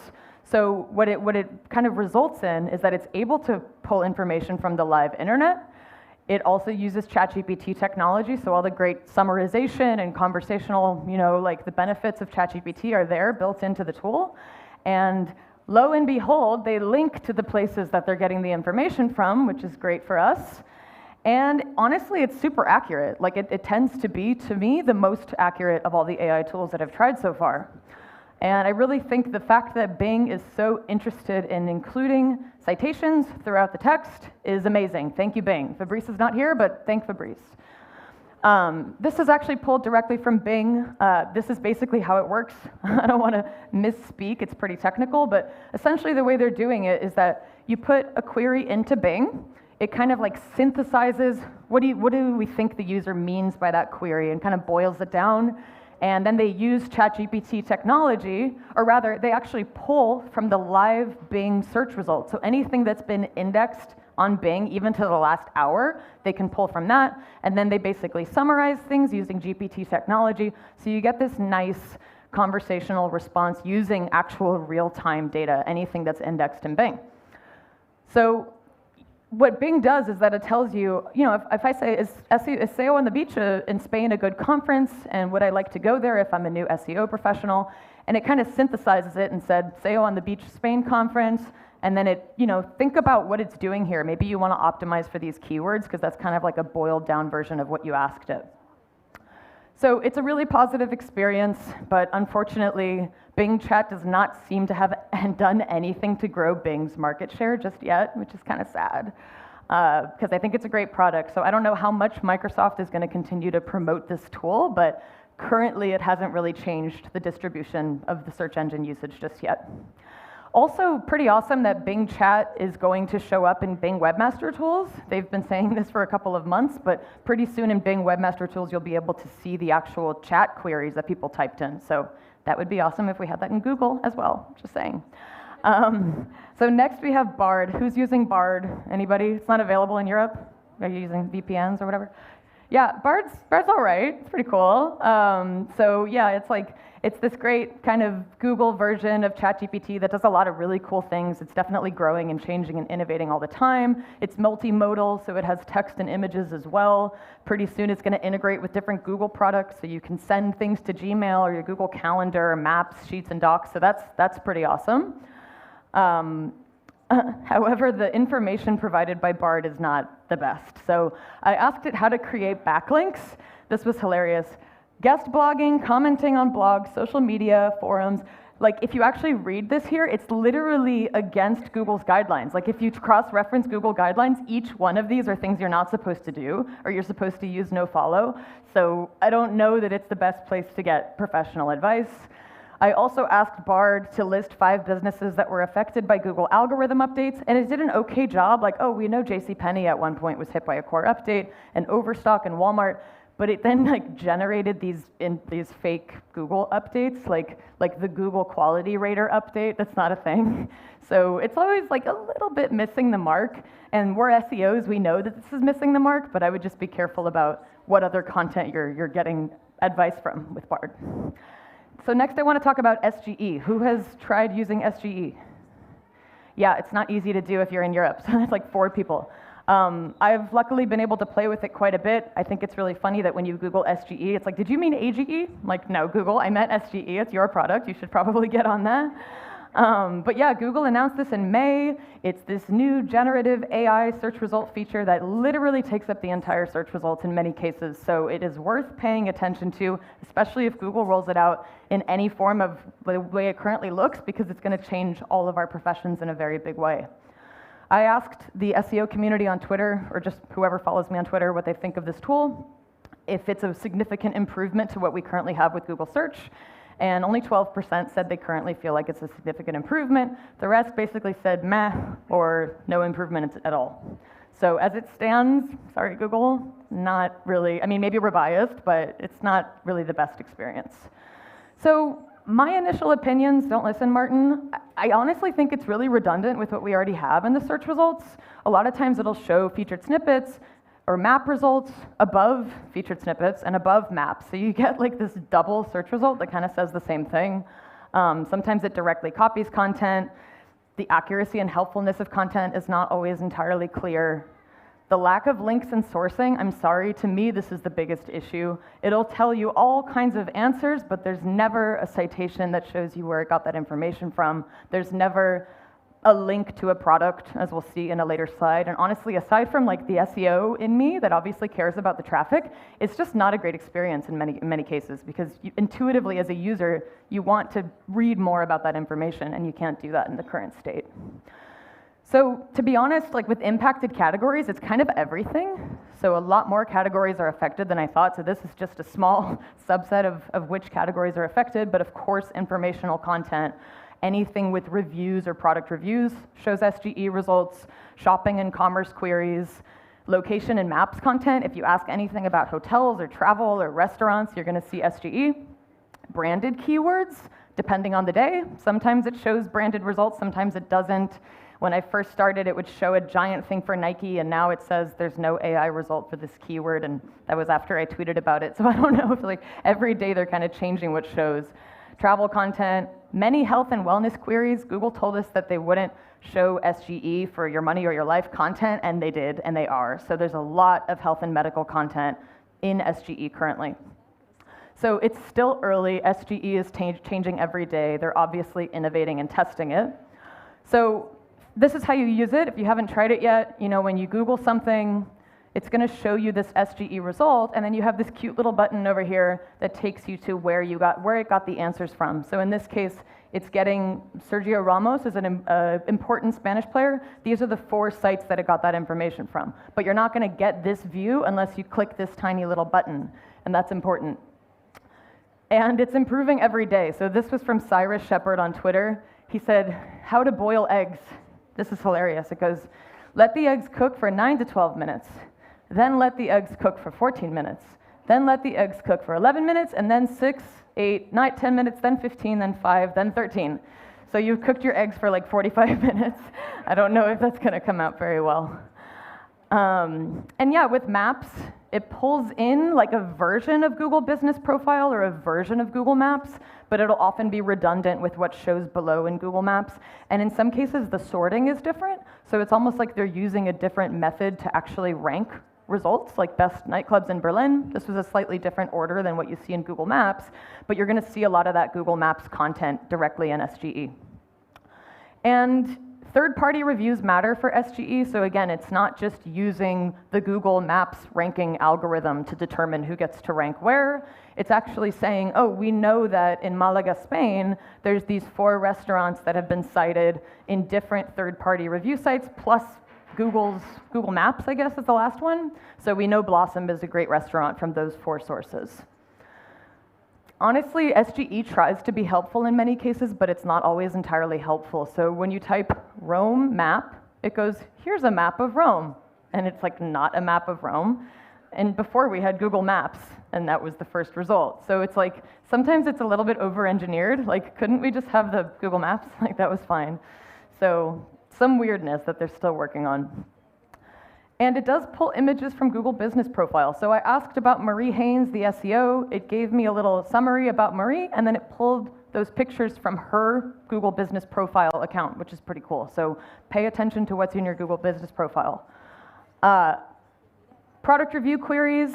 This is pretty interesting. You can click on these theoretically and go to Google Merchant Center, and there's a lot of third-party sites that are listed below. There's actually 14 organic results that are listed in that carousel.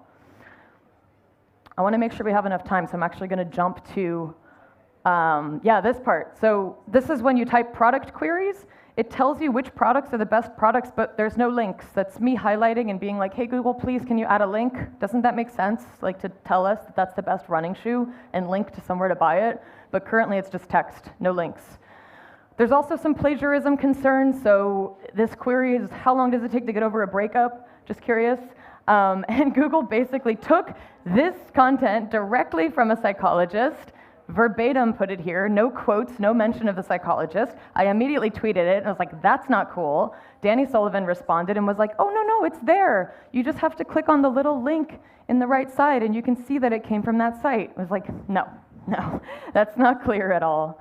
But they've also been saying, please continue to provide us feedback. So of course, Google's innovating. If you have access to SGE, you can use the feedback form to tell them what you think about it. And I also asked Google if SGE results are personalized, and they said probably not. So some people are speculating that it's personalized, but it's not. There's risks of demonstrating opinions and biases. So I said, is Google better than Bing? And it basically said, Google does much better in terms of more search results, more relevant search results, and a better understanding of user intent. I was like, interesting. I wonder if they're biased at all. I'm going to jump ahead because I'm running out of time, but I want to jump to a little experiment that I did, and I'll send this to you guys after. But basically, so when SGE doesn't appear, highly political topics, some medical topics, other YMYL queries like financial advice, sensitive queries or conspiracies it doesn't show, recipes, adult keywords, branded queries. These are all the examples of when Google wouldn't usually trigger an SGE result. Now, I would like to jump to, so influencing SGE and Bing. I personally think that you can now basically create AI answers or affect what's in AI answers by affecting what's on your site and what's on third-party sites. So basically, this is what I've been doing. I've been doing an experiment where I take my personal website, take some questions people might have about me that have never been asked on the internet before, answered them on my personal site. You can do this for your own clients. And the result is, this is the before. How is Lily Ray related to Man Ray? Random question. Made the website change. 1 week later, I got that direct result in SGE with a nice little picture. So that took 1 week, pretty cool. We also have, what are Lily Ray's favorite cities? This is before it was a Twitter result. Made the change on my website 2 weeks ago, and now SGE is showing it directly as well. So think about how you can start affecting the content on your client sites. Also, we have before a website change. What is Lily's dog's name and what kind of dog is it? I put it on my website. Before the change, it was a tweet, and now after, we have both Bing and Google directly answering the question, although Google thinks it's wrong. Google's wrong. It thinks my dog is 76 years old, so that's not entirely accurate. Sometimes it gets things mixed up, so I said, what's Lily Ray's father's name? It got it right from my website, and then it had another Lily Ray whose father was a peach farmer in South Carolina. And it's not me. Yeah, I guess he beat her too. It's like, that's not my dad. Jesus, like, that's not my dad. Yeah, it's a lot. And then sometimes you can ask it interesting questions. Who's the SEO that plays drums and is a DJ? And it knew that was me. That's pretty cool. So there's ways you can kind of like triangulate information about your clients. Bing chat answers is awesome. I added this 1 week ago. How did Lily Ray get into SEO? It answered very clearly with links to my site. 25 seconds. New information is indexed quickly on Bing. So Bing uses Index Now. If you're using Index Now, you can theoretically get things indexed within like minutes. If you're using Yoast Premium, that's a default feature. So you can get information that you're asking on in the AI chat or the SGE answered directly. Here's your steps to do this. Ran out of time. I'll send it to you on Twitter. Oh my God.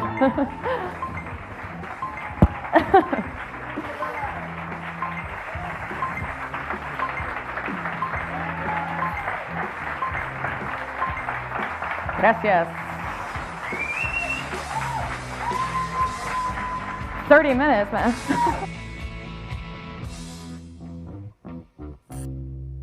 This was Lily Ray, and now it's time to give the floor to Aleida Solis.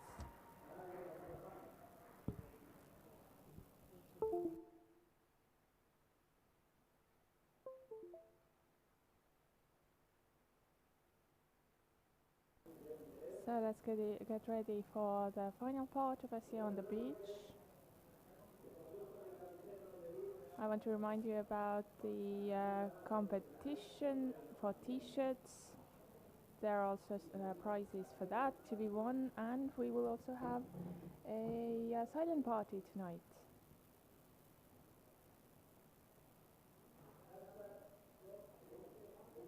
Hashtag SOB 2023. And the award for the most original photo. Si tienes un sitio web, necesitas las Webmaster Tools de Ahrefs. AWT son herramientas SEO gratuitas que ayudan a mejorar tu sitio web para posicionarte mejor en los motores de búsqueda. Veamos de qué se tratan. Con Site Audit puedes escanear tu sitio web para más de 100 problemas de SEO que podrían estar retrasando tu sitio en Google.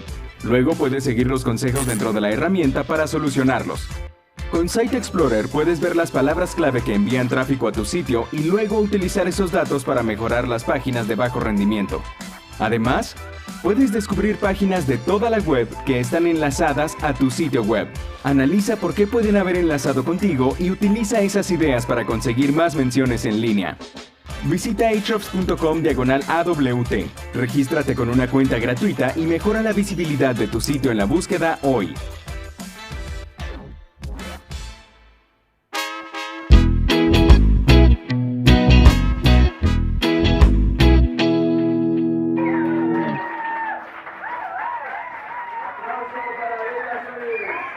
Genial, genial.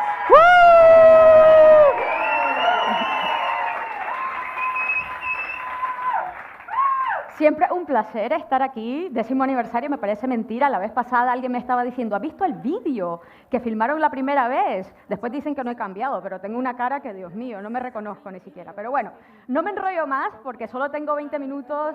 No quiero sufrir de los balones con demasiado efecto sin terminar. And I don't want to be hit by balls. So, I really like Lily's topic, by the way, because there is a topic that's in common between hers and mine. So, that's something that's being talked about very much these days. Large language models. This is becoming like the new paradigm of search. Google is starting to use more and more of the generative search.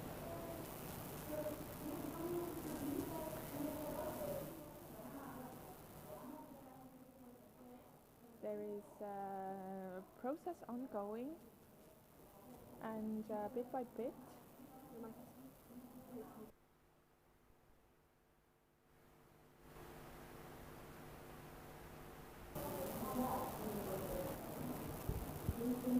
I carried out a little analysis.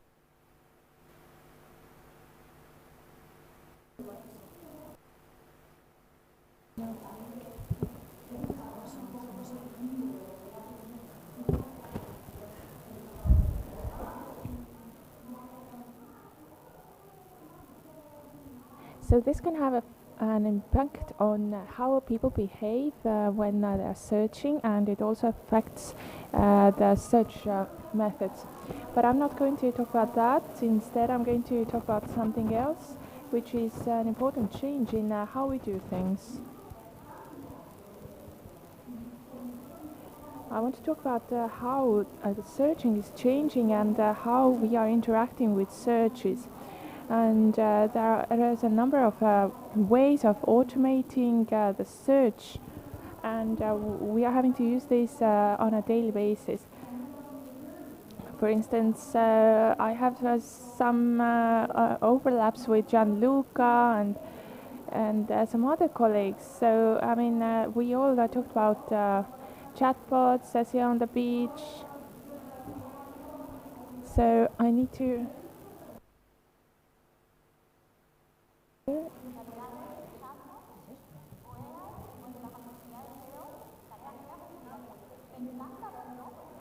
Estaba incorrecto, pero...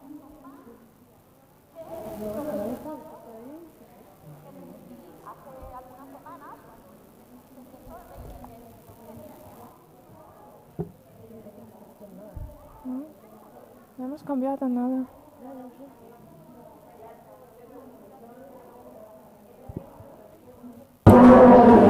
¿Entendido? Sí. Bueno, inténtalo, yo sigo trabajando aquí. So things don't look very good for this person. Okay. This whole program has been a long one.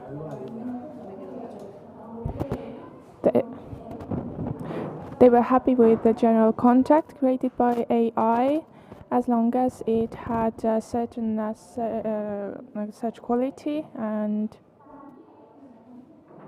the launch of all these tools has also advanced ChatGPT. As you can see, there's been different new developments: AI, ChatGPT 4, ChatSonic, Mikey, and others. And they are now chief marketing officers of this extension. These are tools like ChatSonic and others, and the interface is always the same. This is something that has a lot of different functionalities which are integrated. There is a lot of tools that can be shared. So don't worry, all of this information is also available to you later. So what we have access to now is additional tools, and this 25-26% that is currently being used is not only about the content, but it's also about the flow of SEO work and data analysis, technical support, the automatization of processes, investigation and analysis. It's spectacular. So there is an amazing amount of automation of data. So what we can do is look at what the opportunities are of maximizing the efficiency of using these tools in our daily work in SEO. Here you can see that 21% of people unfortunately don't plan to start using SEO and to use AI in their SEO audits. And at the same time, 53% don't do it yet, but they plan to do it.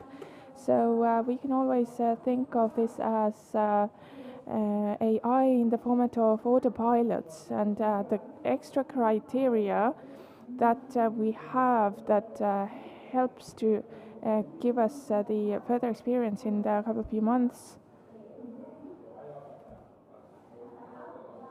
There are also extra filters that are being added. And this is not only in English-speaking world, but also in Spanish-speaking world. They will have a general impact, and we have to take this into account. This is a world where information is accessible to the general public, and there is a proposition of unique value.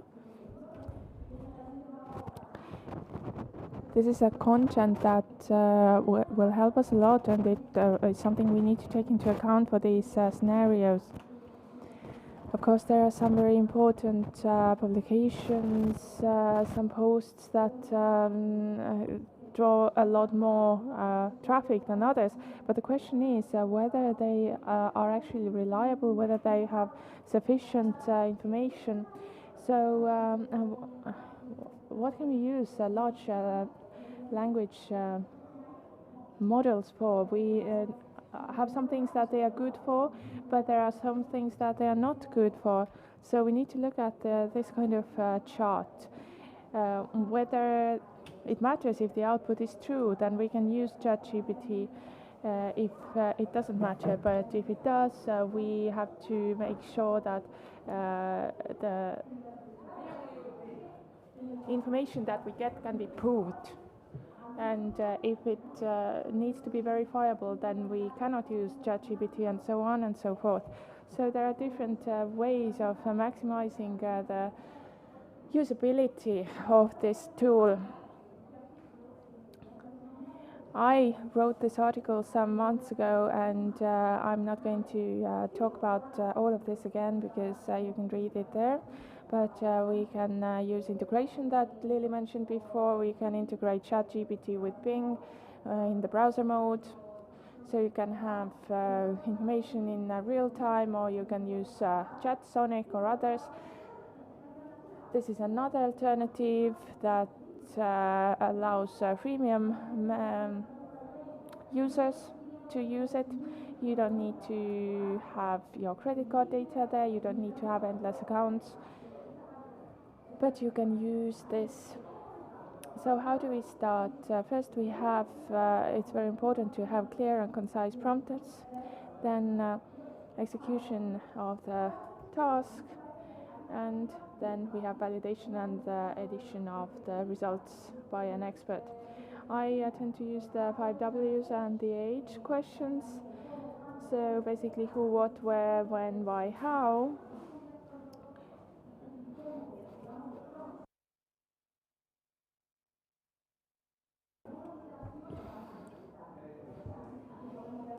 Here we can see the results of this search, and they are specifically relevant in the first iteration, for example, for creating ideas from title tags. So these are the two types of techniques that you can use in different scenarios in order to get better results. You can use copy-paste in some cases, but not in every case. So if you have this generator prompts on Google Sheets using the 5 W's and H, you can get results faster. And this works in both English and Spanish. As you can see in this slide, there are Spanish examples and English examples, and this will allow you to get better results. We should take into account that if we use this tool as input, we can then give free hands to our SEO imagination, and we can get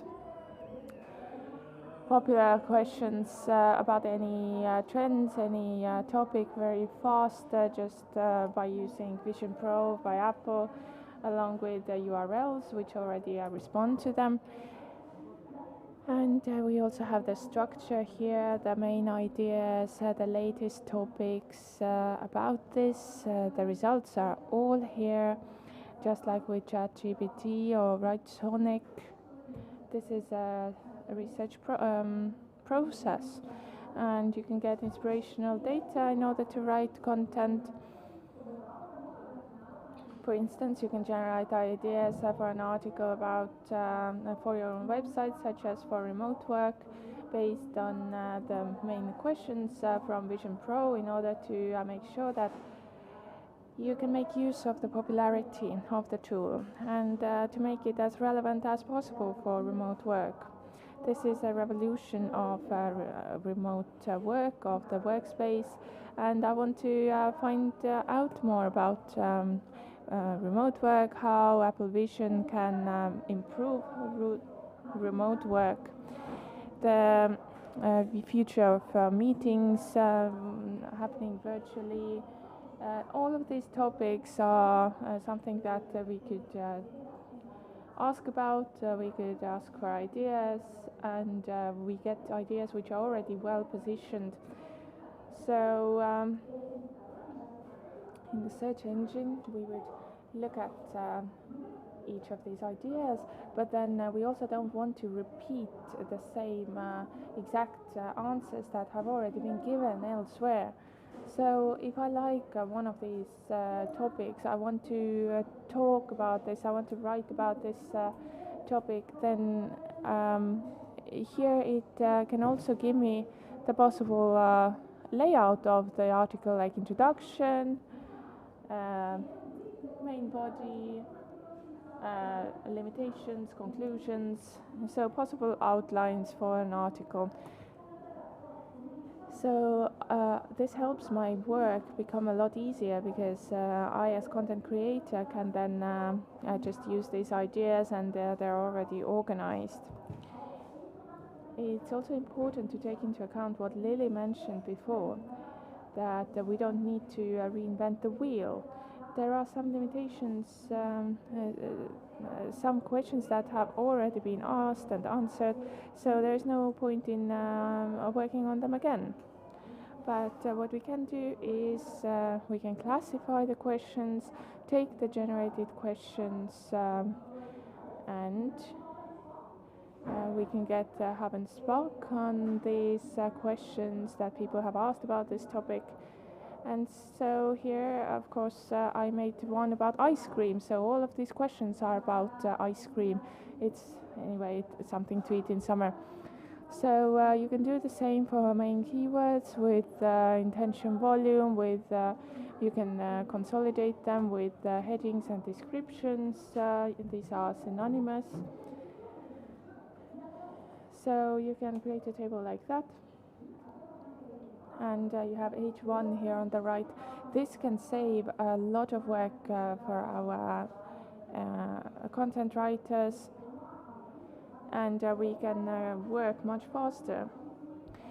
We can also create a visualization of the same thing using the Show Me plugin from ChatGPT, and this creates a map with different formats, and you can also edit it yourself, so you can restructure it, you can share information with the client, the technical data, and also using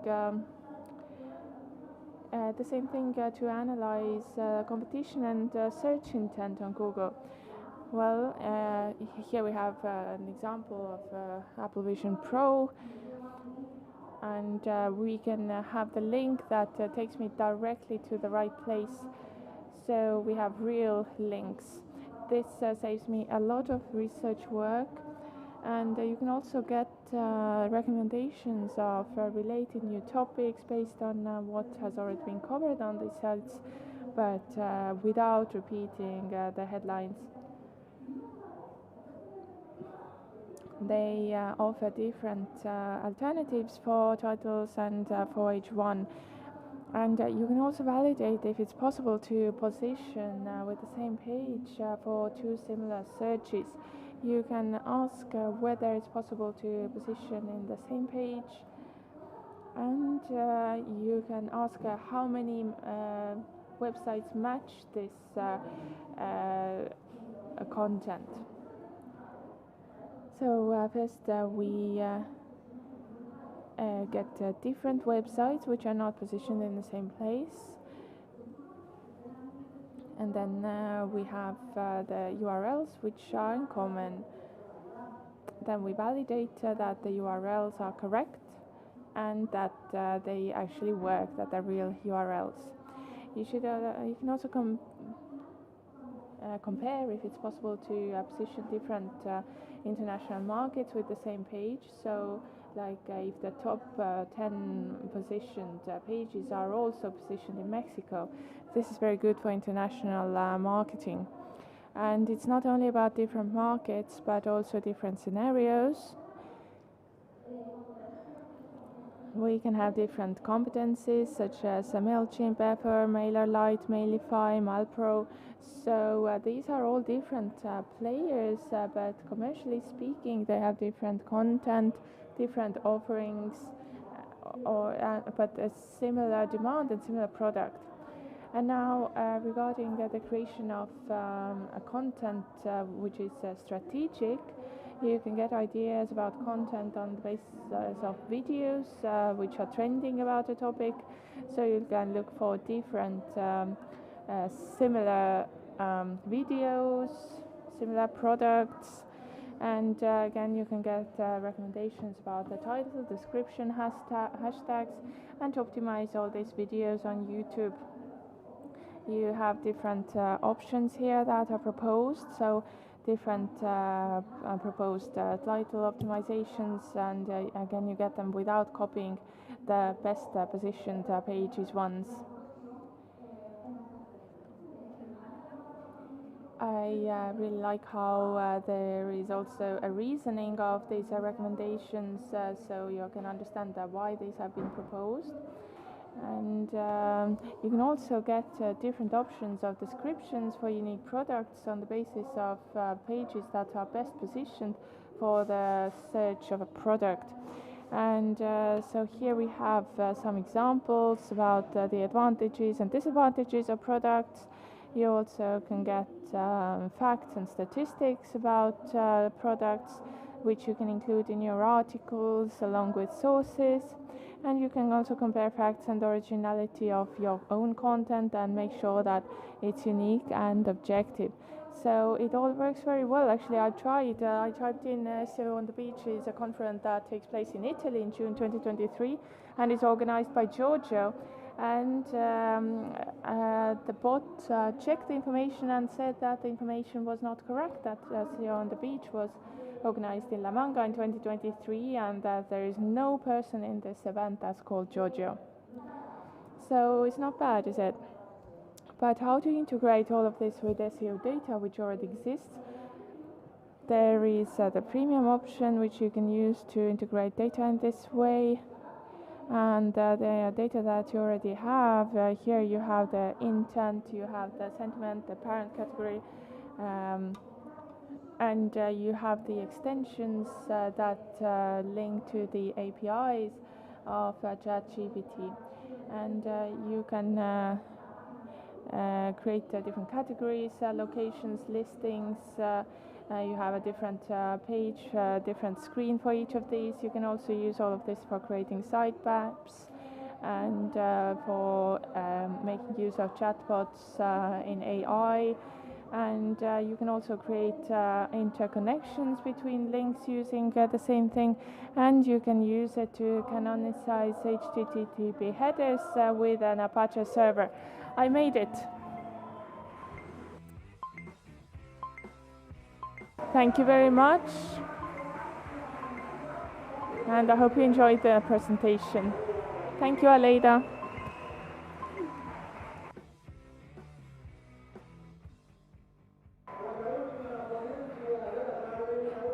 And now let's listen to today's last presentation. One of the most well-expected ones. Probably the most looking forward to.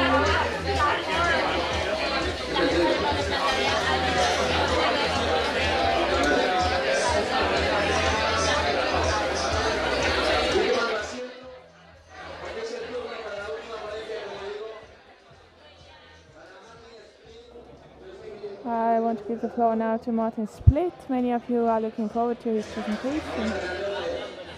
Let's welcome him and give him 20 minutes to share his ideas with us.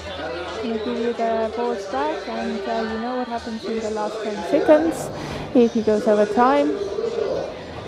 And after that we will have the SEonthebeach competition, and we'll have the silent party as well as the group photo, and later we'll have some time to enjoy the pool, and we'll of course have dinner too.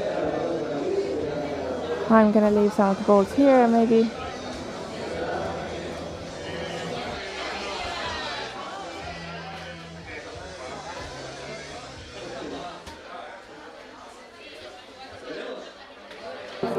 Do we have Martin here? Linkfinity is a tool that optimizes your digital media relation efforts with a faster and more efficient approach.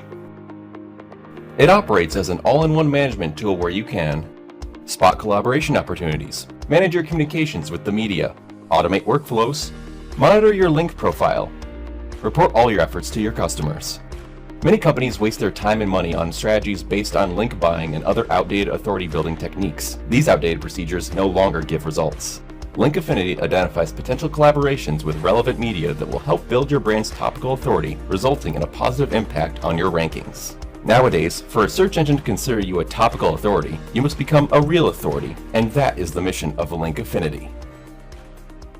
With an advanced natural language processing system, it calculates semantic affinity by crawling up to 10,000 URLs for each prospect and analyzing their content, tagging, and ranking terms.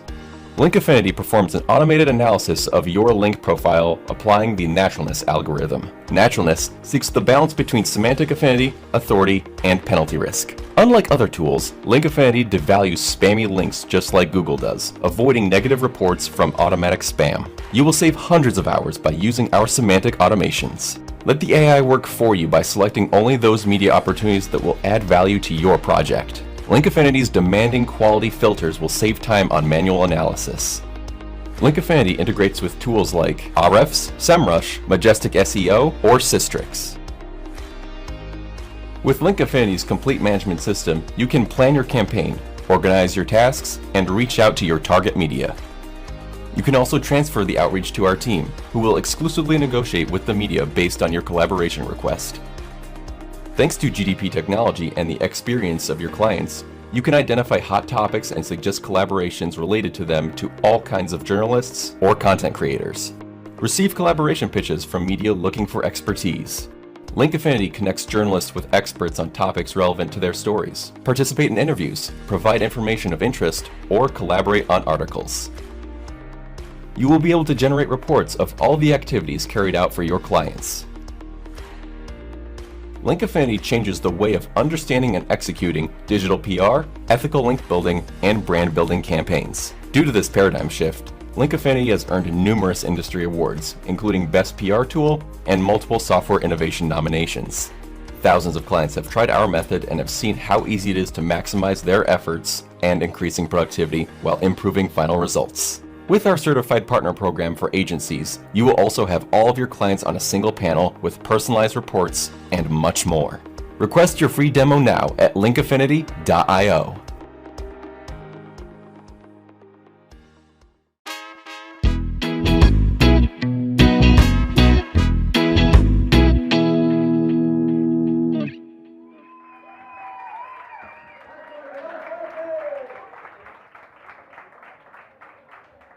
That's less headroom than I'm used to. Anyway, so yeah, let's talk about JavaScript, shall we? Yeah, we haven't had that so far, huh?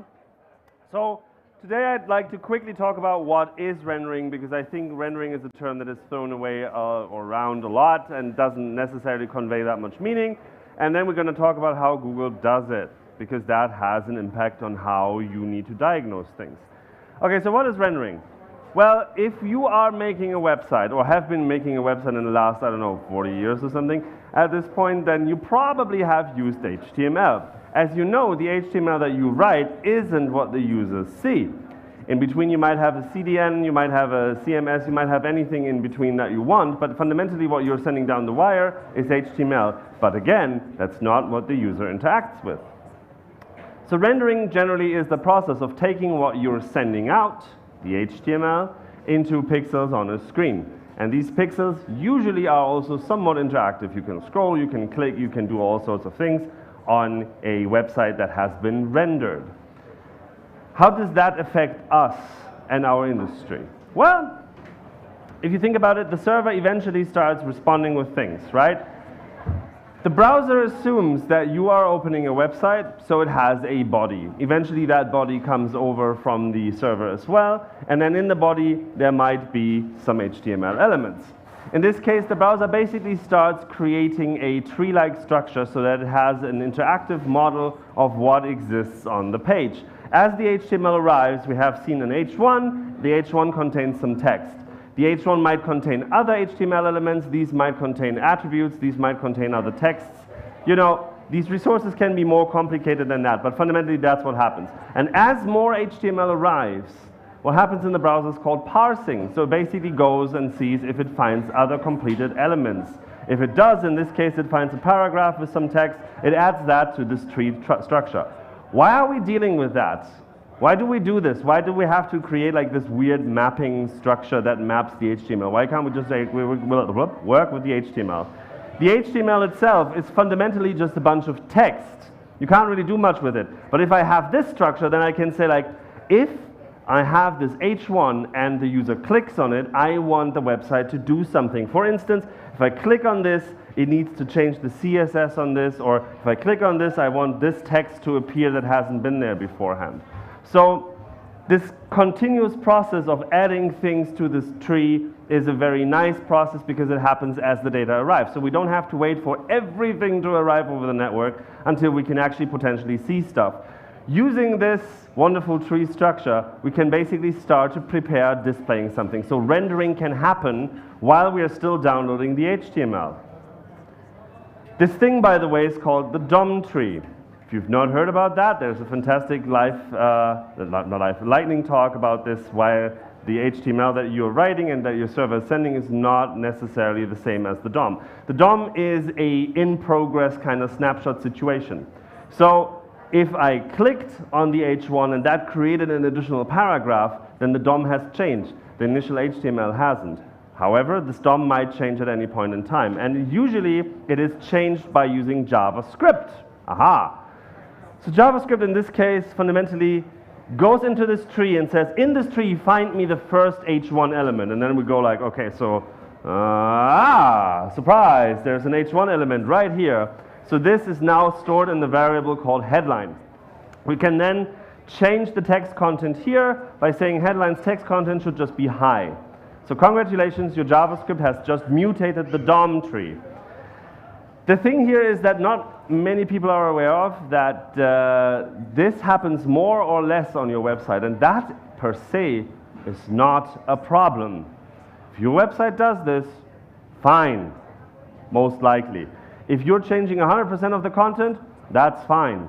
Google doesn't care, because we are doing exactly this process. We're building this tree, we're executing the JavaScript, and eventually we take a DOM snapshot, and that snapshot is what we're using to index stuff, right? So as long as your JavaScript does it before we take the snapshot, and we are pretty good at figuring out when to take the snapshot, not always perfect, but pretty damn good, then you will be fine.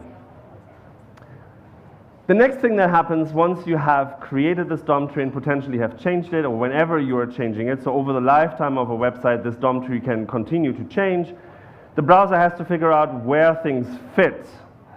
If you saw Jamie's talk yesterday, you saw like the big purple parts. The purple parts in the graph is what's called layouting, and layouting basically goes like, so I have all this collection of things here. Let's start with this one. The H1 needs to go somewhere on the page. So far the page has been empty, so we'll put it here. And as it's a headline, it is very likely bold text, and it wants to take the entire width of that page. So we don't want stuff to show up here because this is a headline, right? You can use CSS to change that. You can in CSS say like, no, don't do that. Just put things on the back of that. That's perfectly fine. But in this case, we are assuming that there is no CSS. So the standard browser CSS goes, okay, we put that there, and then we have a paragraph and some text. So we're going to fit that in here. And this is nice. This is useful. Because beforehand, we had a bunch of text. We had the HTML. You can't really do much with that. But here, we know that this one spans an entire like vertical part of the page, and this one needs to put some text in here. If I resize the window, now, because we have these individual bits and pieces, I can say, okay, so maybe the window is now too small for this to fit here, so we can move it down here, and then it gets a little wider, and then this moves down a little bit, and that's exactly what layouting is. Layouting is fundamentally what you do after IKEA shopping. You're trying to fit your furniture into your apartment. And that's exactly what the browser does here. It received a bunch of furniture over here, and now it needs to fit it into the apartment that is the browser window. We do that, we keep doing that. And here it's interesting, here, assuming that we are still downloading the image, we're like, okay, so a paragraph also takes the entire width, and it takes just enough space for the text, and then there's an image there. Eventually that image is going to arrive from the network. Now when the image arrives from the network, we can go like, oh, okay, so now, okay, right, okay, this needs more space, and then the text probably disappears under the image, or in this case, there is no text in the paragraph anymore, and then you actually put in where the image goes and how big the image is. So that's the layouting process. This layouting process is not a one-off. It can happen multiple times. For instance, if you're resizing your browser window, if you're turning your phone from portrait into landscape and vice versa, what it has to do is the dimensions of the window change, so you actually have to re-layout things. Layouting is a relatively expensive process, so if you see a lot of purple in your performance graphs and DevTools, you don't want to see that. Here we have one of these pages. Here we see like this is actually downloading things. This is parsing some HTML. And this is interesting. So the little blue dots here, that's parsing HTML. And you see like it parses some HTML. There's some script attached to it, so that it runs some script. The yellow is running a script. And then here, you see this? There's like a bit of yellow happening. So JavaScript is running. And then there's a bit of blue. Why? Wait, where does that blue come from? This is HTML parsing. We've done this, right? Well, no. If JavaScript creates more HTML, then surprise, that has to be parsed, and that's exactly what's happening here. Then a lot more JavaScript magic is happening, and now it has done like all the work that it needs to do, and a lot of putting things into places are happening. This takes quite a long time, but that's not necessarily JavaScript's fault. It depends on how that's done. This can be a lot shorter, this can be a lot longer. This could also look exactly like this if there was no JavaScript, depending on how you build your HTML and your CSS. And then afterwards, there's some more downloads happening. And then here, the green peaks, that's when it actually paints stuff onto your screen. Not that we care too much, to be honest. The interesting thing about painting and the green thing is, why didn't I mention this before? Because we don't care. Google Search does not need to put anything onto pixels. Why? What for? Everyone's like, I need a bigger screenshot in Google Search Console. No, you don't. No, you don't. Why not? Because it doesn't matter what pixels are there. If you have some content that is hidden behind some carousel or something, it's still content. We still see that. We still consider that for indexing. The pixels don't matter. What matters is that it is in the DOM. Do you know where you find the DOM in Google Search Console? Show of hands. That's not enough hands. Rendered HTML in the URL inspection tool, yes. So you want to look at the rendered HTML in the URL inspection tool. That's where you find the rendered HTML. And that's the snapshot of the DOM that we took. So how does Google do it? The answer is a bunch of microservices, which is really helpful, isn't it? So I'll be the crawler. I just crawled a website, and now you are each of you is a microservice in rendering. So I'm just going to be like, here, I want this to bounce 3 times. 1, 2, 3, and can it come back to me, please? 4. Thank you. That was a microservice interaction. I passed it into a queue of microservices, and then these microservices made decisions. Let's call it decisions, okay, because that was not a good performance. Made decisions onto where to pass it on. And if I do that again, I'm passing it on again. 3 times. What the hell? At least 3. Okay, there you go. You see, I pretty much started off with the exact same interaction, but the thing that happened was very different. And this is why rendering is tricky, because this is exactly what happens when we are indexing a website. There's lots of different microservices that are talking to each other, and these can take different routes. I'll give you an example. So we crawl, we get back some HTML, we pass that over, and then a bunch of microservices run at the same time. I pass the ball over, there's deduplication, canonicalization. Canonicalization goes, I think this is not something that I have in the index already, so I'll pass this on to somewhere else. And then it passes it on to somewhere else, and that other thing might go, I'm very busy right now, I'm holding on to this ball for like another couple of minutes, and then it holds on, and then it holds on, and then it holds on, and then goes like, oh, actually this looks like an error page, so I don't think we need to process this further. At the same time, however, and that's where this metaphor fails a little bit, it's not a physical ball, so we can actually spread it out to multiple people. I can throw multiple balls for the same page into the microservice architecture, and basically another service at the same time might have gone rendering. So okay, so we run this in a Google browser and we download all the resources, and then we come back with an exam, like here's our result, and then the indexing pipeline goes, yeah, but it already told us it's an error page. Bye. So that can happen. It is very complex to track these things, and the good thing is you don't have to. Okay? That's our job. That's what we need to take care of, and there's like lots of them, and that's only very few. It's a small subset of what we have, but fundamentally the entire indexing pipeline is made out of these microservices. For instance, the robots parser that figures out if we can even crawl. The crawler actually needs to do stuff. The double elimination needs to do stuff. The links need to be parsed out. The content needs to be parsed out. We need to understand if this is a language version of the same content that we already have, yada, yada, yada, yada. And one of these many, many services is the web rendering service. The web rendering service is the magic that actually runs JavaScript. So very fundamentally, if you've ever used Puppeteer or Headless Chrome or Headless Chromium, that comes partially out of what we did for web rendering service as well. The rendering team has contributed large amounts of stuff for that. Fundamentally what it does is it gets the HTML that was crawled beforehand from another microservice, it gets the resources from the crawler as well, then it goes into this magic box, and out comes the DOM snapshot. This DOM snapshot on the very far right, that is what is being put into indexing. So no matter what you're trying to rank for, no matter what you're trying to get indexed, that's what it uses. Do you notice something? Do you see the word JavaScript here? If you do, drink less. The sun and drinking don't go well together. There's no JavaScript here because it doesn't matter if your website has JavaScript or not. It goes through the rendering process, it does create a DOM tree, that DOM tree is being used. That's why I'm very surprised that people are like, oh, if you are using JavaScript, it takes a lot longer to get indexed. I'm like, nope, it still goes through here. So no, it doesn't.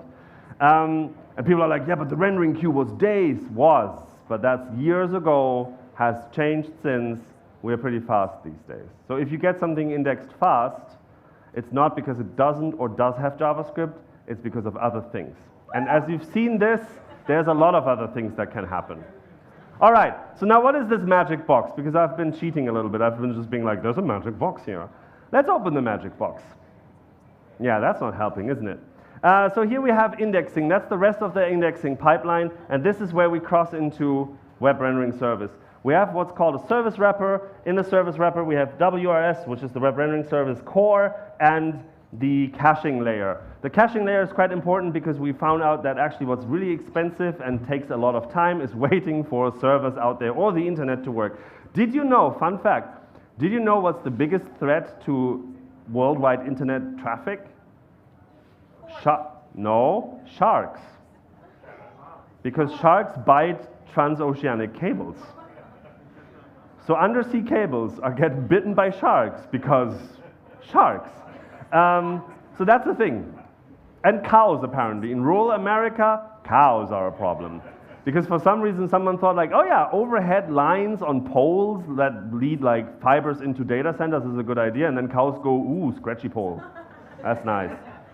Anyway, so yeah. By the way, if you're using the URL inspection tools in Search Console, you are actually going through their backend for the testing tools, which directly talks to web rendering service. There's a very important thing here. If you're doing a live test, it talks directly to the web rendering service, does not use caching. Why would it use caching if it's a live test? That's the whole idea of a live test. The downside of that is that sometimes you get the other error. The other error is when something went wrong, duh, but the problem is it's not something that you can act upon.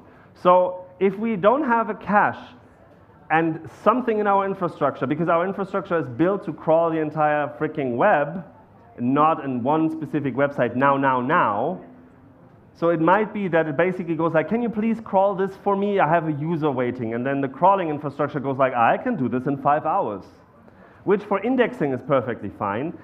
For a user looking at a spinning loader is not great. You don't want to sit 5 hours in front of your computer waiting for a live test result. So in that case, we eventually have to be like, that took too long, sorry, we're trying again next time. And then we cut it off, and that's where these errors come from. Fundamentally, nonetheless, if things show up in the rendered HTML in the live test, that means that we can see them. More interesting is the view crawled page. The rendered HTML in view crawled page also shows you what we've seen when we last did this properly with the caching layer and everything.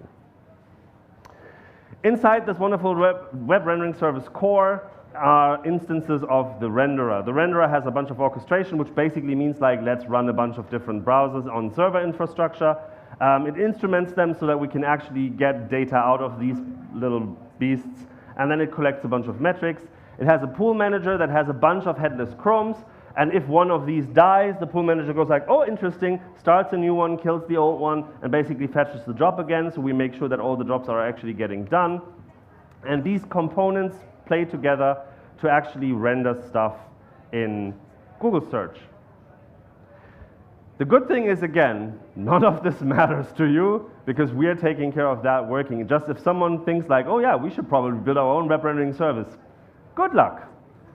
It's hard. It's truly hard. The team is amazing. Zoe, Eric, all the others, mwah, they get far less love than they should get. Managing this is bananas. So, what do you need to know? What do you need to take away from this? All websites get rendered no matter if they contain JavaScript or not. What we see after the rendering, that's the DOM snapshot that will be taken into indexing. That's what you care for. Not the screenshot, not some weird cache on the search results. Don't use that. Don't use like view source. View source doesn't give you DOM information. Use the testing tools that we provide. They're actually giving you what came out of rendering. And median, a page is rendering queued for 5 seconds. So that means before one of these lovely ones picks them up, they're on median 5 seconds in there. 90th percentile is a few minutes. So we're talking minutes, not weeks or months. Rendering aggressively caches resources, so you don't need to worry too much about your crawl budget regarding rendering. It doesn't make that much of a difference. And if you want to test your stuff, do not do weird stuff. Just use Google Search Console's inspect URL. It shows you what happens in rendering. Okay? Don't be afraid of rendering or JavaScript. It's all in the tools. You can see it there. Which means I don't know how much time I have left, but if you have any questions, then I'm good. I have the I have the time. Yes. Oh, what's happening? Ah, microphones are happening. No, I get to do this.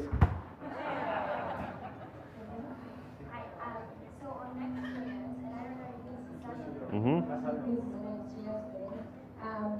At every deployment build, we build like new Next.js resources. Mm-hmm. So if you cache them, right? But they will be gone. Yeah. Next time you Yeah. deploy it. So we're not caching the HTML, so the HTML is probably going to, you are probably talking about like fingerprinting, right? So you have like main.a059d76cd.js, yeah. So if the fingerprint changes, then the cache is invalidated. That is true, yeah. So that is... Is that, I know this is like an independent kind of question. Is that worse for performance then? No. Okay, You're welcome. Good question. Question back there, far, far, far away. Well, as you are talking about right now, you are telling that Google don't have any issue about rendering JavaScript, right? Correct. So, there is any problem about websites with client-side rendering. So, that would mean Ivy rendering wouldn't make sense anymore? So, if you are client-side rendering, there's many different ways of doing that. If you're doing it right, there's not a problem with client-side rendering, and there hasn't been a problem in the last years. However, because it offers a lot of creativity, let's put it that way, people driving cars are not a problem, right? Have you driven a car in Spain? I did from the airport. I beg to differ. So, and that's not just Spanish people, like Swiss people are bananas because Swiss people try to teach you something, you're just like 120 in the left lane and they're like, this is 100, I'm not going to show him. And you're like, but why? As your lunch is flying. Anyway, so fundamentally, if you're doing it right and you test it well, it doesn't cause a problem. However, you should know that SEO is not the only thing that you should care about. It does have potential performance pitfalls or potential performance problems that you do want to test very carefully, and server-side rendering can be a way to overcome these problems and generally offers a more robust solution, generally. Again, creative developers being creative can actually poop on your party like a seagull on your drinks. So definitely be careful with that, but it's not a fundamental problem to do client-side rendering in Google Search. So in conclusion, Ivy rendering wouldn't make sense anymore for We are rendering, and it makes sense to do client-side rendering if it makes sense for your application. Okay. And every page gets rendered, so.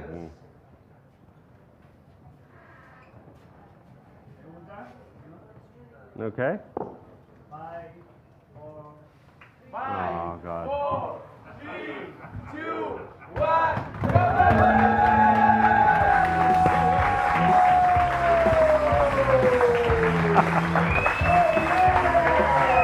Oh, God.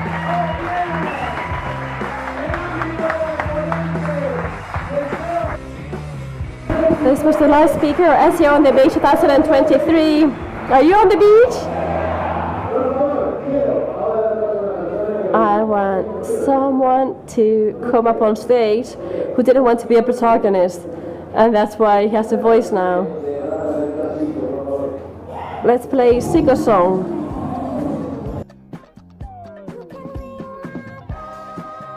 Ah, verdad. A ver, voz. Ya tengo menos. Ya tengo cada vez menos voz. Bueno. Vale. Vale. Me voy a poner un poquito serio. Okay, I'm going to be a bit serious now for the end. Bueno, es un poquito solo. Just a little bit serious. I want to vindicate something. Sometimes men and women suffer from something, and I think it's a good time. My team doesn't know this, and no one knows this, but I wanted to say that it's quite complicated. I think it's quite complicated. I wanted to tell me, well, you're the organization in SEO on the Beach, but then I have a wife who also organizes SEO on the Beach as much as me. She does exactly the same thing. And it's very difficult, not only here, but in my daily life as an agency, in our daily life doing events. And you see that sometimes you're beside her, and they only talk to you, and they say, oh, he's the one that organizes SEO on the Beach. But actually, it's very complicated for people to understand it, and I don't want to talk about men or women. What I want to say is that when there's a whole team doing something, we really need to value that people work as a team. No one would be able to do this alone, and only person would not be able to do this, and the only person can't organizing all of this. I really feel that this is not a discourse I prepared. I think we should stop forgetting everyone else, because the face of a brand never does everything. Especially if you have someone beside you that's always there. And here we also have a wonderful team. And obviously in this case, I'm going to bring Eva up on stage.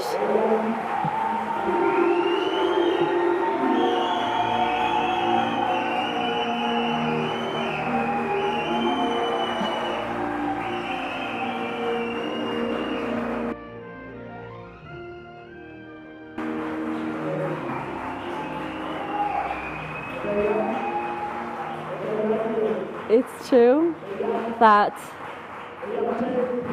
she often says, I'm used to this. I'm used to be ignored because there are conversations that we have and it hurts more when you actually love the person. But in any environment and any company, we should stop only giving protagonism to the main person. But here we have the person that organizes this event with me, and we both work really, really hard throughout the year for this.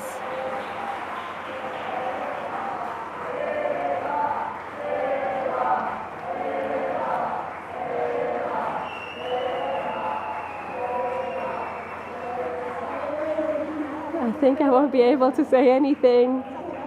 I'm very happy to be here. Thank you so much, everyone, for being here. I'm going to say the same thing as I said last year. Without all of you, this would not be possible. Very happy that it's been 10 years. It's been complicated. We wanted to surprise people, and we didn't know how to surprise you. Well, yes. This year, it was more complicated because I published my book a couple months ago. I'm managing the company, I'm the CFO, and I published the book called We All Cry, and this coming alongside the 10th edition.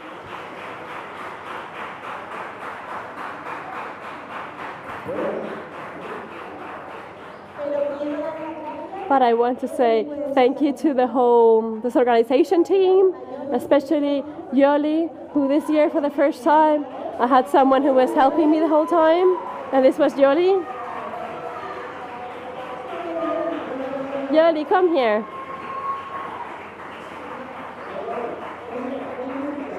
Let's play some music, and let's introduce the team.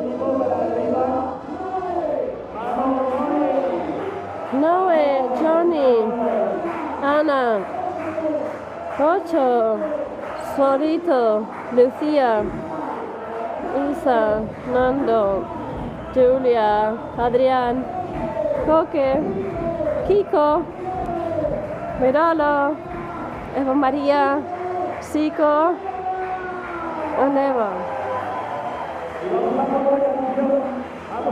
Let's play a song. And let's sing the song. Let's sing the SEO on the Beach song. Coque, be careful. Let's play the SEO on the Beach song. Have you learned it?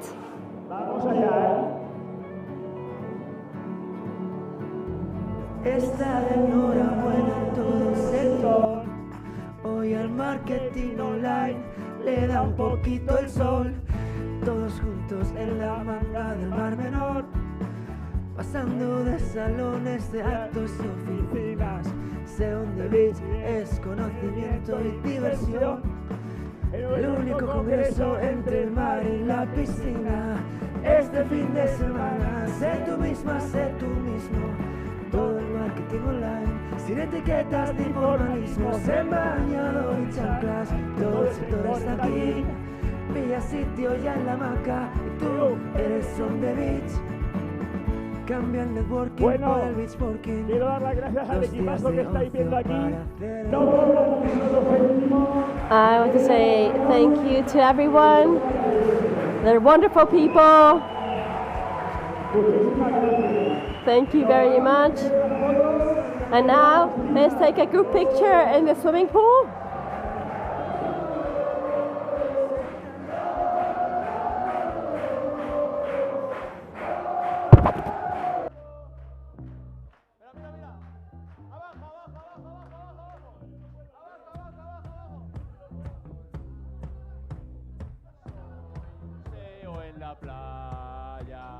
Soy un SEO en la playa.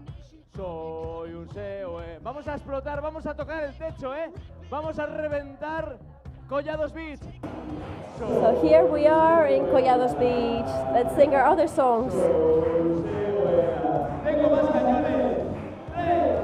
Come on. 3, 2, 2.5. 3, 2, 1. Go up.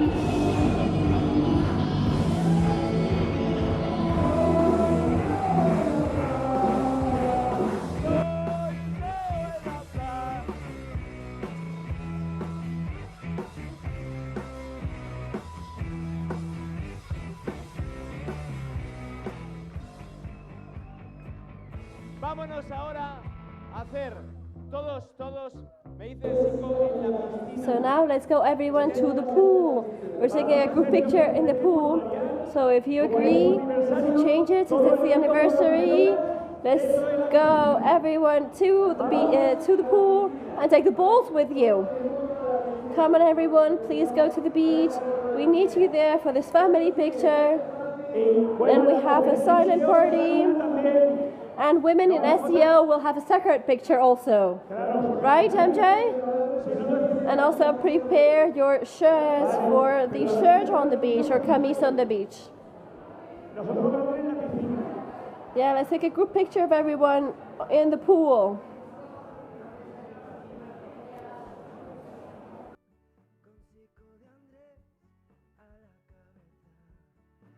Se encargarán de que no falte el alcohol, ni los juegos, los concursos o las ganas de fiesta.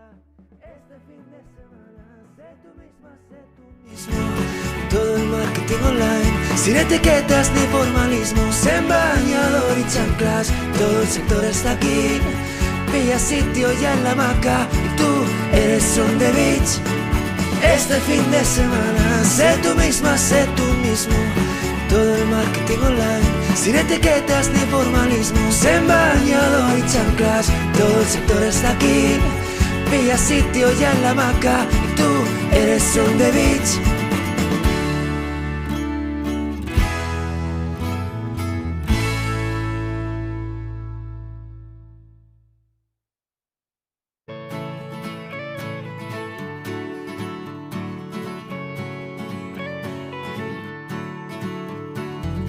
Está de enhorabuena todo el sector. Hoy al marketing online le da un poquito el sol. Todos juntos en la manga del Mar Menor, pasando de salones de actos y oficinas. SEonthebeach es conocimiento y diversión. El único congreso entre el mar y la piscina. Este fin de semana, sé tú misma, sé tú mismo. Todo el marketing online, sin etiquetas ni formalismos, en bañador y chanclas, todo el sector está aquí. Pilla sitio ya en la hamaca y tú eres on the beach. Cambia el networking por el beachworking, 2 días de ocio para hacer el negocio. Vive la única silent party entre compañeros, speakers y sponsors. El equipazo de desorganización, con Chico de Andrés a la cabeza. Se encargarán de que no falte el alcohol, ni los juegos, los concursos o las ganas de fiesta. Este fin de semana, sé tú misma, sé tú mismo. Todo el marketing online, sin etiquetas ni formalismos, en bañador y chanclas, todo el sector está aquí. Pilla sitio ya en la hamaca y tú eres on the beach.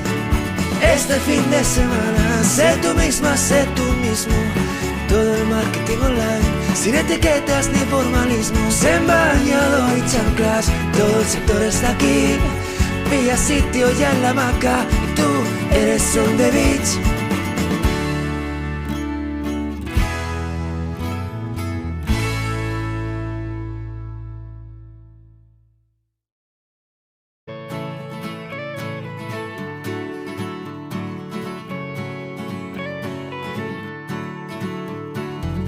Está de enhorabuena todo el sector. Hoy al marketing online le da un poquito el sol. Todos juntos en la manga del Mar Menor, pasando de salones de actos y oficinas. SEonthebeach es conocimiento y diversión. El único congreso entre el mar y la piscina. Este fin de semana, sé tú misma, sé tú mismo. Todo el marketing online, sin etiquetas ni formalismos, en bañador y chanclas, todo el sector está aquí. Pilla sitio ya en la hamaca y tú eres on the beach. Cambia el networking por el beachworking, 2 días de ocio para hacer el negocio. Vive la única silent party entre compañeros, speakers y sponsors. El equipazo de desorganización con Chico de Andrés a la cabeza se encargarán de que no falte el alcohol, ni los juegos, los concursos o las ganas de fiesta. Este fin de semana, sé tú misma, sé tú mismo. Todo el marketing online, sin etiquetas ni formalismos, en bañador y chanclas. Todo el sector está aquí, pilla sitio ya en la hamaca. Y tú eres on the beach. Este fin de semana, sé tú misma, sé tú mismo. Todo el marketing online, sin etiquetas ni formalismos, en bañador y chanclas. Todo el sector está aquí, pilla sitio ya en la hamaca. Y tú eres on the beach.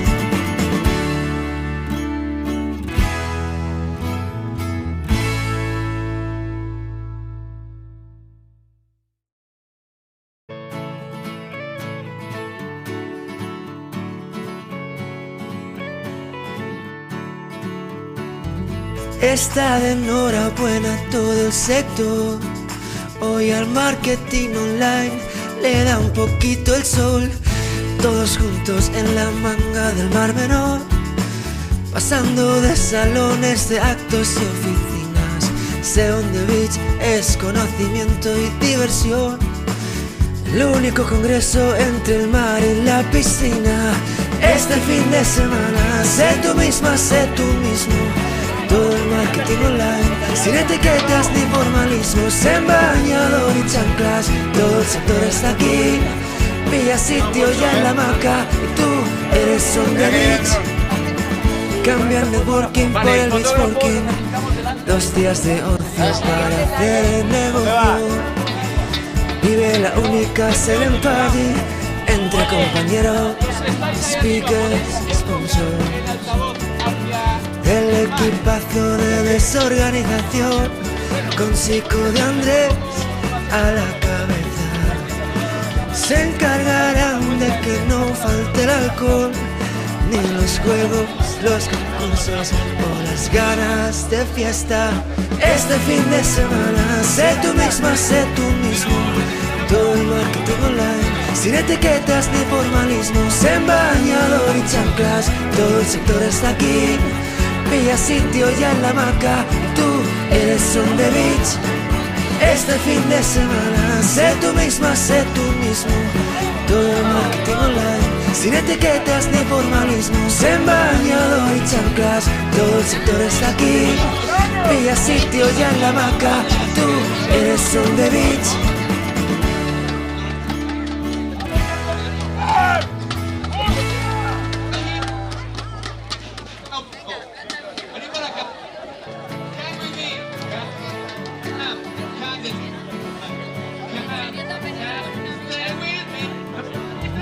Está de enhorabuena todo el sector. Hoy al marketing online le da un poquito el sol. Todos juntos en la manga del Mar Menor, pasando de salones de actos y oficinas. SEonthebeach es conocimiento y diversión. El único congreso entre el mar y la piscina. Este fin de semana, sé tú misma, sé tú mismo. Todo el marketing online, sin etiquetas ni formalismos, en bañador y chanclas. Todo el sector está aquí, pilla sitio ya en la banca. Tú eres on the beach. Cambia el networking por el beach working. 2 días de ocio para hacer el negocio. Vive la única selling party entre compañeros, speakers. Que nos manden el dron, por favor. El equipazo de desorganización con Chico de Andrés a la cabeza se encargarán de que no falte el alcohol, ni los juegos, los concursos, las ganas de fiesta. Este fin de semana, sé tú misma, sé tú mismo. Sin etiquetas ni formalismos, en bañador y chanclas. Todo el sector está aquí, pilla sitio ya en la marca. Tú eres on the beach. Este fin de semana, sé tú misma, más, sé tú mismo. Todo el marketing online, sin etiquetas ni formalismos, en bañador y chanclas, todo el sector está aquí. Pilla sitio ya en la hamaca, tú eres on the beach.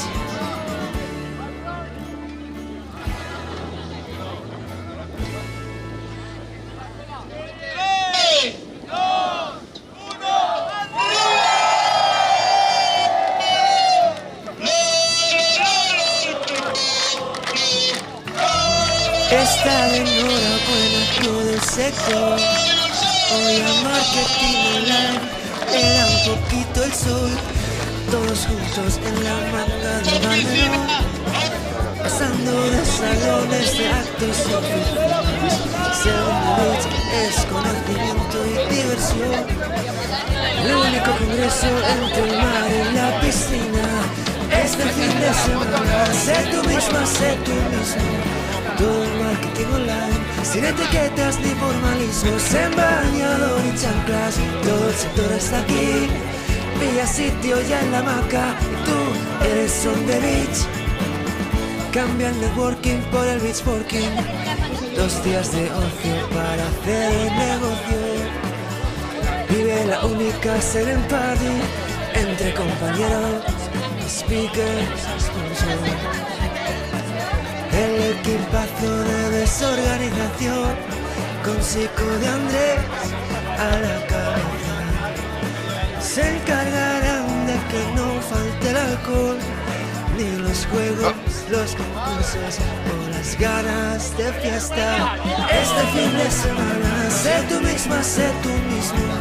Todo el marketing online, sin etiquetas ni formalismos, en bañador y chanclas, todo el sector está aquí. Pilla sitio ya en la hamaca, tú eres on the beach. Este fin de semana, sé tú misma, sé tú mismo. Todo el marketing online, sin etiquetas ni formalismos, en bañador y chanclas, todo el sector está aquí. Pilla sitio ya en la hamaca, tú eres on the beach.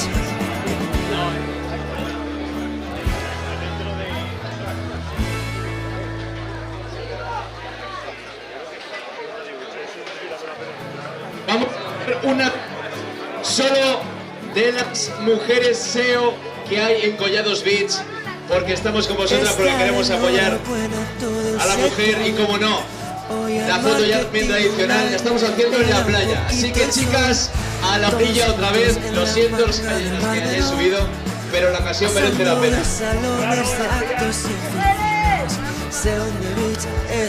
Foto de chicas en la orilla, por favor. El único congreso entre el mar y la piscina. Este fin de semana, sé tú misma, sé tú mismo. Todo el marketing online, sin etiquetas ni formalismos, en bañador y chanclas, todo el sector está aquí. Pilla sitio ya en la hamaca, tú eres on the beach. Cambia el networking por el beach working. 2 días Foto mujeres SEO en la playa de Collados Beach. Entre compañeros, speakers, sponsors. El equipazo de desorganización, con Chico de Andrés a la cabeza, se encargarán de que no falte el alcohol, ni los juegos, los concursos o las ganas de fiesta. Este fin de semana, sé tú misma, sé tú mismo. Todo el marketing online, sin etiquetas ni formalismos, en bañador y chanclas, todo el sector está aquí. Pilla sitio ya en la hamaca, tú eres on the beach. Este fin de semana, sé tú misma, sé tú mismo. Todo el marketing online, sin etiquetas ni formalismos, en bañador y chanclas, todo el sector está aquí.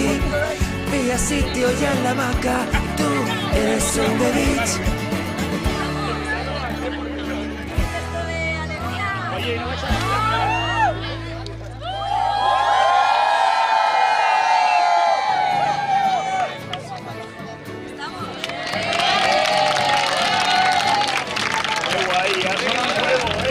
Está de enhorabuena todo el sector. Hoy al marketing online le da un poquito el sol. Todos juntos en la manga del Mar Menor, pasando de salones de actos y oficinas. SEonthebeach es conocimiento y diversión. El único congreso entre el mar y la piscina. Este fin de semana, sé tú misma, sé tú mismo. Todo el marketing online, sin etiquetas ni formalismos, en bañador y chanclas. Todo el sector está aquí. Pilla sitio ya en la hamaca. Tú eres SEonthebeach. Cambia el networking por el beach working. 2 días de ocio para hacer el negocio. Vive la única silent party entre compañeros, speakers, sponsors. El equipazo de desorganización, con Chico de Andrés a la cabeza. Se encargarán de que no falte el alcohol, ni los juegos, los concursos, las ganas de fiesta. Este fin de semana, sé tú misma, sé tú mismo. Todo el marketing online, sin etiquetas ni formalismos, en bañador y chanclas. Todo el sector está aquí. Pilla sitio ya en la hamaca. Tú eres SEonthebeach. Este fin de semana, sé tú misma, sé tú mismo. Todo el marketing online, sin etiquetas ni formalismos, en bañador y chanclas. Todo el sector está aquí. Pilla sitio ya en la hamaca. Tú eres SEonthebeach. On the beach. Beach or beach? Beaches or beaches? Beaches for me. Living on beaches. Can be for you. Está de enhorabuena todo el sector. Hoy al marketing online le da un poquito el sol. Todos juntos en la manga del Mar Menor, pasando de salones de actos y oficinas. SEonthebeach es conocimiento y diversión. El único congreso entre el mar y la piscina. Este fin de semana, sé tú misma, sé tú mismo. Todo el marketing online, sin etiquetas ni formalismos, en bañador y chanclas. Todo el sector está aquí. Pilla sitio ya en la hamaca. Tú eres SEonthebeach. Cambia el networking por el beach working. 2 días de ocio para hacer el negocio. Vive Vamos la única ahora silent party con el desfile entre de compañeros. SEonthebeach. Las camisetas más originales será al pie de la piscina. A puntito de realizar. Ojo porque hay premios a las camisetas más originales. Solas y en grupo. Será en breves momentos, estamos preparándolo todo. Así que el público, los asistentes aquí en la piscina, y vamos con Este fin de SEonthebeach. semana, sé tú misma, sé tú mismo. Todo el marketing online, sin etiquetas ni formalismos, en bañador y chanclas. Todo el sector está aquí. Pilla sitio ya en la hamaca. Tú eres SEonthebeach. Este fin de semana, sé tú misma, sé tú mismo. Todo el marketing online, sin etiquetas ni formalismos, en bañador y chanclas. Todo el sector está aquí. Pilla sitio ya en la hamaca. Tú eres SEonthebeach.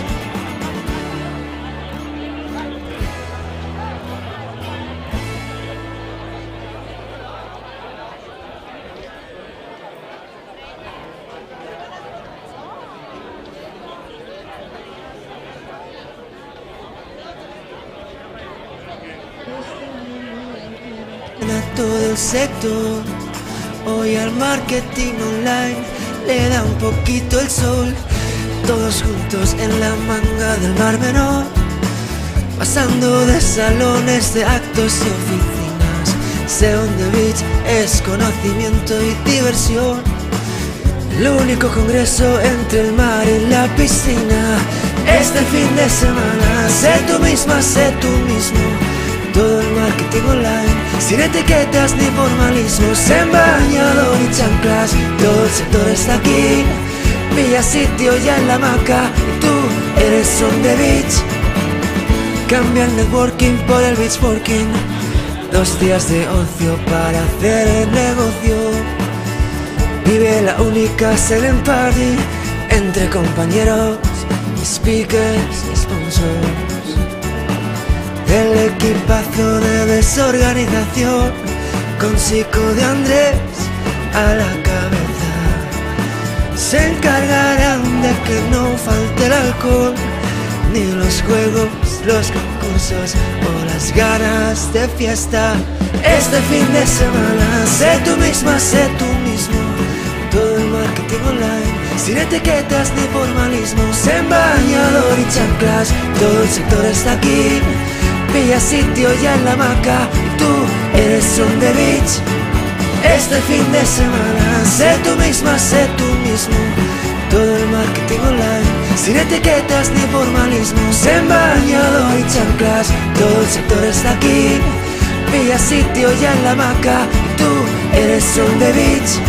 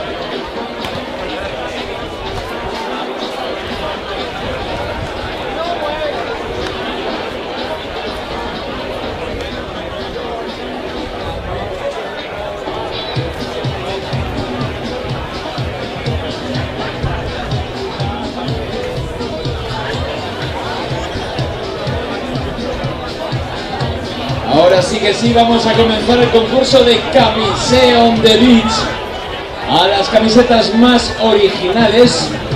Ahora comentaremos los premios que tenemos para las camisetas más originales, individual o en grupo.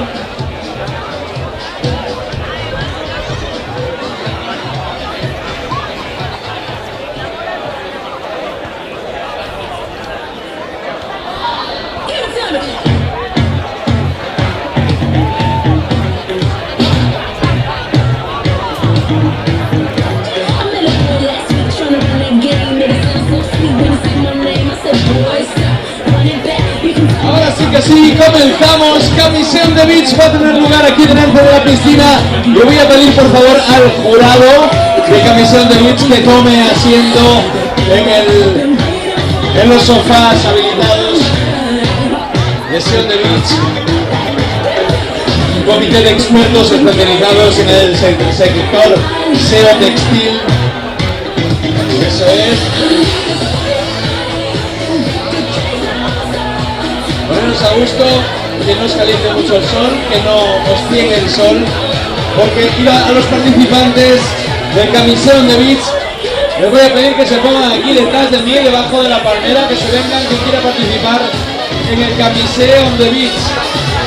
SEonthebeach, participantes, concursantes, equipos, que se vengan para aquí porque vamos a ir por orden de llegada. Vamos a hacer el paseillo por delante del jurado, daremos una vuelta y ojo, porque el equipo ganador se va a llevar entradas con el 50% de descuento para el SEonthebeach 24. Poneros detrás de mí, por favor, poneros a la sombra si queréis.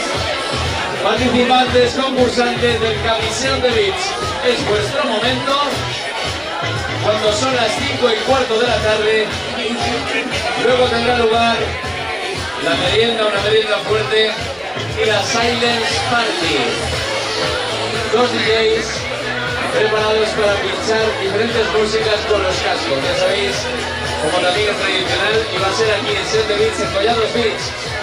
Este año 2023, recta final, pero aún queda fiesta, aún queda seguir relacionándonos, entablar relaciones profesionales o sentimentales, cada uno que haga lo que quiera, que se vaya poniendo detrás de mí, concursantes, para hacer el desfile hasta el final del pasillo, se da la vuelta, posa, pase, pose, explican su camiseta y el jurado va tomando sus notas.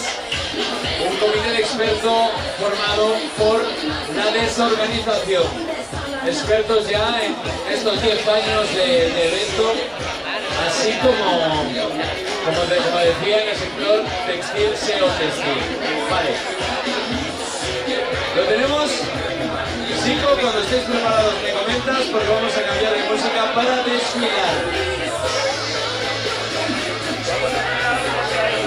Hay algún grupo que está buscando los calamares, por ejemplo, dedicados, van por ahí sueltos, como calamar sin cabeza.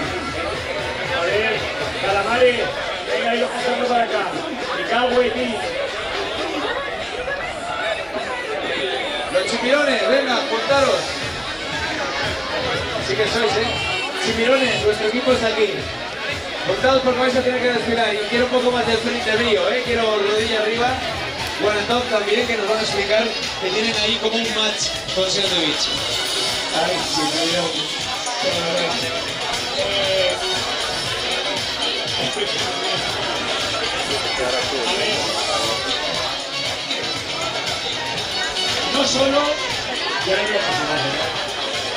no solo va a puntuar, a ver, atención, que lo resistamos.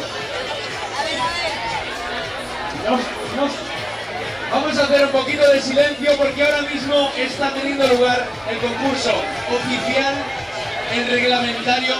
Como no os calléis, os separo. Silence, please, un poquito de silencio. Luego, porque esto es muy importante, ¿vale? Aquí se está jugando lo que Sico quería decir. Creo que no se va a jugar actitud también, ¿no? Se va a jugar performance, originalidad, los que nos habéis sobornado chuguete, pero... Y vais a dar una explicación, o sea, elegir una persona que pueda explicar la camiseta. En el caso de que sea explicable. Un capitán o capitana de cada equipo. Y adelante. ¿Vas al jurado, Sico? Nando, por favor, Nando.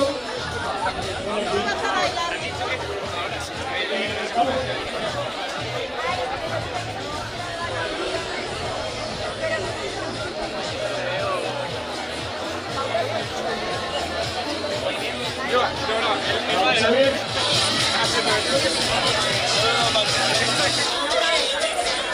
A ver, Nando va a hacer, por favor, atención, equipo. Nando va a hacer como si fuera un participante para que sepáis el recorrido que tenéis que hacer. El recorrido es caminando con el mayor estilo y performance posible. Vamos, Nando. Iréis por aquí. Delante del equipo de juzgados, del equipo de jueces, le darías, a ver, Nando, una vuelta porque el dibujo muestra por delante y por detrás. Una vez habéis mostrado la camiseta, se os preguntará, Nando, por favor, se os preguntará, explícanos tu camiseta. Bueno, mi camiseta pone bla bla bla bla bla bla bla bla bla. Y seguirás el camino para salir hacia allá y para allá. ¿Veis el camino que lleva Nando? Y desaparecéis. Ya está. Para una rotonda, y es algo así. Vale, van a dar la vuelta a la rotonda, vale. No, se va corriendo la barra de irse algo. Vamos con los primeros participantes. DJ, por favor, prepárame la canción de desfilar. ¿Quién va a ser? Mira, por ejemplo, los chimpirones que están aquí ya van a ser los primeros en desfilar. ¿Estáis preparados? Calamarcios. Atiende, que si no te expulso. poneros dispuestos para desfilar. Va a sonar vuestra música. Recordad que tenéis que hacer el paseillo, dar vuelta a la rotonda y lo que allí os ponga. Sí, pero aquí delante un capitán tiene que explicar la camiseta. ¿De acuerdo? Vamos a hacerlo dinámico. ¿Estáis listos? Sí, sí, nos vamos. Muy bien. Música dentro. ¡Esas palmas! Venga, venga, venga, venga. Pero todos no sois un equipo.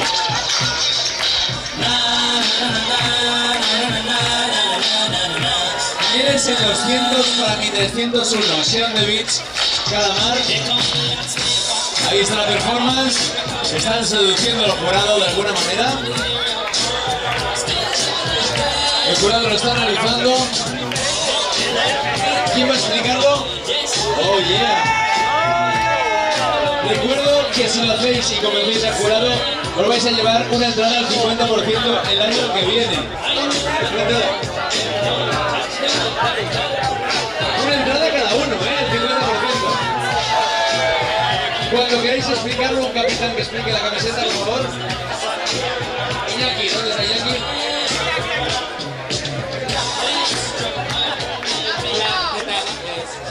Querido jurado, esta gente que tanto sabe de SEO y que tanto adoro y admiro, bueno, la camiseta ya se ve, sabemos que la mano, nosotros somos los calmares.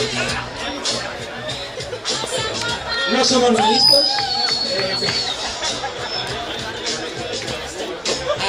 Vale, no somos muy listos, ¿vale? Nada, pues eso, vamos con los beach con una serie de cosas que tenemos por aquí. Primero 503 al verte. Para allá. Sin ti me siento un 404 y eres el 200 para mi 300. Eso sois para nosotros, Podéis continuar, siguiente equipo, tomamos nota, jurado, todo right, vamos con los siguientes. Por ejemplo, vosotros, ¿os parece? Sí. Venga, dejamos sitio y vamos con el segundo equipo. Ese equipo que está que arde, que están quemaditos, están rojitos. Son los Super Team, Sunburn Team, Attitude. Hay que recordar que es un grupo inglés que se quemaron el año pasado y hacen referencia a Waitlist. Hacen referencia a que se quemaron, por eso los del Barn, de Justicery, Sunburn, porque se quemaron el año pasado y tenían todo rojo menos en la parte. So Waitlist. Tiene sorpresísima.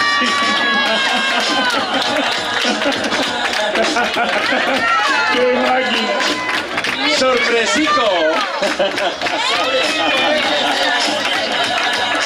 Muy buena, muy buena. Creo que han seducido al jurado. Toman nota al jurado y continuamos con el siguiente equipo. ¿Os animáis? ¿Sí? ¿Seos? Seos, we are family. You know either, bla bla bla bla bla. Lo ven y lo explicáis. Ah, vale, esta me gusta. Los Soprano 23. Venga, actitud, actitud en el desfile.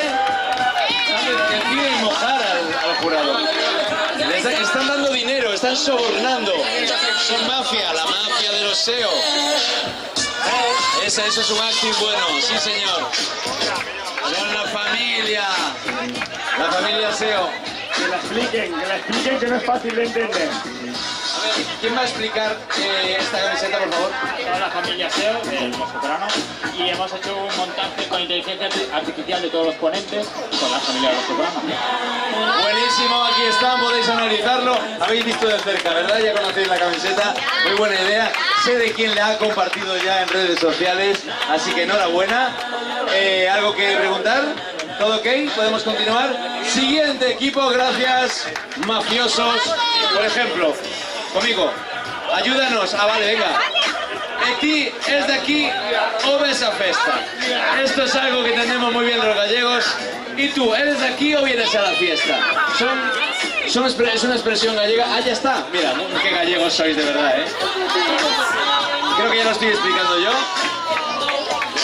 ¿Qué pone? ¿Qué pone? A ver. M'aparello de ti, desde aquí o esa festa.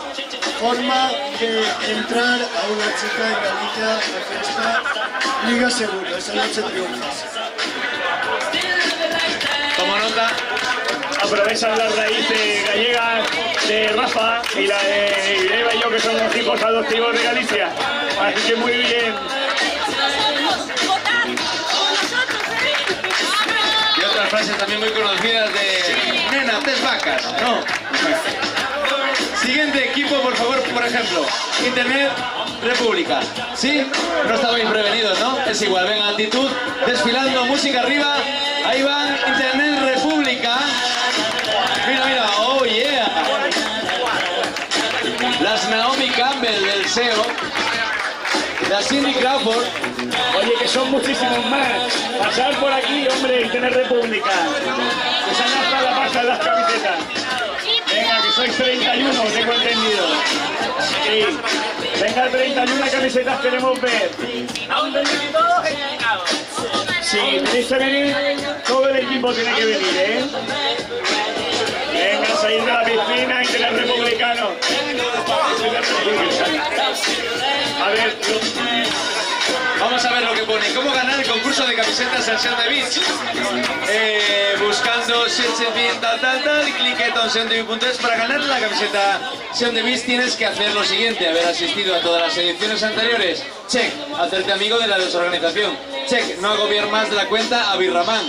Check, gritar Cisco selección. Cisco, cada vez que intervenga Cisco. esto viene del primer año con Ismael Cusi, que me lleva puteado con mi nombre, llamándome Cisco, y que la gente se confunde y me siga llamando Cisco y gritándome Cisco selección. Está muy bien la camiseta. Un aplauso para él.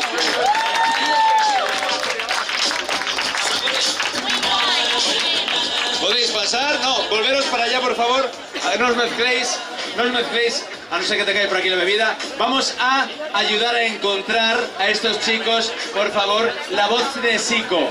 Han encontrado tu voz, están buscándolo, son...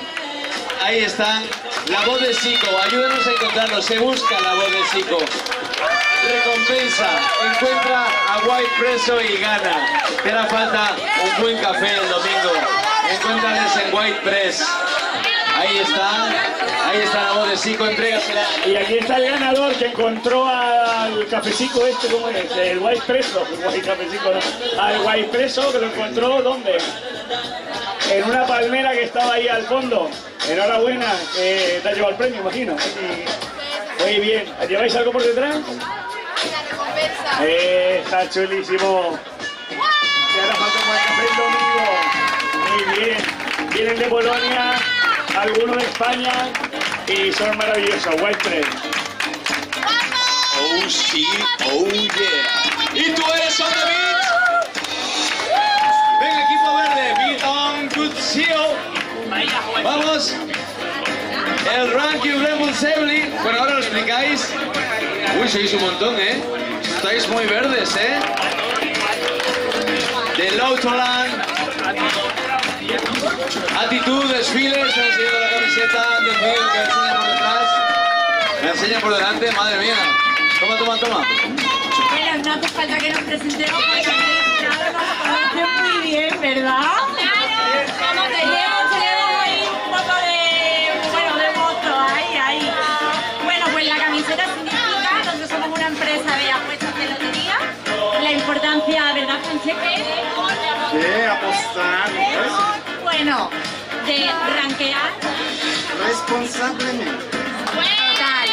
Así que yo tengo la siguiente pregunta. ¿Queréis apostar por nosotros, chicos?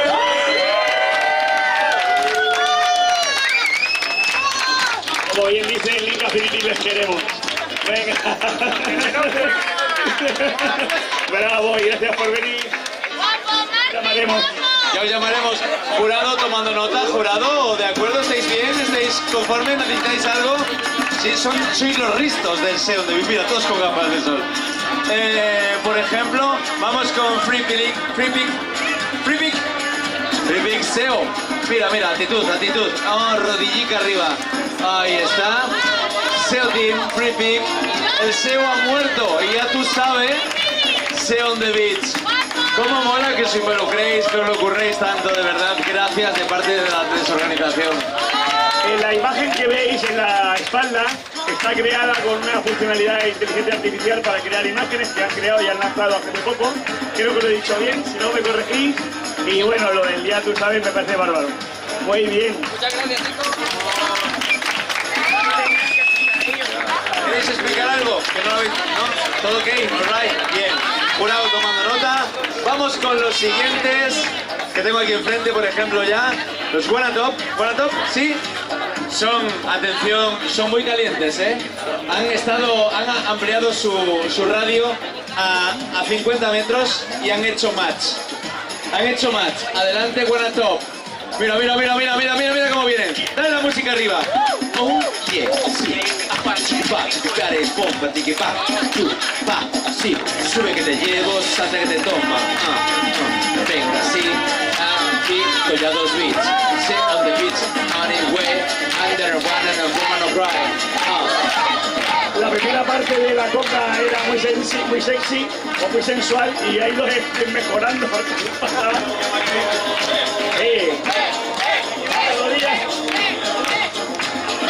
¿Cómo que quiere este? No, si te pones de rodillas, yo me la saco.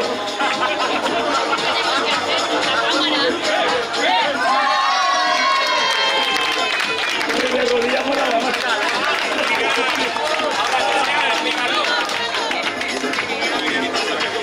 En la misma semana del mismo mes del mismo año nació SEonthebeach y Wanatop. Y hacemos match en Tinder. Somos apasionados del SEO. De la vuelta que no lo veo. Posicionamos en la primera página de tu corazón. Seremos el H1 de tu vida. Y no necesitaremos, no te muevas si ves, link building para enamorarte, excepto link affinity. Son tremendos, la verdad. Joder, qué camiseta más guapa, eso está guay también. Match, match, match y match. Vamos con Cicer. Atención, el Green Duo, sí. Dale, dale volumen, dale volumen. Volumen, líder. Dale duro, dale duro. Insisto, el premio es entradas al 50% para el año que viene. El Robocop, de Briquitán. Explícala, por favor. Aún es pronto para tomar decisiones. No lo tengo que explicar más. Está ajustadito el chiste, pero está ajustadito. Pero está bien, está bien. Y ya lo del Robocop también va por la misma línea que el chiste, ¿sabes? Está bien. Bueno, muy bien, chicos, ya os llamaremos.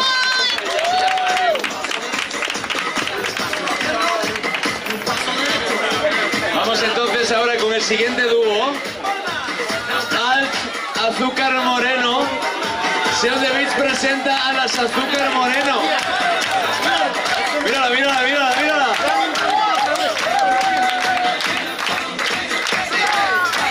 Dos que son nuevos de SEonthebeach. Llevan en la manga desde mayo. Desde el 1 de mayo. Bueno, esta edición de SEonthebeach presenta a las Azúcar Moreno. Y en esta ocasión queremos presentaros la gira que van por Bilbao, Huesca, Santa Coloma de Grama.net, Barcelona, Tarragona, Albarracín, Benidorm, Alicante, Lanzarote, Sevilla, Getafe, Valdetín, Gómez, Valladolid, Galicia, Palos de la Frontera. Si H1, H2 y H3, Mallorca, Menorca y Praga. Y como cierre tenemos el hit. Tenemos el hit. 1, 2, 3, caramba. Ya os llamaremos. Gracias. pasáis a la siguiente fase. Vamos entonces con... ¿Quién me falta por ahí? Ah, Paz. ¿Conmigo? Count with me. Mira, voy contigo, agárrate. Sí, venga esas palmas. Oh, yeah, sí. Una valiente aquí. Y damos vuelta para que te vean bien. Mira, mira, tú sola, ella gira. SEonthebeach, Paz. Importante, me da un poco de vergüenza porque se ha maquillado mi equipo. Es decir, la jefa se ha ido a dormir la siesta, me ha dejado sola con la camiseta. Vale, pasa. La jefa, se le permite. Vale, la cuestión es que tenemos un equipo muy internacional, tenemos 28 personas de Filipinas y hemos hecho un Dream Team, de Firefly Dream Team, el equipo está mirando en inglés, pero bueno, no me entienden ahora. Y es para cumplir sueños de la gente. Cada uno puede participar voluntariamente y miramos a ver cada uno qué sueño puede cumplir. Hay gente que está aprendiendo a nadar, han montado una empresa de pegatinas que diseñan ellos mismos. Una chica ha empezado a pintar, de ahí el dibujo, porque era el dibujo de cumpleaños para la jefa. Tienen más dibujos, pero ella me ha elegido este para poner, ¿vale? Somos de BB Buzz. O sea, BB Buzz.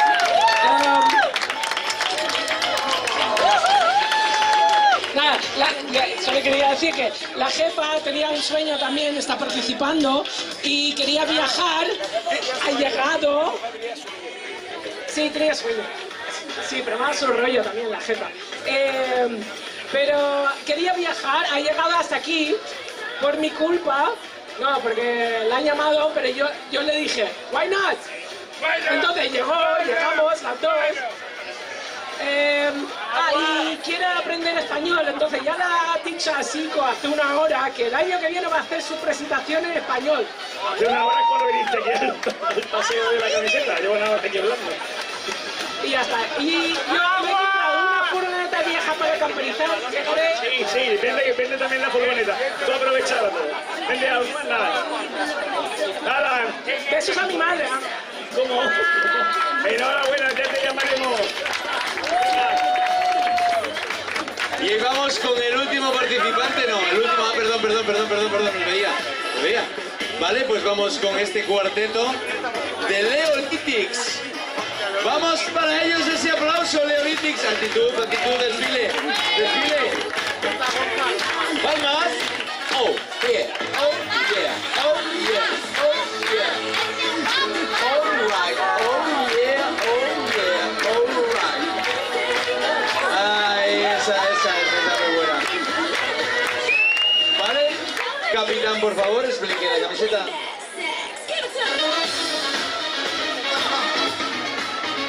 La camiseta es de Leolitics, ya está. Leolitics. Bien, explicado está. Sin nada, contar nada de furgoneta, de nada, no os interesa. Realmente la camiseta es de Leolitics y yo estoy aquí porque me han puesto un enlace. Vamos a dejar de spamear, ¿eh? Venga, vamos, Leolitics, siempre bien, ya llevaremos. Venga, el año pasado ganaron, este año lo habéis pasado muy bien. Venga.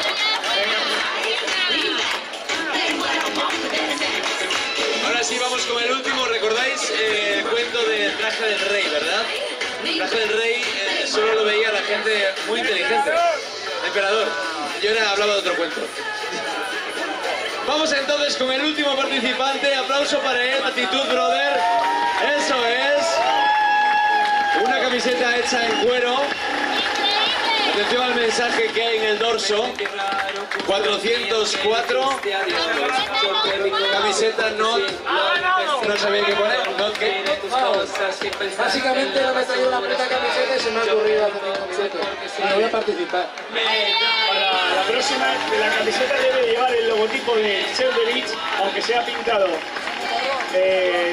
No tiene nada que nos pueda enseñar. Necesitamos un hashtag, algo. Bueno, es cuero genuino. Está bien, un aplauso. si te lo tatúas, te condonamos la deuda. ¿Vale? Gracias. Estamos todos los participantes ya, comité de expertos, ¿lo tenéis claro? ¿Queréis hablar entre vosotros? Sí, habladlo, se van a reunir en estos momentos, os invitamos a tuitear. El equipo de Rayola Networks y Link Affinity van a deliberar sobre el equipo ganador de Camisón de Beach. Recordamos que el equipo ganador se va a llevar entrada al 50% para SEon The Beach 2024. Hay que bajar la música un poquito porque están debatiendo el jurado. Gracias, compañero. Están ahí el comité de expertos en este momento, incluso con el más pequeño que también está opinando, porque todos tienen la misma opinión. Increíble este momento, tensísimo. Increíble todo lo que puede pasar, porque esta decisión puede marcar el cambio de la historia, ¿verdad? Un poquito, Sico. Sí, sobre todo para los que vayan a comprar la entrada el año que viene, que es la mitad de una historia. Pues es la mitad de un alquiler, ¿verdad? Una manga de alquiler. Si queréis compraros un piso aquí, seguro que podéis hablar con Collados Beach, que es el dueño de la manga, donde... Me encantan estos comentarios vacíos haciendo tiempo grande a la cámara. ¿Verdad? ¿Cómo has visto al equipo? Ha estado muy reñido, ¿verdad? Sí, se ha quedado más bueno tal vez. Una humedad, ¿verdad? Del 90% cuando son exactamente las 5:40. Esto lo decimos para que veáis que hacemos esto en directo. Creo que ya lo tienen. Creo que ya lo tienen decidido. Vale, pero lo sabes, lo voy a decir yo a Rafa fuera de micro. En lo que no, pero ya me lo han dicho porque me lo acaban de decir. No, será el mismo, imagino. Hombre, háblalo con ella, es el mismo, ¿no? No sé, a lo mejor fue a su bola. Que no, coño.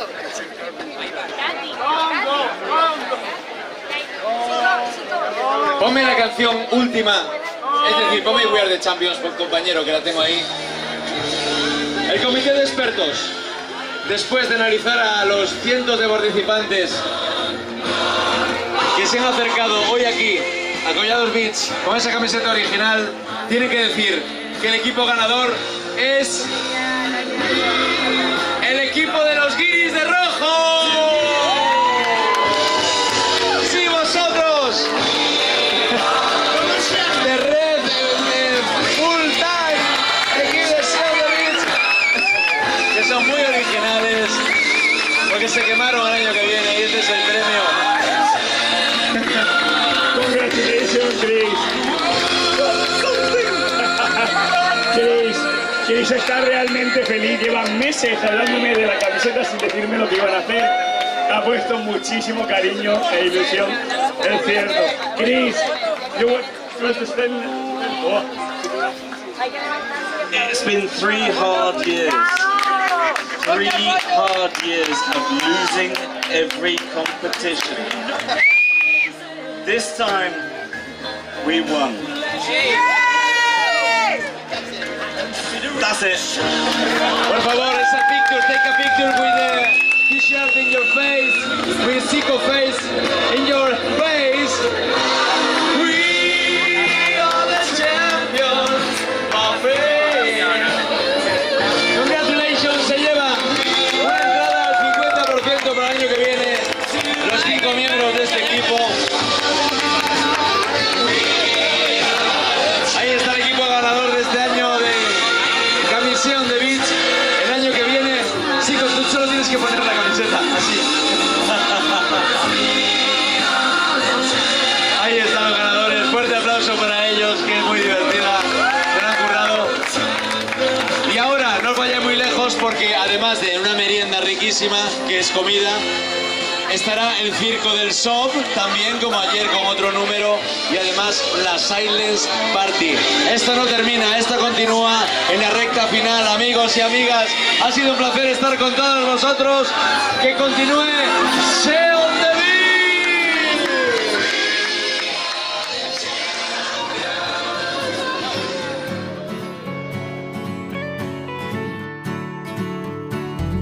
Está de enhorabuena todo el sector.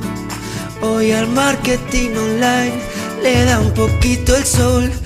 Todos juntos en la manga del Mar Menor, pasando de salones de actos y oficinas. SEon The Beach es conocimiento y diversión. El único congreso entre el mar y la piscina. Este fin de semana, sé tú misma, sé tú mismo. Todo el marketing online, sin etiquetas ni formalismos, en bañador y chanclas, todo el sector está aquí. Pilla sitio ya en la hamaca y tú eres on the beach. Cambia el networking por el beachworking, 2 días de ocio para hacer el negocio. Vive la única silent party entre compañeros, speakers y sponsors.